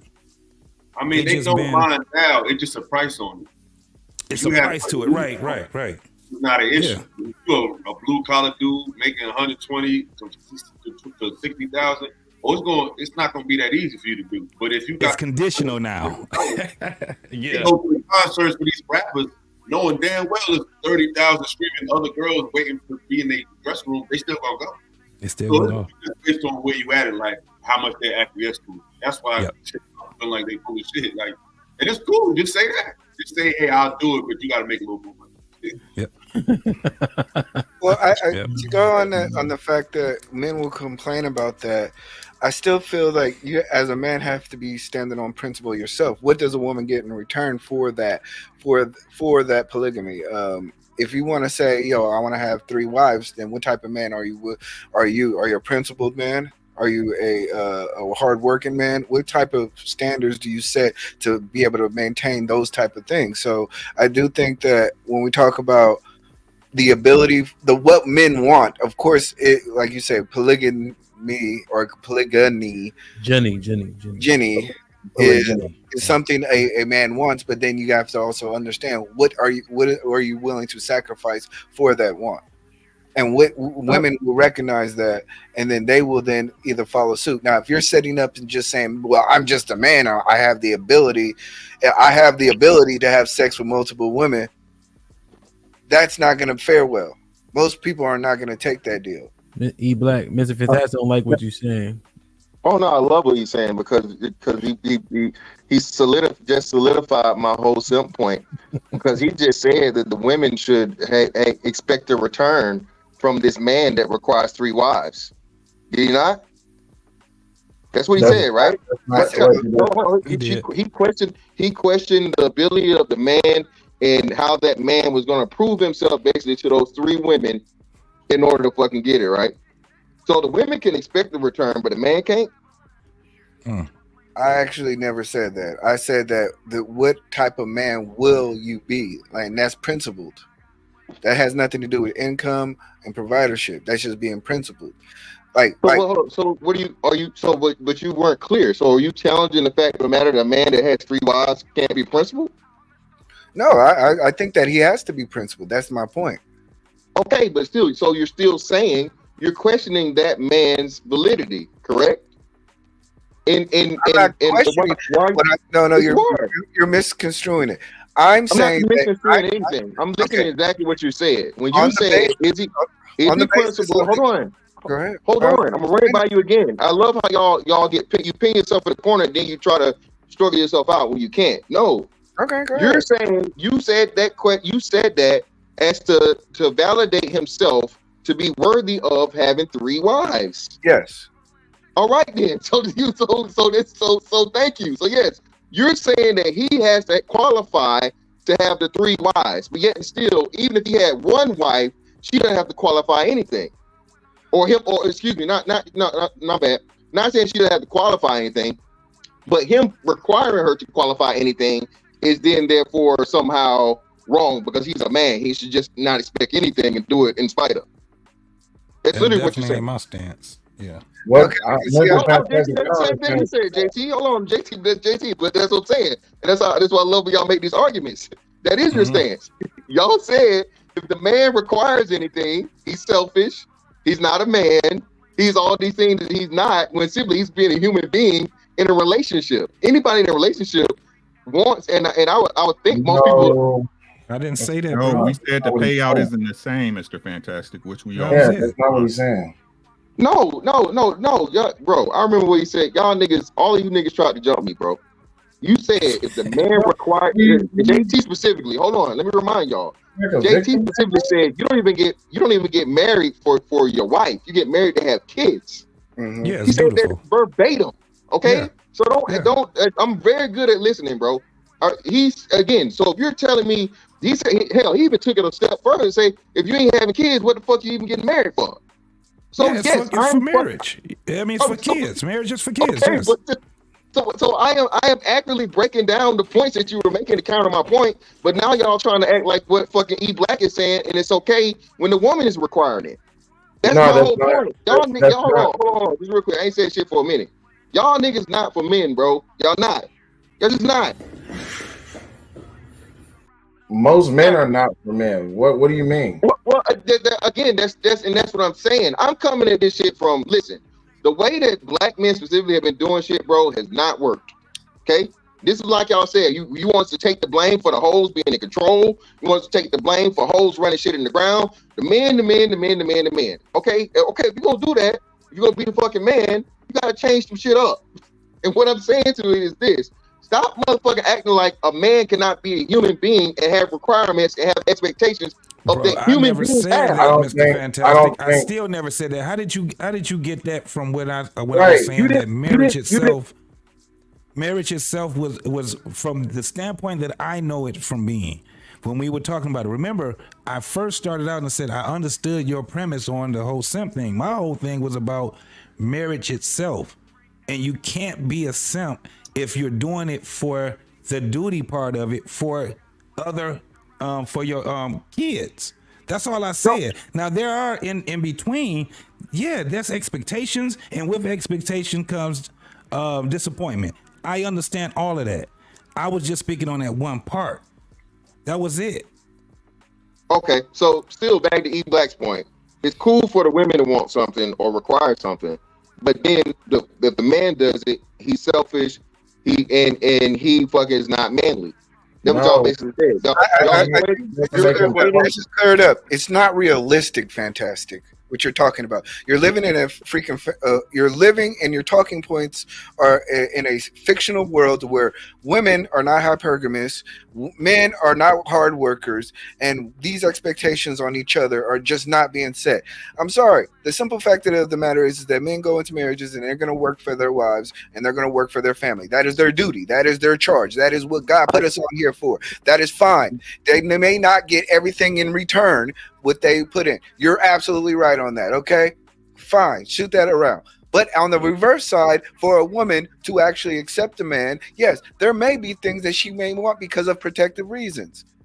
And I don't, but that's okay because that's the way the world works. And you want a utopian, society where a majestic woman will say, "No, I will give you everything equally as you return." No, I don't want that at all. Pat on the back, and that's the way the world works. I'm sorry. No.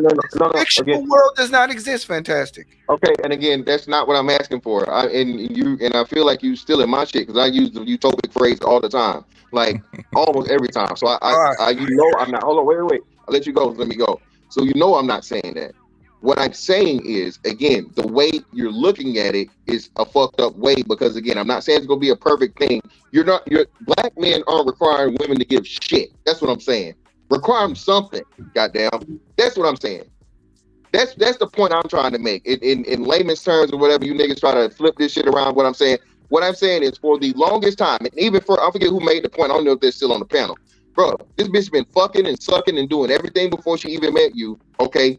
A lot of the times for free.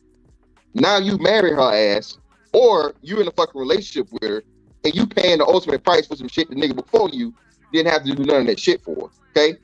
Again, I'm speaking from the man's perspective and just the man dynamic of relationships and the lack thereof when it comes to motherfucking, hey, you run into this shit knowing that it's probably not you definitely not gonna win on the front end, okay? But you probably won't win on the back end either. That's all I'm saying, bro. Am I saying men should stop dealing with women? Why does marriage and relationships have to be a competition? What are you talking about winning? It's not a competition. Again, it's not about a competition. This is what I'm saying. Well, hold on, this is what I'm saying. Is it a competition because simply I'm saying that, hey, let's go back to you guys' point of like slavery, right? Were the slaves wrong? No, let's wait, hold on. Let's not move the goalposts. We talking about not moving the goalposts. I have to give some type of analogy. I'm gonna tell you how you horrible. My question is, what are you talking about winning? Winning what? Winning from who? Who you're in competition with? Well, no, okay. So now you're being overly technical. Okay, well, let's not use winning. Let's just say benefiting. Then, right? Okay, you're not benefiting. You have very little to no benefit in the situation. And what construct are you talking about in the marriage? Both. Brother, so can we accept the premise? You do get benefit from relationship and marriage. What are you talking about? Okay, you say what? You do get benefit in a relationship and in a marriage. What are you talking about? No, you hope for one. That don't mean you get one. That's what I'm saying. So now you're speaking from the utopic situation that I'm not speaking from the utopian. I'm trying to figure out where you're going with this because you done bounced all over the place like 4 times. Where exactly are you going? That's what I'm trying to get to. Okay, well, I'm addressing 3-4 different people. So what do you mean? I'm addressing the points that they come. Back to the point you were saying though. Again, bro, the whole thing is this: you focus on winning or whatever in the verbiage that I'm using when it comes to relationships. Men have been getting a bad deal. Okay, men are trying to get a better deal. It's the same thing that look like if you're making a purchase, if you were in politics, if you were in whatever else it may be. What I am promoting and what I am saying is men need to start requiring more, and men need to stop shitting on men and telling men there's something wrong with them. You're feminine, you're not a man, you're not this, you're not that, simply because you're requiring something. And everybody's requirements are going to be motherfucking personal. I agree. Me and JT's requirements are not going to be the same as JT and E Black and so on and so forth.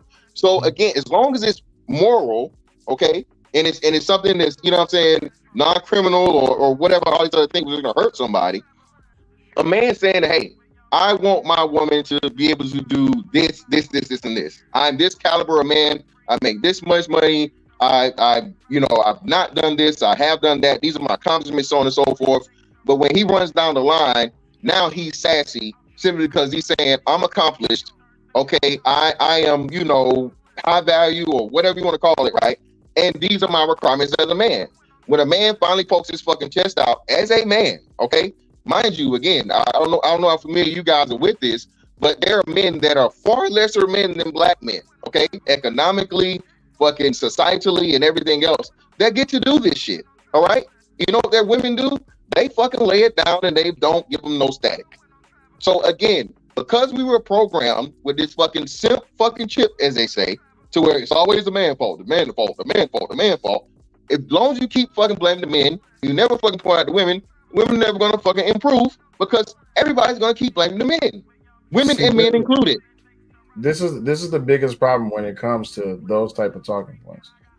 And I understand exactly what you're saying, but the problem with all of that is you're seeking something that's not guaranteed to you. Am I on the right path by saying that? No. Yes, yeah, you're right. Okay. Go ahead. So in the hopes that you get the thing that you are seeking, you are willing to do what to get there exactly? Because if marriage isn't the goal, yet you want marriage. If benefits isn't the goal, yet you want benefits. If equality isn't the goal, yet you want equality. Which one is it? What fight are you fighting? Because now it's like you're just standing in the middle of the street hoping that a car doesn't hit you. Which one is it? No, and that's you're basically getting to the essence of it now. Men want these things, but then when you start weighing the risk, do I really want it? And this is why you have a big drop in just society. No, you have a big drop in society because men, listen, I don't care how people feel about it. Everyone wants to be able to do their thing and not be judged or criticized for the things that they do. If you want to be able to go out here and stick a dick in every woman that's available, fine, go ahead and do it. If you then want to complain about the women who you didn't want to complain about the women who opened their legs up to you, that's counteracting your whole point of fucking them in the first place. If you want a woman, don't fuck with the hoes. If you want the hoes, then don't go after the marriageable woman. This doesn't even coincide. This is why I say this is moving the goalpost, because how can you complain about the women that you don't want, but you still fucking them, but you say you do want a woman? This is why it doesn't make sense. Okay. All right, so just make sure you're done. I'm not being facetious. Go ahead. Okay, so brother, again, we got to use you as an example, brother. Go ahead. You was a nigga fucking niggas' wives, okay? Yeah. So and rightfully so. Rightfully so. While married, they were married women. So listen, hear me out, right? I was known as a bull with a lifestyle. Yes, sir. Most men's wives are someone's former whores. Do you agree with that premise? Yes. Most men's wives was somebody whore before he married her, right? Yes. So your problem with your argument is that you're trying to make a differentiation between the marriage of women and the whores. Usually what happens is a whore stops being a whore and she becomes marriageable. Not that she's marriageable out of the gate and that's how she's got this. Again, we talking 2024, brother, not 1904. 2024. The problem is so just like I conceded your premise, I want to make, are we on equal terms? Are you agreeing with the premise that most wives are former whores? Do we agree with that premise? I can agree with you on that premise, yeah. Okay, cool. So the point you're trying to make to counter my point is no longer valid. It's moot. No, it's not Go ahead, finish. Go ahead. It's moot because again, you just accepted the premise that the wives and the whores are the same. They're the same people. There's no differentiation. Let me know when you're done. I'm done. All right, cool. So for a man to then sit back and say, I took advantage and I took opportunity with these whores, but now I want a wife, wouldn't that kill the whole entire thing? Because now you're saying that you want the benefit of a marriageable woman from a whore. Yet you say that these men gain nothing by marrying a woman. Yet you have requirements and you requirements and you want things from whores that only a marriageable woman can provide. Yet you fuck with whores. You complain about the women that you want, but yet you partake in the things that they offer when they open their legs to you. This doesn't make sense. And then not only that, ask yourself this: what does a marriageable woman want? Or what do they want? What do they require? What separates them? Principles and standards. So we started off. You was like, a woman shouldn't be able to have a requirement on a man, or an equal requirement, or whatever response that you had. But I think the simple fact of being a principled woman, they should have a requirement of a man. Just like a man who has a principle should have a requirement of a woman. To your point, fantastic. So a man can walk into a room, fuck 10 women, come out and say these hoes ain't shit because they don't want to be married. Of course, the whores. But then when they go out into the world, and from my understanding of what you're saying, that most women are whores and that they're not marriageable, then where do you then find that wife? But now you complain about it, and then when you do find someone, because Go ahead. No, I want to cut you off. Let's go ahead. No, you just want to cut me off. Go ahead. Okay. No, I wasn't. That's what I'm saying. I literally just like made a sound, but I really couldn't. So I'll say this. So listen, right? So the point is what we always say. In the marriage situation, in a relationship situation, a man holds the most risk, and a man usually goes into that situation accepting that risk. I'm simply telling men to operate from the fucking ideology and the understanding that, again, if you're going to find a wife at some point in life, more than likely she's been a whore. Okay, now again, we accepted that premise. Okay, is she, unless you got her, you guys high school sweethearts and so on and so forth, blah blah blah. You know what I'm saying? And she never sat in the back of the bus, or you know what I'm saying? She wasn't no motherfucking equipment manager for the football team. You know what I'm saying? Other than that, brother, you're not safe. So what I'm saying again, and going back to E Black's point, is we have an issue and problem with black men becoming men. Black men fucking making definitive statements saying, this is what I want, this is what I deserve, and you hoes need to get in line. Again, a man's supposed to be able to do that, bro. All other cultures of men understand that but us. The only people that give other men pushback for saying, hey, I'm this, and this, fuck these hoes, you know what I'm saying, or whatever, and hey, get on with the fuck I'm doing what I got going on, but so on and so forth. But then, like you say, you get into and can't, don't want. A black man is never fucking good enough, bro. No matter how much money you make, no matter how good your record is, no matter how good your accomplishments are, the man is always going to be reduced. And again, that's by the women and the men. Because he's going to be questioned. He's going to have to show and prove up front. That woman gets a fucking grace period of time. Okay, well, she was raised by a mom and a dad, but you still got to mold her into the woman you want her to be. So even if she has the foundation and principles of a good situation, right, morality, she still has to then transfer over to what yours is. This shit, y'all act like it's just so like you just go in the store. No, I'm sorry. I see where we got confused, because I think what you're saying is that you want to a man should have a requirement on a woman to get certain access to him, and we're no longer doing that. Is that what you're saying? No, it's not that we're no longer doing it. We're actually starting to do it. It's just the opposite. Men are finally black men specifically are making demands of women and being like, hey, I got this, and this. This is what the fuck I deserve. But initially, my confusion was that, okay, men have requirements. However, there are certain acts that men do without the expectation of return. Those are two different things. No, they're one. That's what I'm saying. They're one and the same. Men are the most selfless people. Just period. So your point is that men want to do what the women do, but they want higher forms of return. No, that's what I'm saying. See what I'm saying? And now you're making my point by saying, no, I'm not saying that. Men want to do what black men want to do what other men of other races, other cultures are already doing. Thank you for saying that. So that's the problem, though. Why are we comparing ourselves to other men? Why do we want? Because it's just men. Hold on, wait. Just let me get. Men. Thank you. It's men. It's manly. Hold on, brother. What? Will, you're making my point. Black men have been forced to redefine what manhood and masculinity is. Masculinity and manhood to a nigga is shooting a nigga in the face, but shooting on your shoes.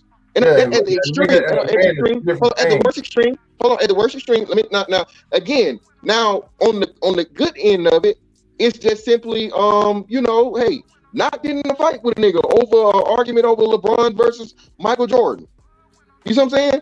What I'm telling you is the definition of masculinity and manhood has been defined by the black woman. We as black men are in the beginning stages of defining it for ourselves. So let me ask you this question: Who validates the masculinity within the man? Is it a man or a woman? It's supposed to be the men. Men set the standard across the board. A woman can't tell a man how to be a man. I didn't say who tells you that you're a man. I said who validates. The man. Men do. The man still. The man validates the man.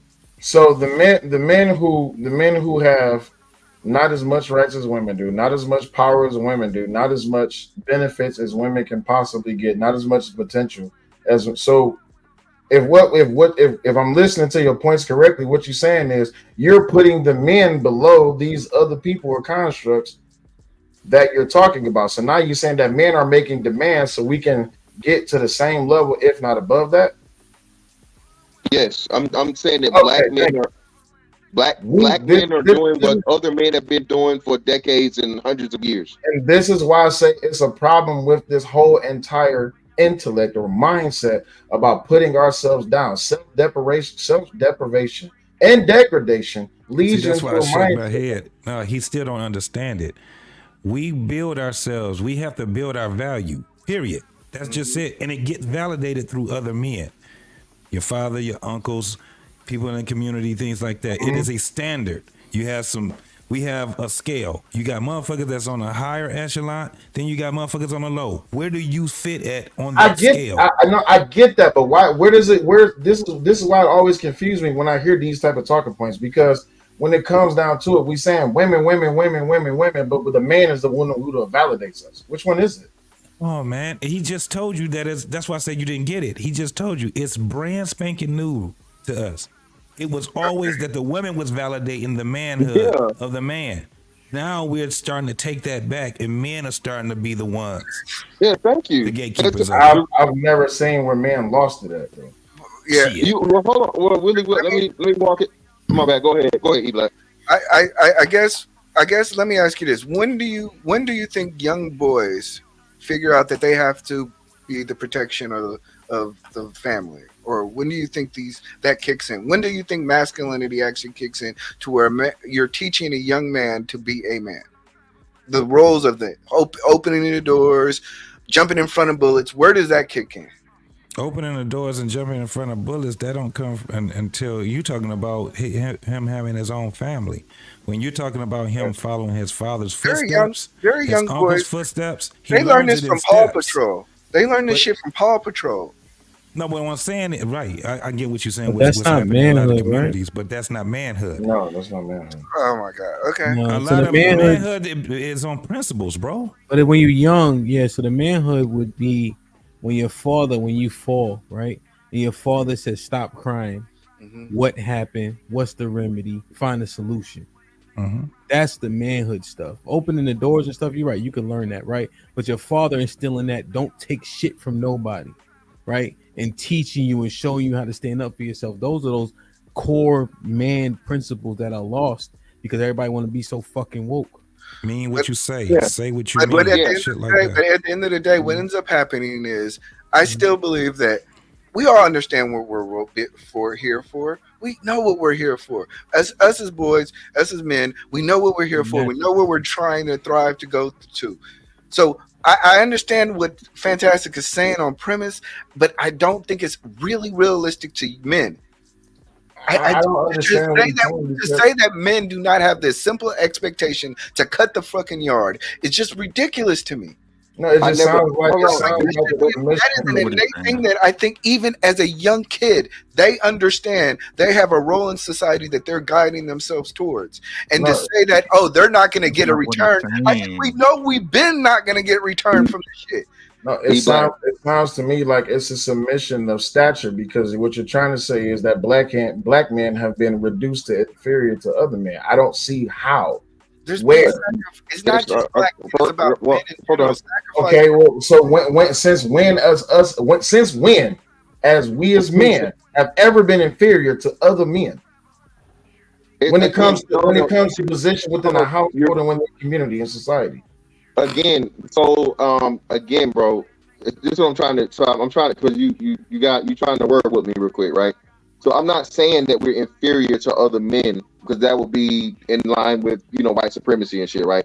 I'm not saying that. What I'm directly comparing it to is the dichotomy between other races of men and the women that they have. So it's not an inferiority complex in reference to the men themselves, but it's the actual relationship and the respect of the interaction. That's what I'm saying. It's much deeper than just they're no. Pedro ain't superior to us. Brad, Chang, none of them. Okay, Sanjeet. I'm not saying any of those fucking men are superior to black men, just off the premise of men. What I'm saying is their cultures and their morals and values are upheld by the men, and they have always been upheld by the men. So the men are at the top. Black men have not had been fortunate enough to have that post 60s. You see that everything from marriage rates to out of wedlock birth rates to education to prison population to all these things. Why?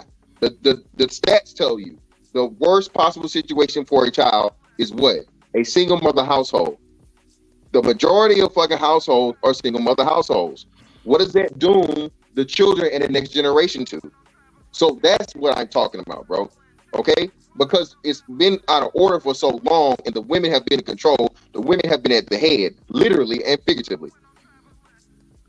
So where, again, I'm going to ask the question, where's the disconnect of the message? Somebody's dropping the ball on the lessons that should be taught. Where is that? So the ball is being. I'm sorry. Go ahead, man. I think he said that basically because of the single mothers are running the household, that lesson is being passed through them. We gotta stop. We gotta stop with this whole notion that it's single mothers. So I gotta stop with that shit. You can't though, fam. And Will, respectfully, Will. That's what I'm saying. I was ready. By the way, before you say what you about to say, I was raised in a 2-parent household. So I don't. I'm not even gonna put that on you. But you can be raised in a 2-parent household and still be subject to the mentality, right? It's like niggas that's born got a mom and a dad, but he end up going to jail. Okay, I'm not saying that's you, but just analogy, right? Yeah, so what I'm saying is, again, we've been so immersed in the culture of Black people, okay, to where mama can't do no wrong, the woman ain't this, it's never the woman, it's never the woman, it's never the woman. What if we started saying, what if it is the woman? You see what I'm saying? Because in your mind, it just can't be the single moms. When again, all the stats say that's exactly what it is. No, in my mind, say it, bro. In my mind, that people fuck up and make mistakes, and they should be addressed, acknowledged, and they should be understood and comprehended. The problem is that we want to shift the blame to. I don't want to use the word shift the blame. The problem is when we want to bring light to a problem, yet not acknowledge the light that's on the other problem. The problem is that both parents or both the elders that's within that culture did not they want to sweep shit under the rug, right? They didn't want to tell little Timmy that Uncle Bobby is actually not Uncle Bobby, he's actually your daddy. They don't want to tell him that. They don't want to tell him that.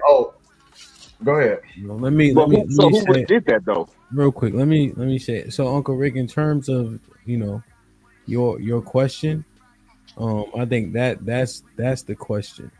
I think to Mr. Fantastic's point, the women have to understand that how we've been under a matriarchy, right? Since we have been, and then look at our results, right?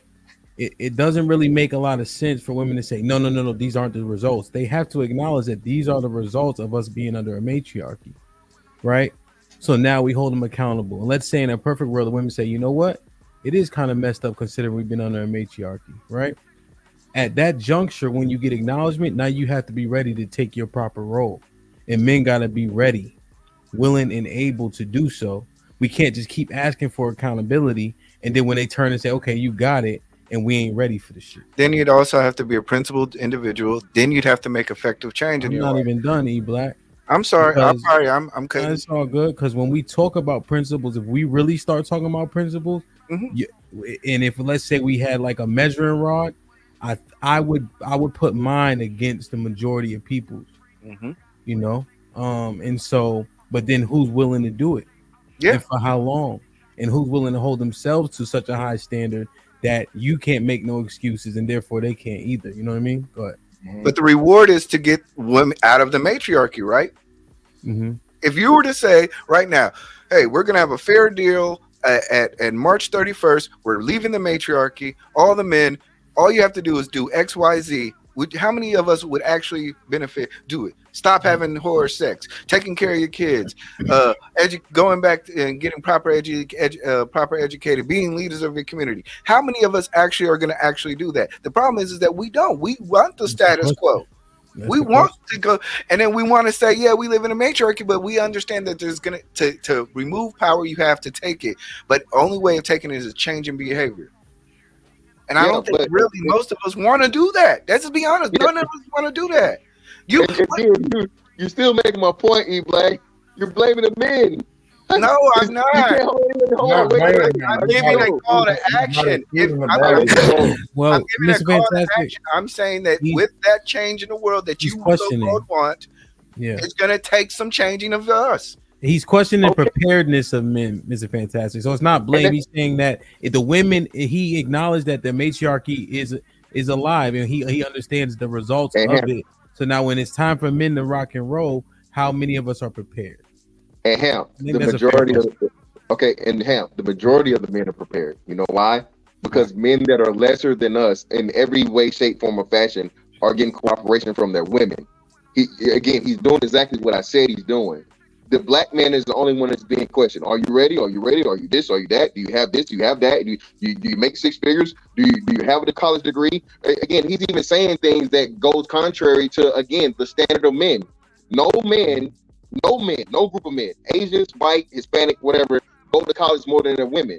But now black men need to worry more about getting educated when we're still more educated than lesser men. You see what I'm saying? Okay. It's motherfuckers in huts, bro. It's motherfuckers literally living in huts. Okay. I was talking about education in regards to economic empowerment, not necessarily. Well, again, hold on, and then again, you like we're already doing that. Again, you have Dr. Claude Anderson. He's been an economist, and it wasn't for how long. Again, we already have those. Atomic Soul, but niggas hate them. Niggas hate Atomic Soul. Is trash. Oh, see, you think I'm done. What institution has Tommy Soul actually ever made? What? Name me one thing that other than Black History videos has he ever done in his life? He's been I'm sorry. Go ahead. Just name one thing. But what has Hector ever done in his life? Right? What has Jose done? Thank you. Right? He get picked up at Home Depot on Alameda Drive. Y'all not hearing what he's saying. Yeah, that's a good point, Mr. I'm hearing what he's saying, but it's more so less than minimum wage. Nah, y'all button too much to really understand what he's saying. He's saying that these men are successful in these relationship constructs, not achieving what we've achieved. So when we ask black men, are we ready? The proof is in the pudding based on what we're already doing and the fact that lesser men are getting it, not doing as much as what we're doing now. Yeah. That's a hell of a point. That is a hell of a point. I get that. But that goes back to my old point of why is it that we're expecting something? Why is it that we want to say that we want to be able to be out here whoremongering or just sleeping with the hoes? No, that's not the point. That's not the point. Okay, go ahead. Y'all got it. Yeah, you missed. That was a great point. It doesn't make sense. It just doesn't. Because I don't understand the concept of I as a black man. Maybe it's because I'm younger than y'all. I don't know. How old are you, Will? I'm 35. Well, I'm 38. You're not super big. Oh, well. I ain't that. You see, but you look older than us, so we good. So we still straight. Hey, we got a box, bro. Texas ain't that far, y'all.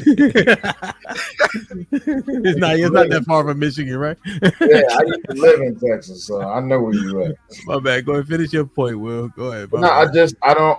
I've never, and again, I'm not trying to say this to shame any man, but where I come from, how I was raised, and how my mind is set up, because I've traveled the world twice and I've seen a little bit too much shit. My thing is, I don't put myself in that position, nor do I understand the concept of how it is that I would view myself or any other black man as lesser when it comes to not being able to sustain a relationship that other men are having or the benefits that they're getting. I don't understand that concept.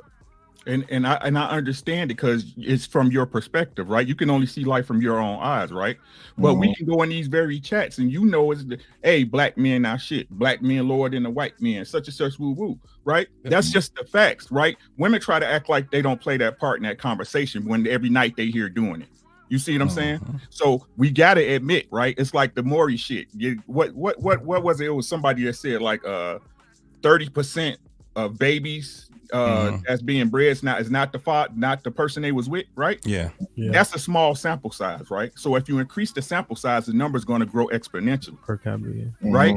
So, and the thing is this, right? When but that was that. Hold on. Hold on. I don't cut nobody. I'm sorry. Can I finish my point? Right. I ain't cut nobody off, and no disrespect to nobody. Right. Yeah. No disrespect. Right. Yeah. And what I'm saying is this, right? If and the comparison has to be made because it's a true demographic. It's a true demographic that can be compared as far as a relationship, right? So again, if a Mexican man or a white man can do it lesser, right? And if we're saying we got to have all this stuff simply for our women to be respectful and to be with us, that means the woman is establishing a lifestyle, right? That means the woman is setting a bar for a lifestyle and how a man should be moving and perform. And y'all just said men is the one who acknowledge men, who validate the men in society. Mm-hmm. Right, so that lets y'all know right there that there's a matriarchy. Mm-hmm.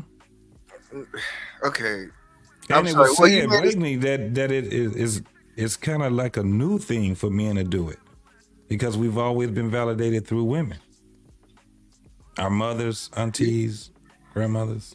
Do we raise our daughters to not validate, like to not have any standard? Then is that what you're saying? So a woman should just accept whatever is in front of them. Like at a base level, it should be a requirement. What should be the base levels requirement, E Black? Well, E Black. But just to answer the question in terms of how we raise our daughters, right? The point is how we raise our daughters is problematic in terms of this. Don't hit your sister. Protect your sister, etc. With your sister. What about for your brother? Are we teaching them? And I'm just using saying we. Make your brother a plate. Do this, that, and the third. Make sure he's straight. You know what I mean? Oftentimes, it's the brother tell what to do, not always the daughters. And I know there's outliers, right? But generally speaking, just coming up. You feel me? Go ahead, E Black. I just don't like the fact that we sometimes. I've always said I have this theory about like say, Will Smith and Prince of Bel-Air. Uncle Phil and his wife had a daughter, Hillary, right?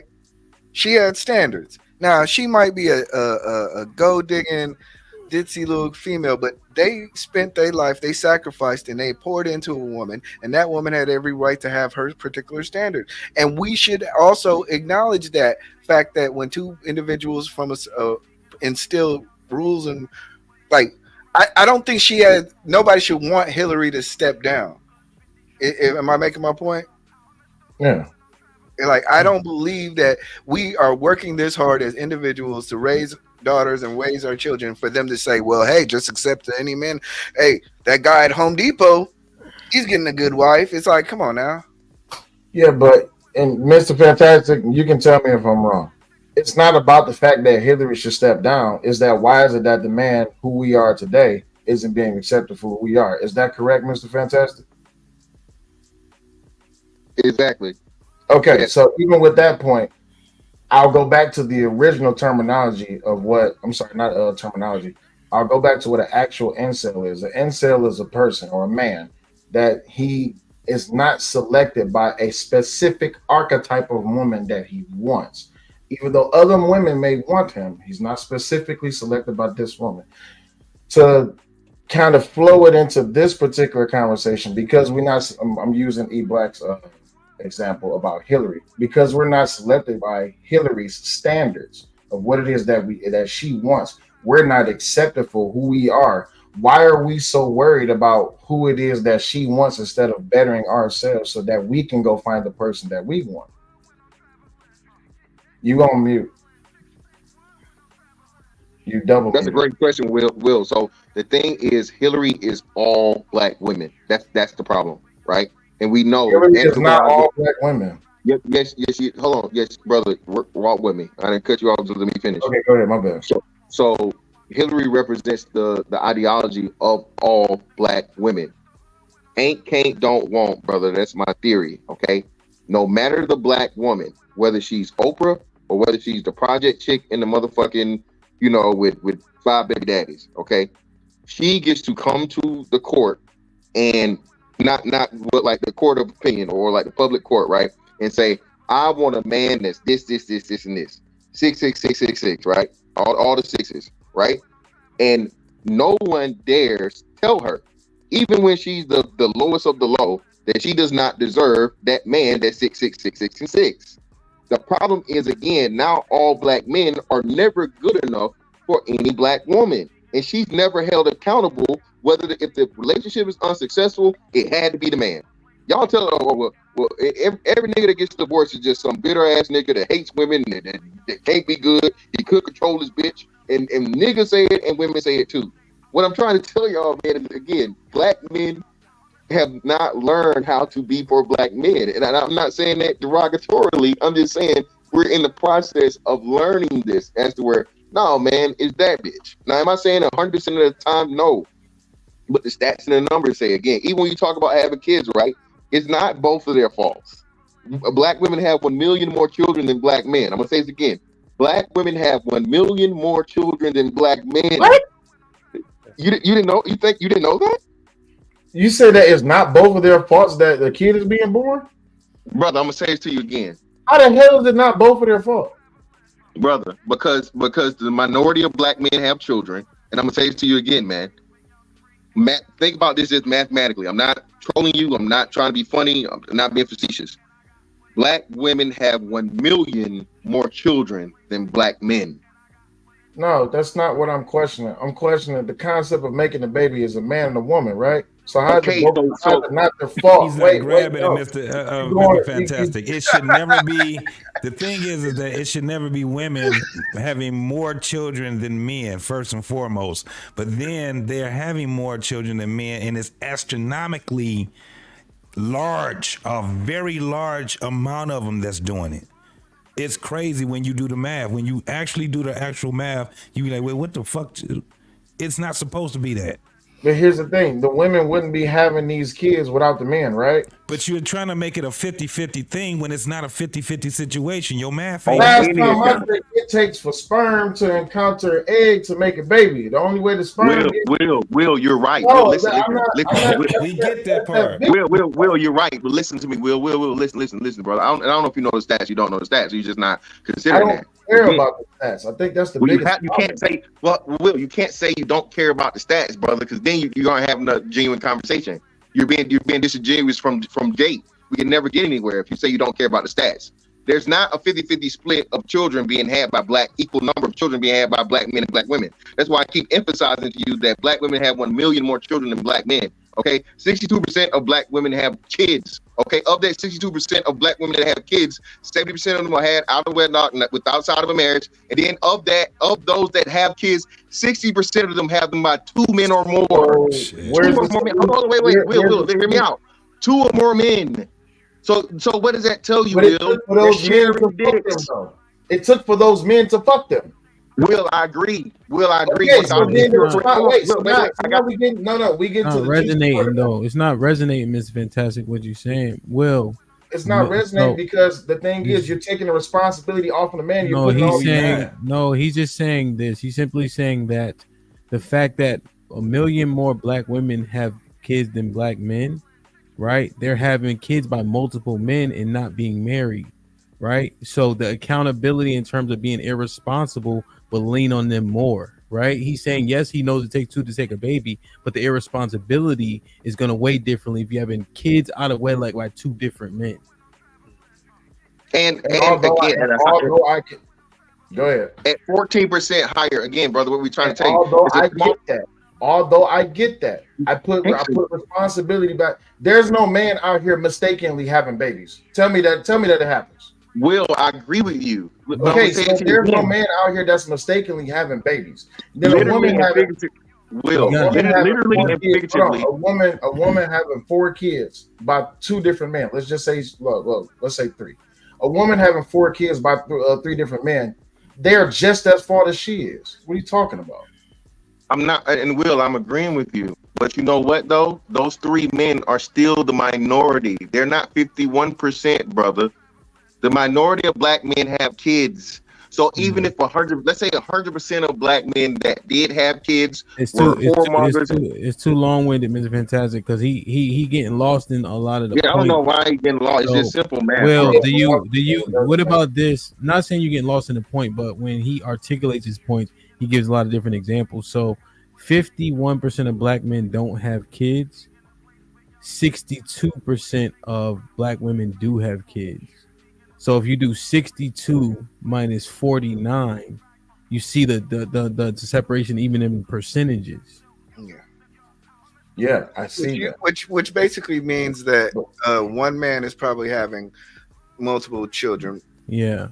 And I get that. My thing is, I'm calling to question the basis of the basis of the ideology behind it. So you mean to tell me that just because women are having more babies than black women are having more babies than black men, that it's more their fault than it is our fault? Well, before you guys jump in, what do you? Well, wait. What do you? What when you're saying fault? What's the fault? What do you mean by fault? He said it's the responsibility. It lands on the responsibility of the woman that's having these kids, these children. It does. So you're saying, but what do you mean by fault, though? You use the word fault. So what do you mean? What is the fault? Because I'm trying to understand how is it that if these black women, are we just talking about the black community? Are we staying within the black community? Are we going black women? So you're saying these kids being born out of wedlock. You're saying that Mr. Fantastic is saying it's largely women's fault. That's what it sounds to me like he's saying. Okay, now let me ask you a question. Let me ask you a question. If a woman, or let's say if a man, divorces from 6 different women, he's the common denominator. Who can you assume is at fault? He is. So now these women are having kids out of wedlock irresponsibly by multiple men.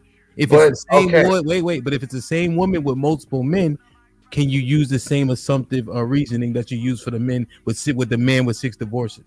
Thank you for breaking that down, but I still put the responsibility back on the man for choosing those 6 different women. I know, but you switched the logic though, right? Because the logic would be he's the common denominator, right? So it's his fault. So if she's the common denominator, it would be her fault, right? Because he had babies by multiple men. So by definition of being the common denominator, she would also it would be her fault. Same logic. Same logic, and I get that, but is that the reality of what's happening? Yes, she's having the babies by multiple men. So just based on outside looking in, you don't have details. You just know that she has kids by more than one man. She's the common denominator. So using that same logic, it would be her. So I'm going to then go like I've always said. I put the responsibility back on men. I take women out the equation when it comes to how men are building themselves up. The only way that. But Will, I need to interject because it's very important that you would just concede the first point and then make a different point. Right? Because the common denominator is the one we put fault on in both situations, right? Are we saying that the other denominators, the other variables aren't culpable? No, we're not saying that they don't have influence over the reason why things happen, but the common denominator is the one that needs to be implicated in both situations. Nah. Okay. I wouldn't say I concede. I would say that I understand. What? Okay. I wouldn't say I can see it. I say I understand. I don't agree. I just understand. I love it, man. Evidently you don't, bro. I don't have to agree. Wait, I don't have to agree to understand. No, that's kind of like some shit. I can understand when a fool speaks because I understand that he's a fool. I can also understand that 1 + 1 is 2. I don't have to agree with the fool, but I can understand. Okay, so but when the fool tells you 1 + 1 = 2, then sir, you must agree. So listen, again, man. Listen, and shout out to say like I greatly appreciate this brother because this is a real time fucking social experiment proving what I'm saying. They're so the culture is so strong until it just can't be the woman. Man. Black man be better. I'll put it back on the man. It's always on the man. And this is real time proof of exactly what the fuck I'm talking about. No, that's not the real time proof. You just have different prescriptions. That's all. It's not a prescription. It's not a hold on. Say like I gotta hold on because I let you go. I didn't even say that. That was E-Black. So what I'm saying, but you're saying I'm trying to respond to E-Black. So E-Black, no, there's only one prescription, brother. It's not a different prescription. There's only one answer. Okay, there's only one answer here, mathematically and everything. Men were supposed to be logical. If I tell you, motherfucking 60% of people versus 40%, the majority is going to hold motherfucking more of the responsibility just off that alone. And then when I add even more motherfucking just way lopsided situations to these things, bro, again, You both of y'all are proving my point. Y'all want to somehow bring it back around to the man when the man is not the man's fault. Those men that are involved, yes, but those men make up the minority of men. So if the minority of something versus the majority of something, the majority is always going to have more culpability and more responsibility. Stop talking to the men. The men are not the problem. And I don't look at when it comes to the evolution of man, I don't look at the women to solve our problems. I think but it's not about the evolution of man. It's about who plays their part and what in this part, Willie Will. Right? Mm-hmm. Look, and listen to what I'm saying. Hamp know how I feel about this. JT, I know he know how I feel about this. The one thing a woman's supposed to be responsible for is her box. Mm-hmm. One. I'll put it on men because if a relationship go bad, I'll take the blame, especially if I'm married, because I should have never married your sorry ass if you're gonna go against me. Right? So the one thing a woman's supposed to be responsible for is her box. Now, what is this saying, right? If you're saying that a woman shouldn't be involved in the building of a man, right? She has no part in it, right? But we have to be involved in our part of building the woman, right? That means it's totally a one-way transaction. Right? That's not what relationships supposed to be about. It's supposed to be reciprocal, right? Now I understand, listen, I hear young fellas, I hear y'all nowadays. It's not worth it right now. I hear y'all. But the reason why it's not worth it is because you can't find a great candidate in the pool that you have amassed, which is now the entire, Western civilization, because y'all can go and fly wherever y'all want for $99 on a weekend. You know what I'm saying? But the truth of the matter is what's going on isn't working. What's going on isn't going to work. The reason why everybody's here is because y'all grasping at straws. Like I said, everybody want to see the world end. You just hope it don't hurt. Right? Everybody looking for what do we need to do? So again, where is the ball being dropped at? Willie Will, you as a man, I see your spot. I don't even know you, but I see your spot. I see you got fitteds lined up. You groom good, right? I consider you a man that's somewhat intelligent. Shit like that. Right? E Black, look at him. His setup is nice. You know what I'm saying? For us to sit up here and keep saying that black men don't have it together as a whole, I think we're lying on men. I done said this before. I know too many stand-up dudes. Right? And the truth is that I know I got nephews and sons that would not deal with women because they all come out the same way. And that's just the truth of the matter. So if we're looking to just keep elevating to the point, okay, you go get more money, you get more responsible, you do better, right? It seems like once they get that, it's just some more they ask for. So if that's the case, what is a man working for? Yeah, man. Damn. Again, I understand it. I may not agree with it, but I understand it. Like, share, subscribe, tell a friend to tell a friend. Hit that like button right now if you can. That helps the channel the most, man. All the brothers had to get up out of here. It's definitely a Wednesday, but we a little bit closer to that weekend. You know what I mean? This was a dope ass discussion. I had a lot of fun, man. I don't know, that Uncle Rick, do you have a lingering cough from the sinus that you got over? Yep. This shit, I don't feel bad, but it's just constant. Yep. Bro. I feel. I had it.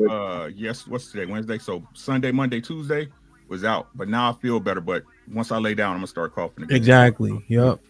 So, damn, man, I'm gonna have a good time clipping this shit up. There's a lot to be had from this conversation. A lot of dope input and intellects, different ways to look at it, and I think all of it needs to be considered. I like to hear what everybody's saying, put it up on my whiteboard and see how I could break it down, but I always consider it first, and if I could break it down easily, I know that's not something I need to adopt. But if E Black say some better shit than what I thought of, I'm going with that. Give a fuck about being right, Right. So interesting, man. Hey Black, I appreciate you, brethren. Plug yourself again, pause, and any final thoughts? Whoa, Pause. No. I said pause before y'all said pause. The new trend is no Diddy. That's what. No Diddy. But now I am E Black of E Black TV. Check me out. Not only that, I am starting. I forgot to tell you, I'm doing a new series called Road to 3000. I am 100, and I think 105 short. So I think I'm going to challenge myself and do some live streams every day until I get to 3,000. So salute to everybody. I appreciate y'all. Salute to Ham. Thanks for the invite to the panelists that left before. Salute to y'all, and to the people that stay here. Salute to y'all. So. Appreciate y'all. Most definitely, bro. Make sure y'all drop E Black's link in the chat right now. See if we can get that road started, man. That should be pretty easy. We still got 377 people here. You know what I mean? JT, plug yourself. Pause. I gotta say, I gotta get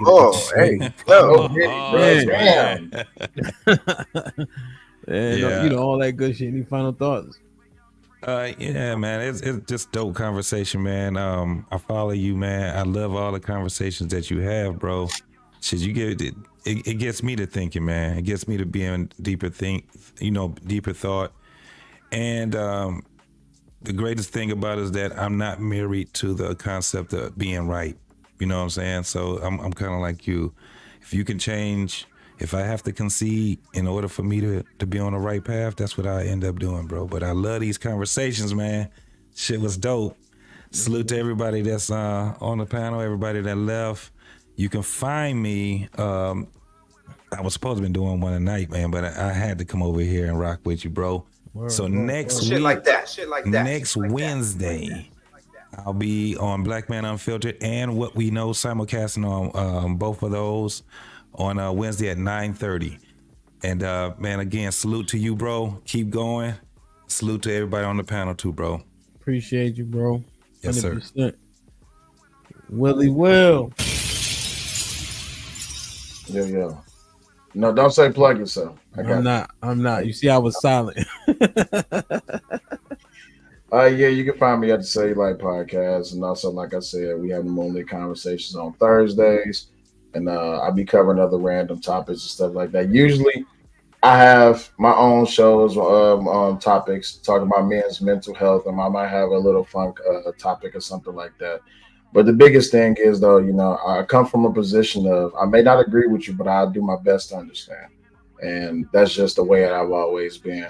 The biggest thing I can announce is I will be doing a week-long stream, not on one stream, but it'll be back to back. Kink Week is coming up, so that's what I'll be talking about on my streams. I know I like to have fun. I don't like to be serious all the time, although serious conversation can happen. But I appreciate you having me on. I appreciate the invite, G.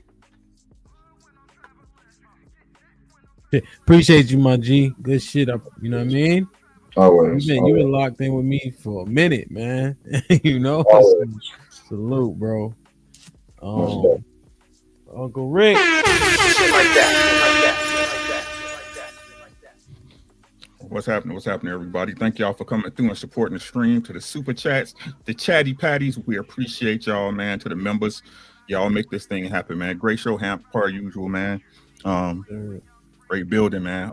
Like I said, I go live usually on Wednesdays. Like I said, next Wednesday I'll be back. We reading this book right here, Self-Made Man by Nora Vincent. It's starting to turn to an interesting read. This is a woman who dressed and took on the role of a man for 18 months. So she got to kind of see what it's like to be a dude from a man's perspective. Thursday, we have an open panel. Tomorrow, Thursday, so Wednesdays and Thursdays are my days. I need to get back to my truck chronicles, but work been kind of iffy. I ain't had time. But tomorrow it's a husband's panel, and it's called No More Struggle Love. We're doing that tomorrow at 6 o'clock, I believe. And I guess that's all I got. Thank y'all for coming through, man. As long as I get y'all to think about something different, right? A lot of times we get stuck in the routine of our own mentalities.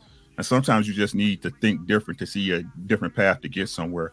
So I appreciate y'all. I appreciate y'all time. Y'all could be anywhere in the world, but y'all here with us. We appreciate you, DJ Hemp. I appreciate the invite.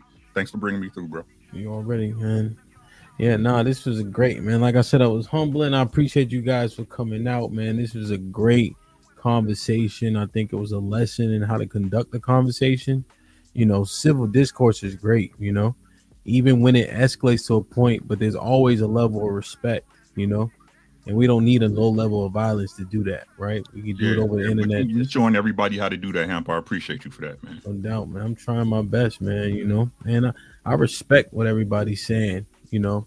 The ladies, you know, when the fellas are saying things that we don't like, it doesn't mean it's wrong, you know, and vice versa. Like I had the ladies up here and they were talking about how emotional niggas be getting. And I look, I'm like, I don't like it, but they right as a motherfucker. That's why I hate the arguments. You know what I'm saying? We all people, bro. And like, that's like, I don't get why you try to hold somebody to something because you want it to look a certain way. Right? Yeah. Like I said, everybody be talking, like I told you the other day, everybody be talking that stoic, but when we in that backyard, ain't nobody stoic, right? No. Everybody getting real rowdy, right? So it's all right, man. We're supposed to be here to talk and at least come to a common ground. That's all I keep saying, right? As men, right? We need to come to a baseline of honor amongst each other. This is the real problem. Don't nobody want to talk about, right? We as men don't know how to operate with each other as men anymore. Right? The reason why nobody goes out on a limb because nobody's going to go out on a limb for Willie Will. Right? Nobody. If Hamp do something to this white dude that did something to his son, who gonna take care of DJ Hamp's family? Right? Everybody will clap and cheer him on because he did it. Right? But ain't nobody gonna ain't nobody gonna come out of pocket to feed his wife. Yeah. Yeah, no, real shit, man. Shit like that. I think the baseline of it is, and I see it a lot, and I'm not just talking about in these spaces, but just in life, period. A lot of people want to uphold a gimmick. A gimmick is like a facade of who they are. They want people to see and accept them. So they try to uphold that gimmick, but when you have to really confront the genuine them or who they actually are, you'll find that most people aren't who they portray themselves to be. And like you said, in that backyard, when we got to confront the real you find that most people are not like that. But you have your martyrs. They want to be loved and they want to be accepted. I think that's why I say I come from a position to understand that I don't have that yearning to be right. I just want to understand. I think as men, I think that's what will put us in the run to be better versions of ourselves when we just try to understand. Yeah. Yeah, I agree. I think, but you know, just those points, man, of the community and shit like that, you know. I want us to care about men and how men are being treated, obviously how women are being treated, the kids, you know, but then do something to make an actual impact. The conversations are awesome, but how many people are out in the streets, in the field, you know, getting it done? I think that's where we need to hold people a little bit more to the fire, because if they had to prove it, I think to Will's point, it may be difficult for a lot of people to prove that they're doing something to make a difference, you know. And we just need to change that. Bottom fucking line. So, damn, man. Word. So I'm gonna clip this up for sure. Not tonight though. I'm tired of shit. So, E Black, you need to get your $5 ass on the stream tomorrow, like you just promised us. I'm trying, man. I don't want to hear that shit, man. I'm trying, bro. It work, man. Fuck them. Hey, man. I'm gonna get on it. I'm gonna get on there, but all content creation ain't always about going live. Sometimes it's about shorts. Sometimes it's about videos. Sometimes it's about different ways. So yeah. I hear you. Go live, nigga. That's what I said. Right? Yeah. Do you know how happy I was? Well, I think that was last week. You know how happy I was to finally reach monetization. I've been doing YouTube for a year. I'm like, damn, I'm just not getting monetized. Will, he tried to will me. You ain't about to will me not talk about what I'm talking about. No. I was about to get to that. So I get I'm saying E Black tried to will me. Pause. Oh, you did? Only Will cannot talk about what I asked him about. Everybody else got to talk about what I asked. Shit, where you ain't shit. All right, man. I'm getting the hell. Let me make sure I got these last super chats. Just make sure. Can I say something to the trolls? I love y'all. Y'all been trolling me all day, but fuck y'all. All right, y'all. I'm out of here, man. Easy, bro. I got the chat. I got the chat. All right, Ricky. Hey, y'all do know Ricky. Ricky is a terrible boxing predictor too. I just You thought Francis was gonna win? I'm still not giving him. I'm still giving him hell was for right about Crawford. Okay. Congratulations. God damn.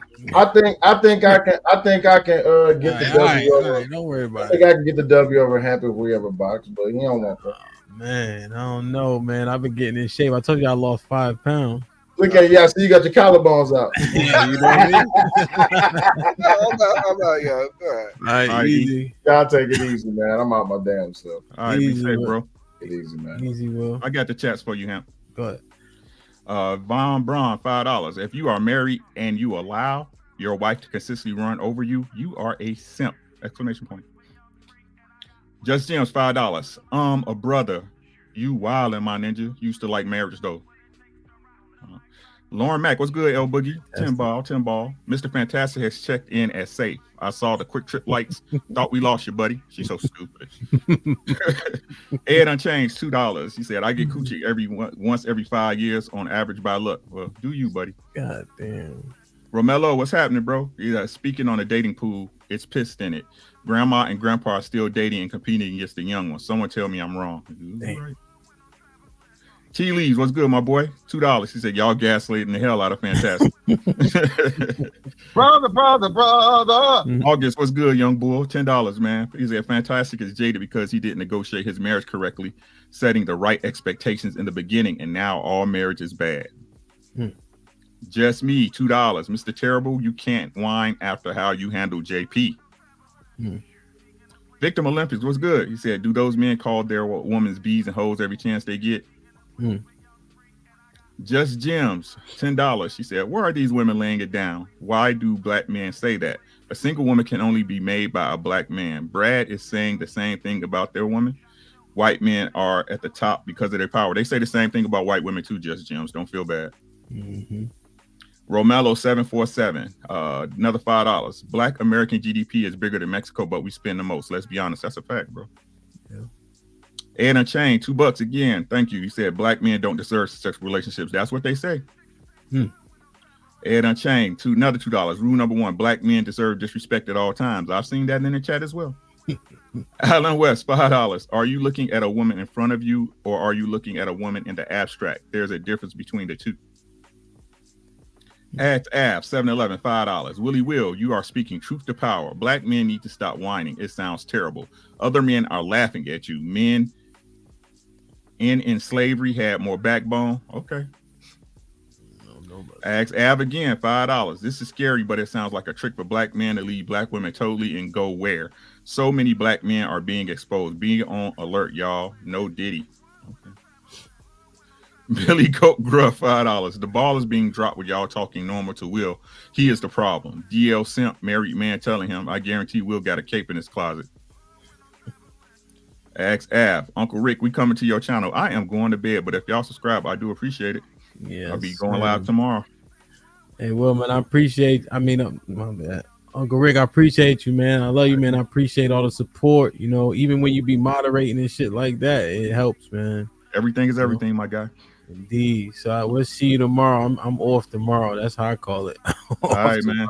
Have a great night, bro. Be safe. Peace. Like, share, subscribe. Hey, man, everybody in the chat, salute. It's still 286 people in the building. We've been having a great week, man. A bunch of dope shows. The ladies did their thing yesterday. The brothers did their thing today. I'm definitely going to get some rest, and I will see y'all on Friday. I'm trying to think of what I want to cover, but I think I know exactly what that is. And, man, you're doing good, man. We'll be releasing clips all day tomorrow, too. Anton, Fred, G, Josh, Conscious, welcome, Impress, all the OGs, Quincy, Mr. B, I ain't see you. Aaron, My OG, I appreciate you. TC, of course. Tato in the building. Ask Abe, man. Jamie Rose, you've been missing. Salute JJ Carver in Japan, right? Yeah. Just Torrance. Everybody, man. I really, really appreciate the love, man. You know, it's been good. It's been good. And it's getting better. It's getting better, man. Salute to Catherine. And I don't want to miss anybody, you know, but it's just hard to get everybody. Lauren does a hell of a job. Ramello on the way to 100,000. Vaughn, just gems. Joe Biden's, Mrs. Locke, Zoe, the car concierge. Appreciate y'all. Ask Abe, of course. Man, so much. Andre, been with us for a minute. T.O., man, this is the CFO of the space. August, I see you. Miss Valerie, Arion, of course. Shalom. Raw B was in the building. Fincel, I think you knew, but salute. You know, Black King knew as well. He knows you've been locked in for a minute. OG John Henry, Ilcon was in the building. Appreciate you guys, man. We had a great day. John the Baptist. Yeah, there was no link tonight. That was a set panel. Shoot with the L Knicks. I got just gems already. Ranger. I'm gonna go listen to more Cam, bro. But Cam used to do his thing, you know what I mean? Dre, salute. Miss Deborah. Devin was in the building. Thanks for half-ass moderating. Salute to Bob. Appreciate you. I got T.O. AP was in the building for a split second. He probably was here, but salute to AP. EVD, you already know, man. I'll see you on Friday. I'm him, my brother. I appreciate you. Almana is locked in and gave a membership. BATL, salute, man. Tony Golden was in the building. Shalom, my brother Darren, you already know. Team Fatty was in the building. Lorenzo was in the building. Advantage was in the building. Salute, bro. Christopher J, so solid, man. That's crazy, my G, that you dealt with that. You know what I mean? Mr. Payne, just Dario, man. You know, between Dario, Caesar's Palace, you know, just in terms of the contributions, man, I can't thank y'all enough, you know. Salute to Sun Kids. Every single time I go live, I get this super chat, man. You know, says a lot. Jay, man, we're gonna do the topics that you've been touching on, bro. I just gotta figure out how to formulate it, you know. My brother John, man, another huge supporter. Thank you for the membership. Salute to Eugene. And Shiesty came in swinging as always, man. So I always want to make sure. Billy Goat, appreciate you, of course. Alan West, thank you. Ed, yeah, okay, cool. I got everybody. Victim Olympics, thank you for being a member. Just me, appreciate you. You've been locked in for a minute. My brother T leaves as well, man. So we good, man. All right, I'll see you on Friday. Be safe, do the right thing. Don't do nothing I wouldn't do, man. Like, share, subscribe. Damn, excuse me. Like, share, subscribe. Tell a friend and tell a friend. And we out.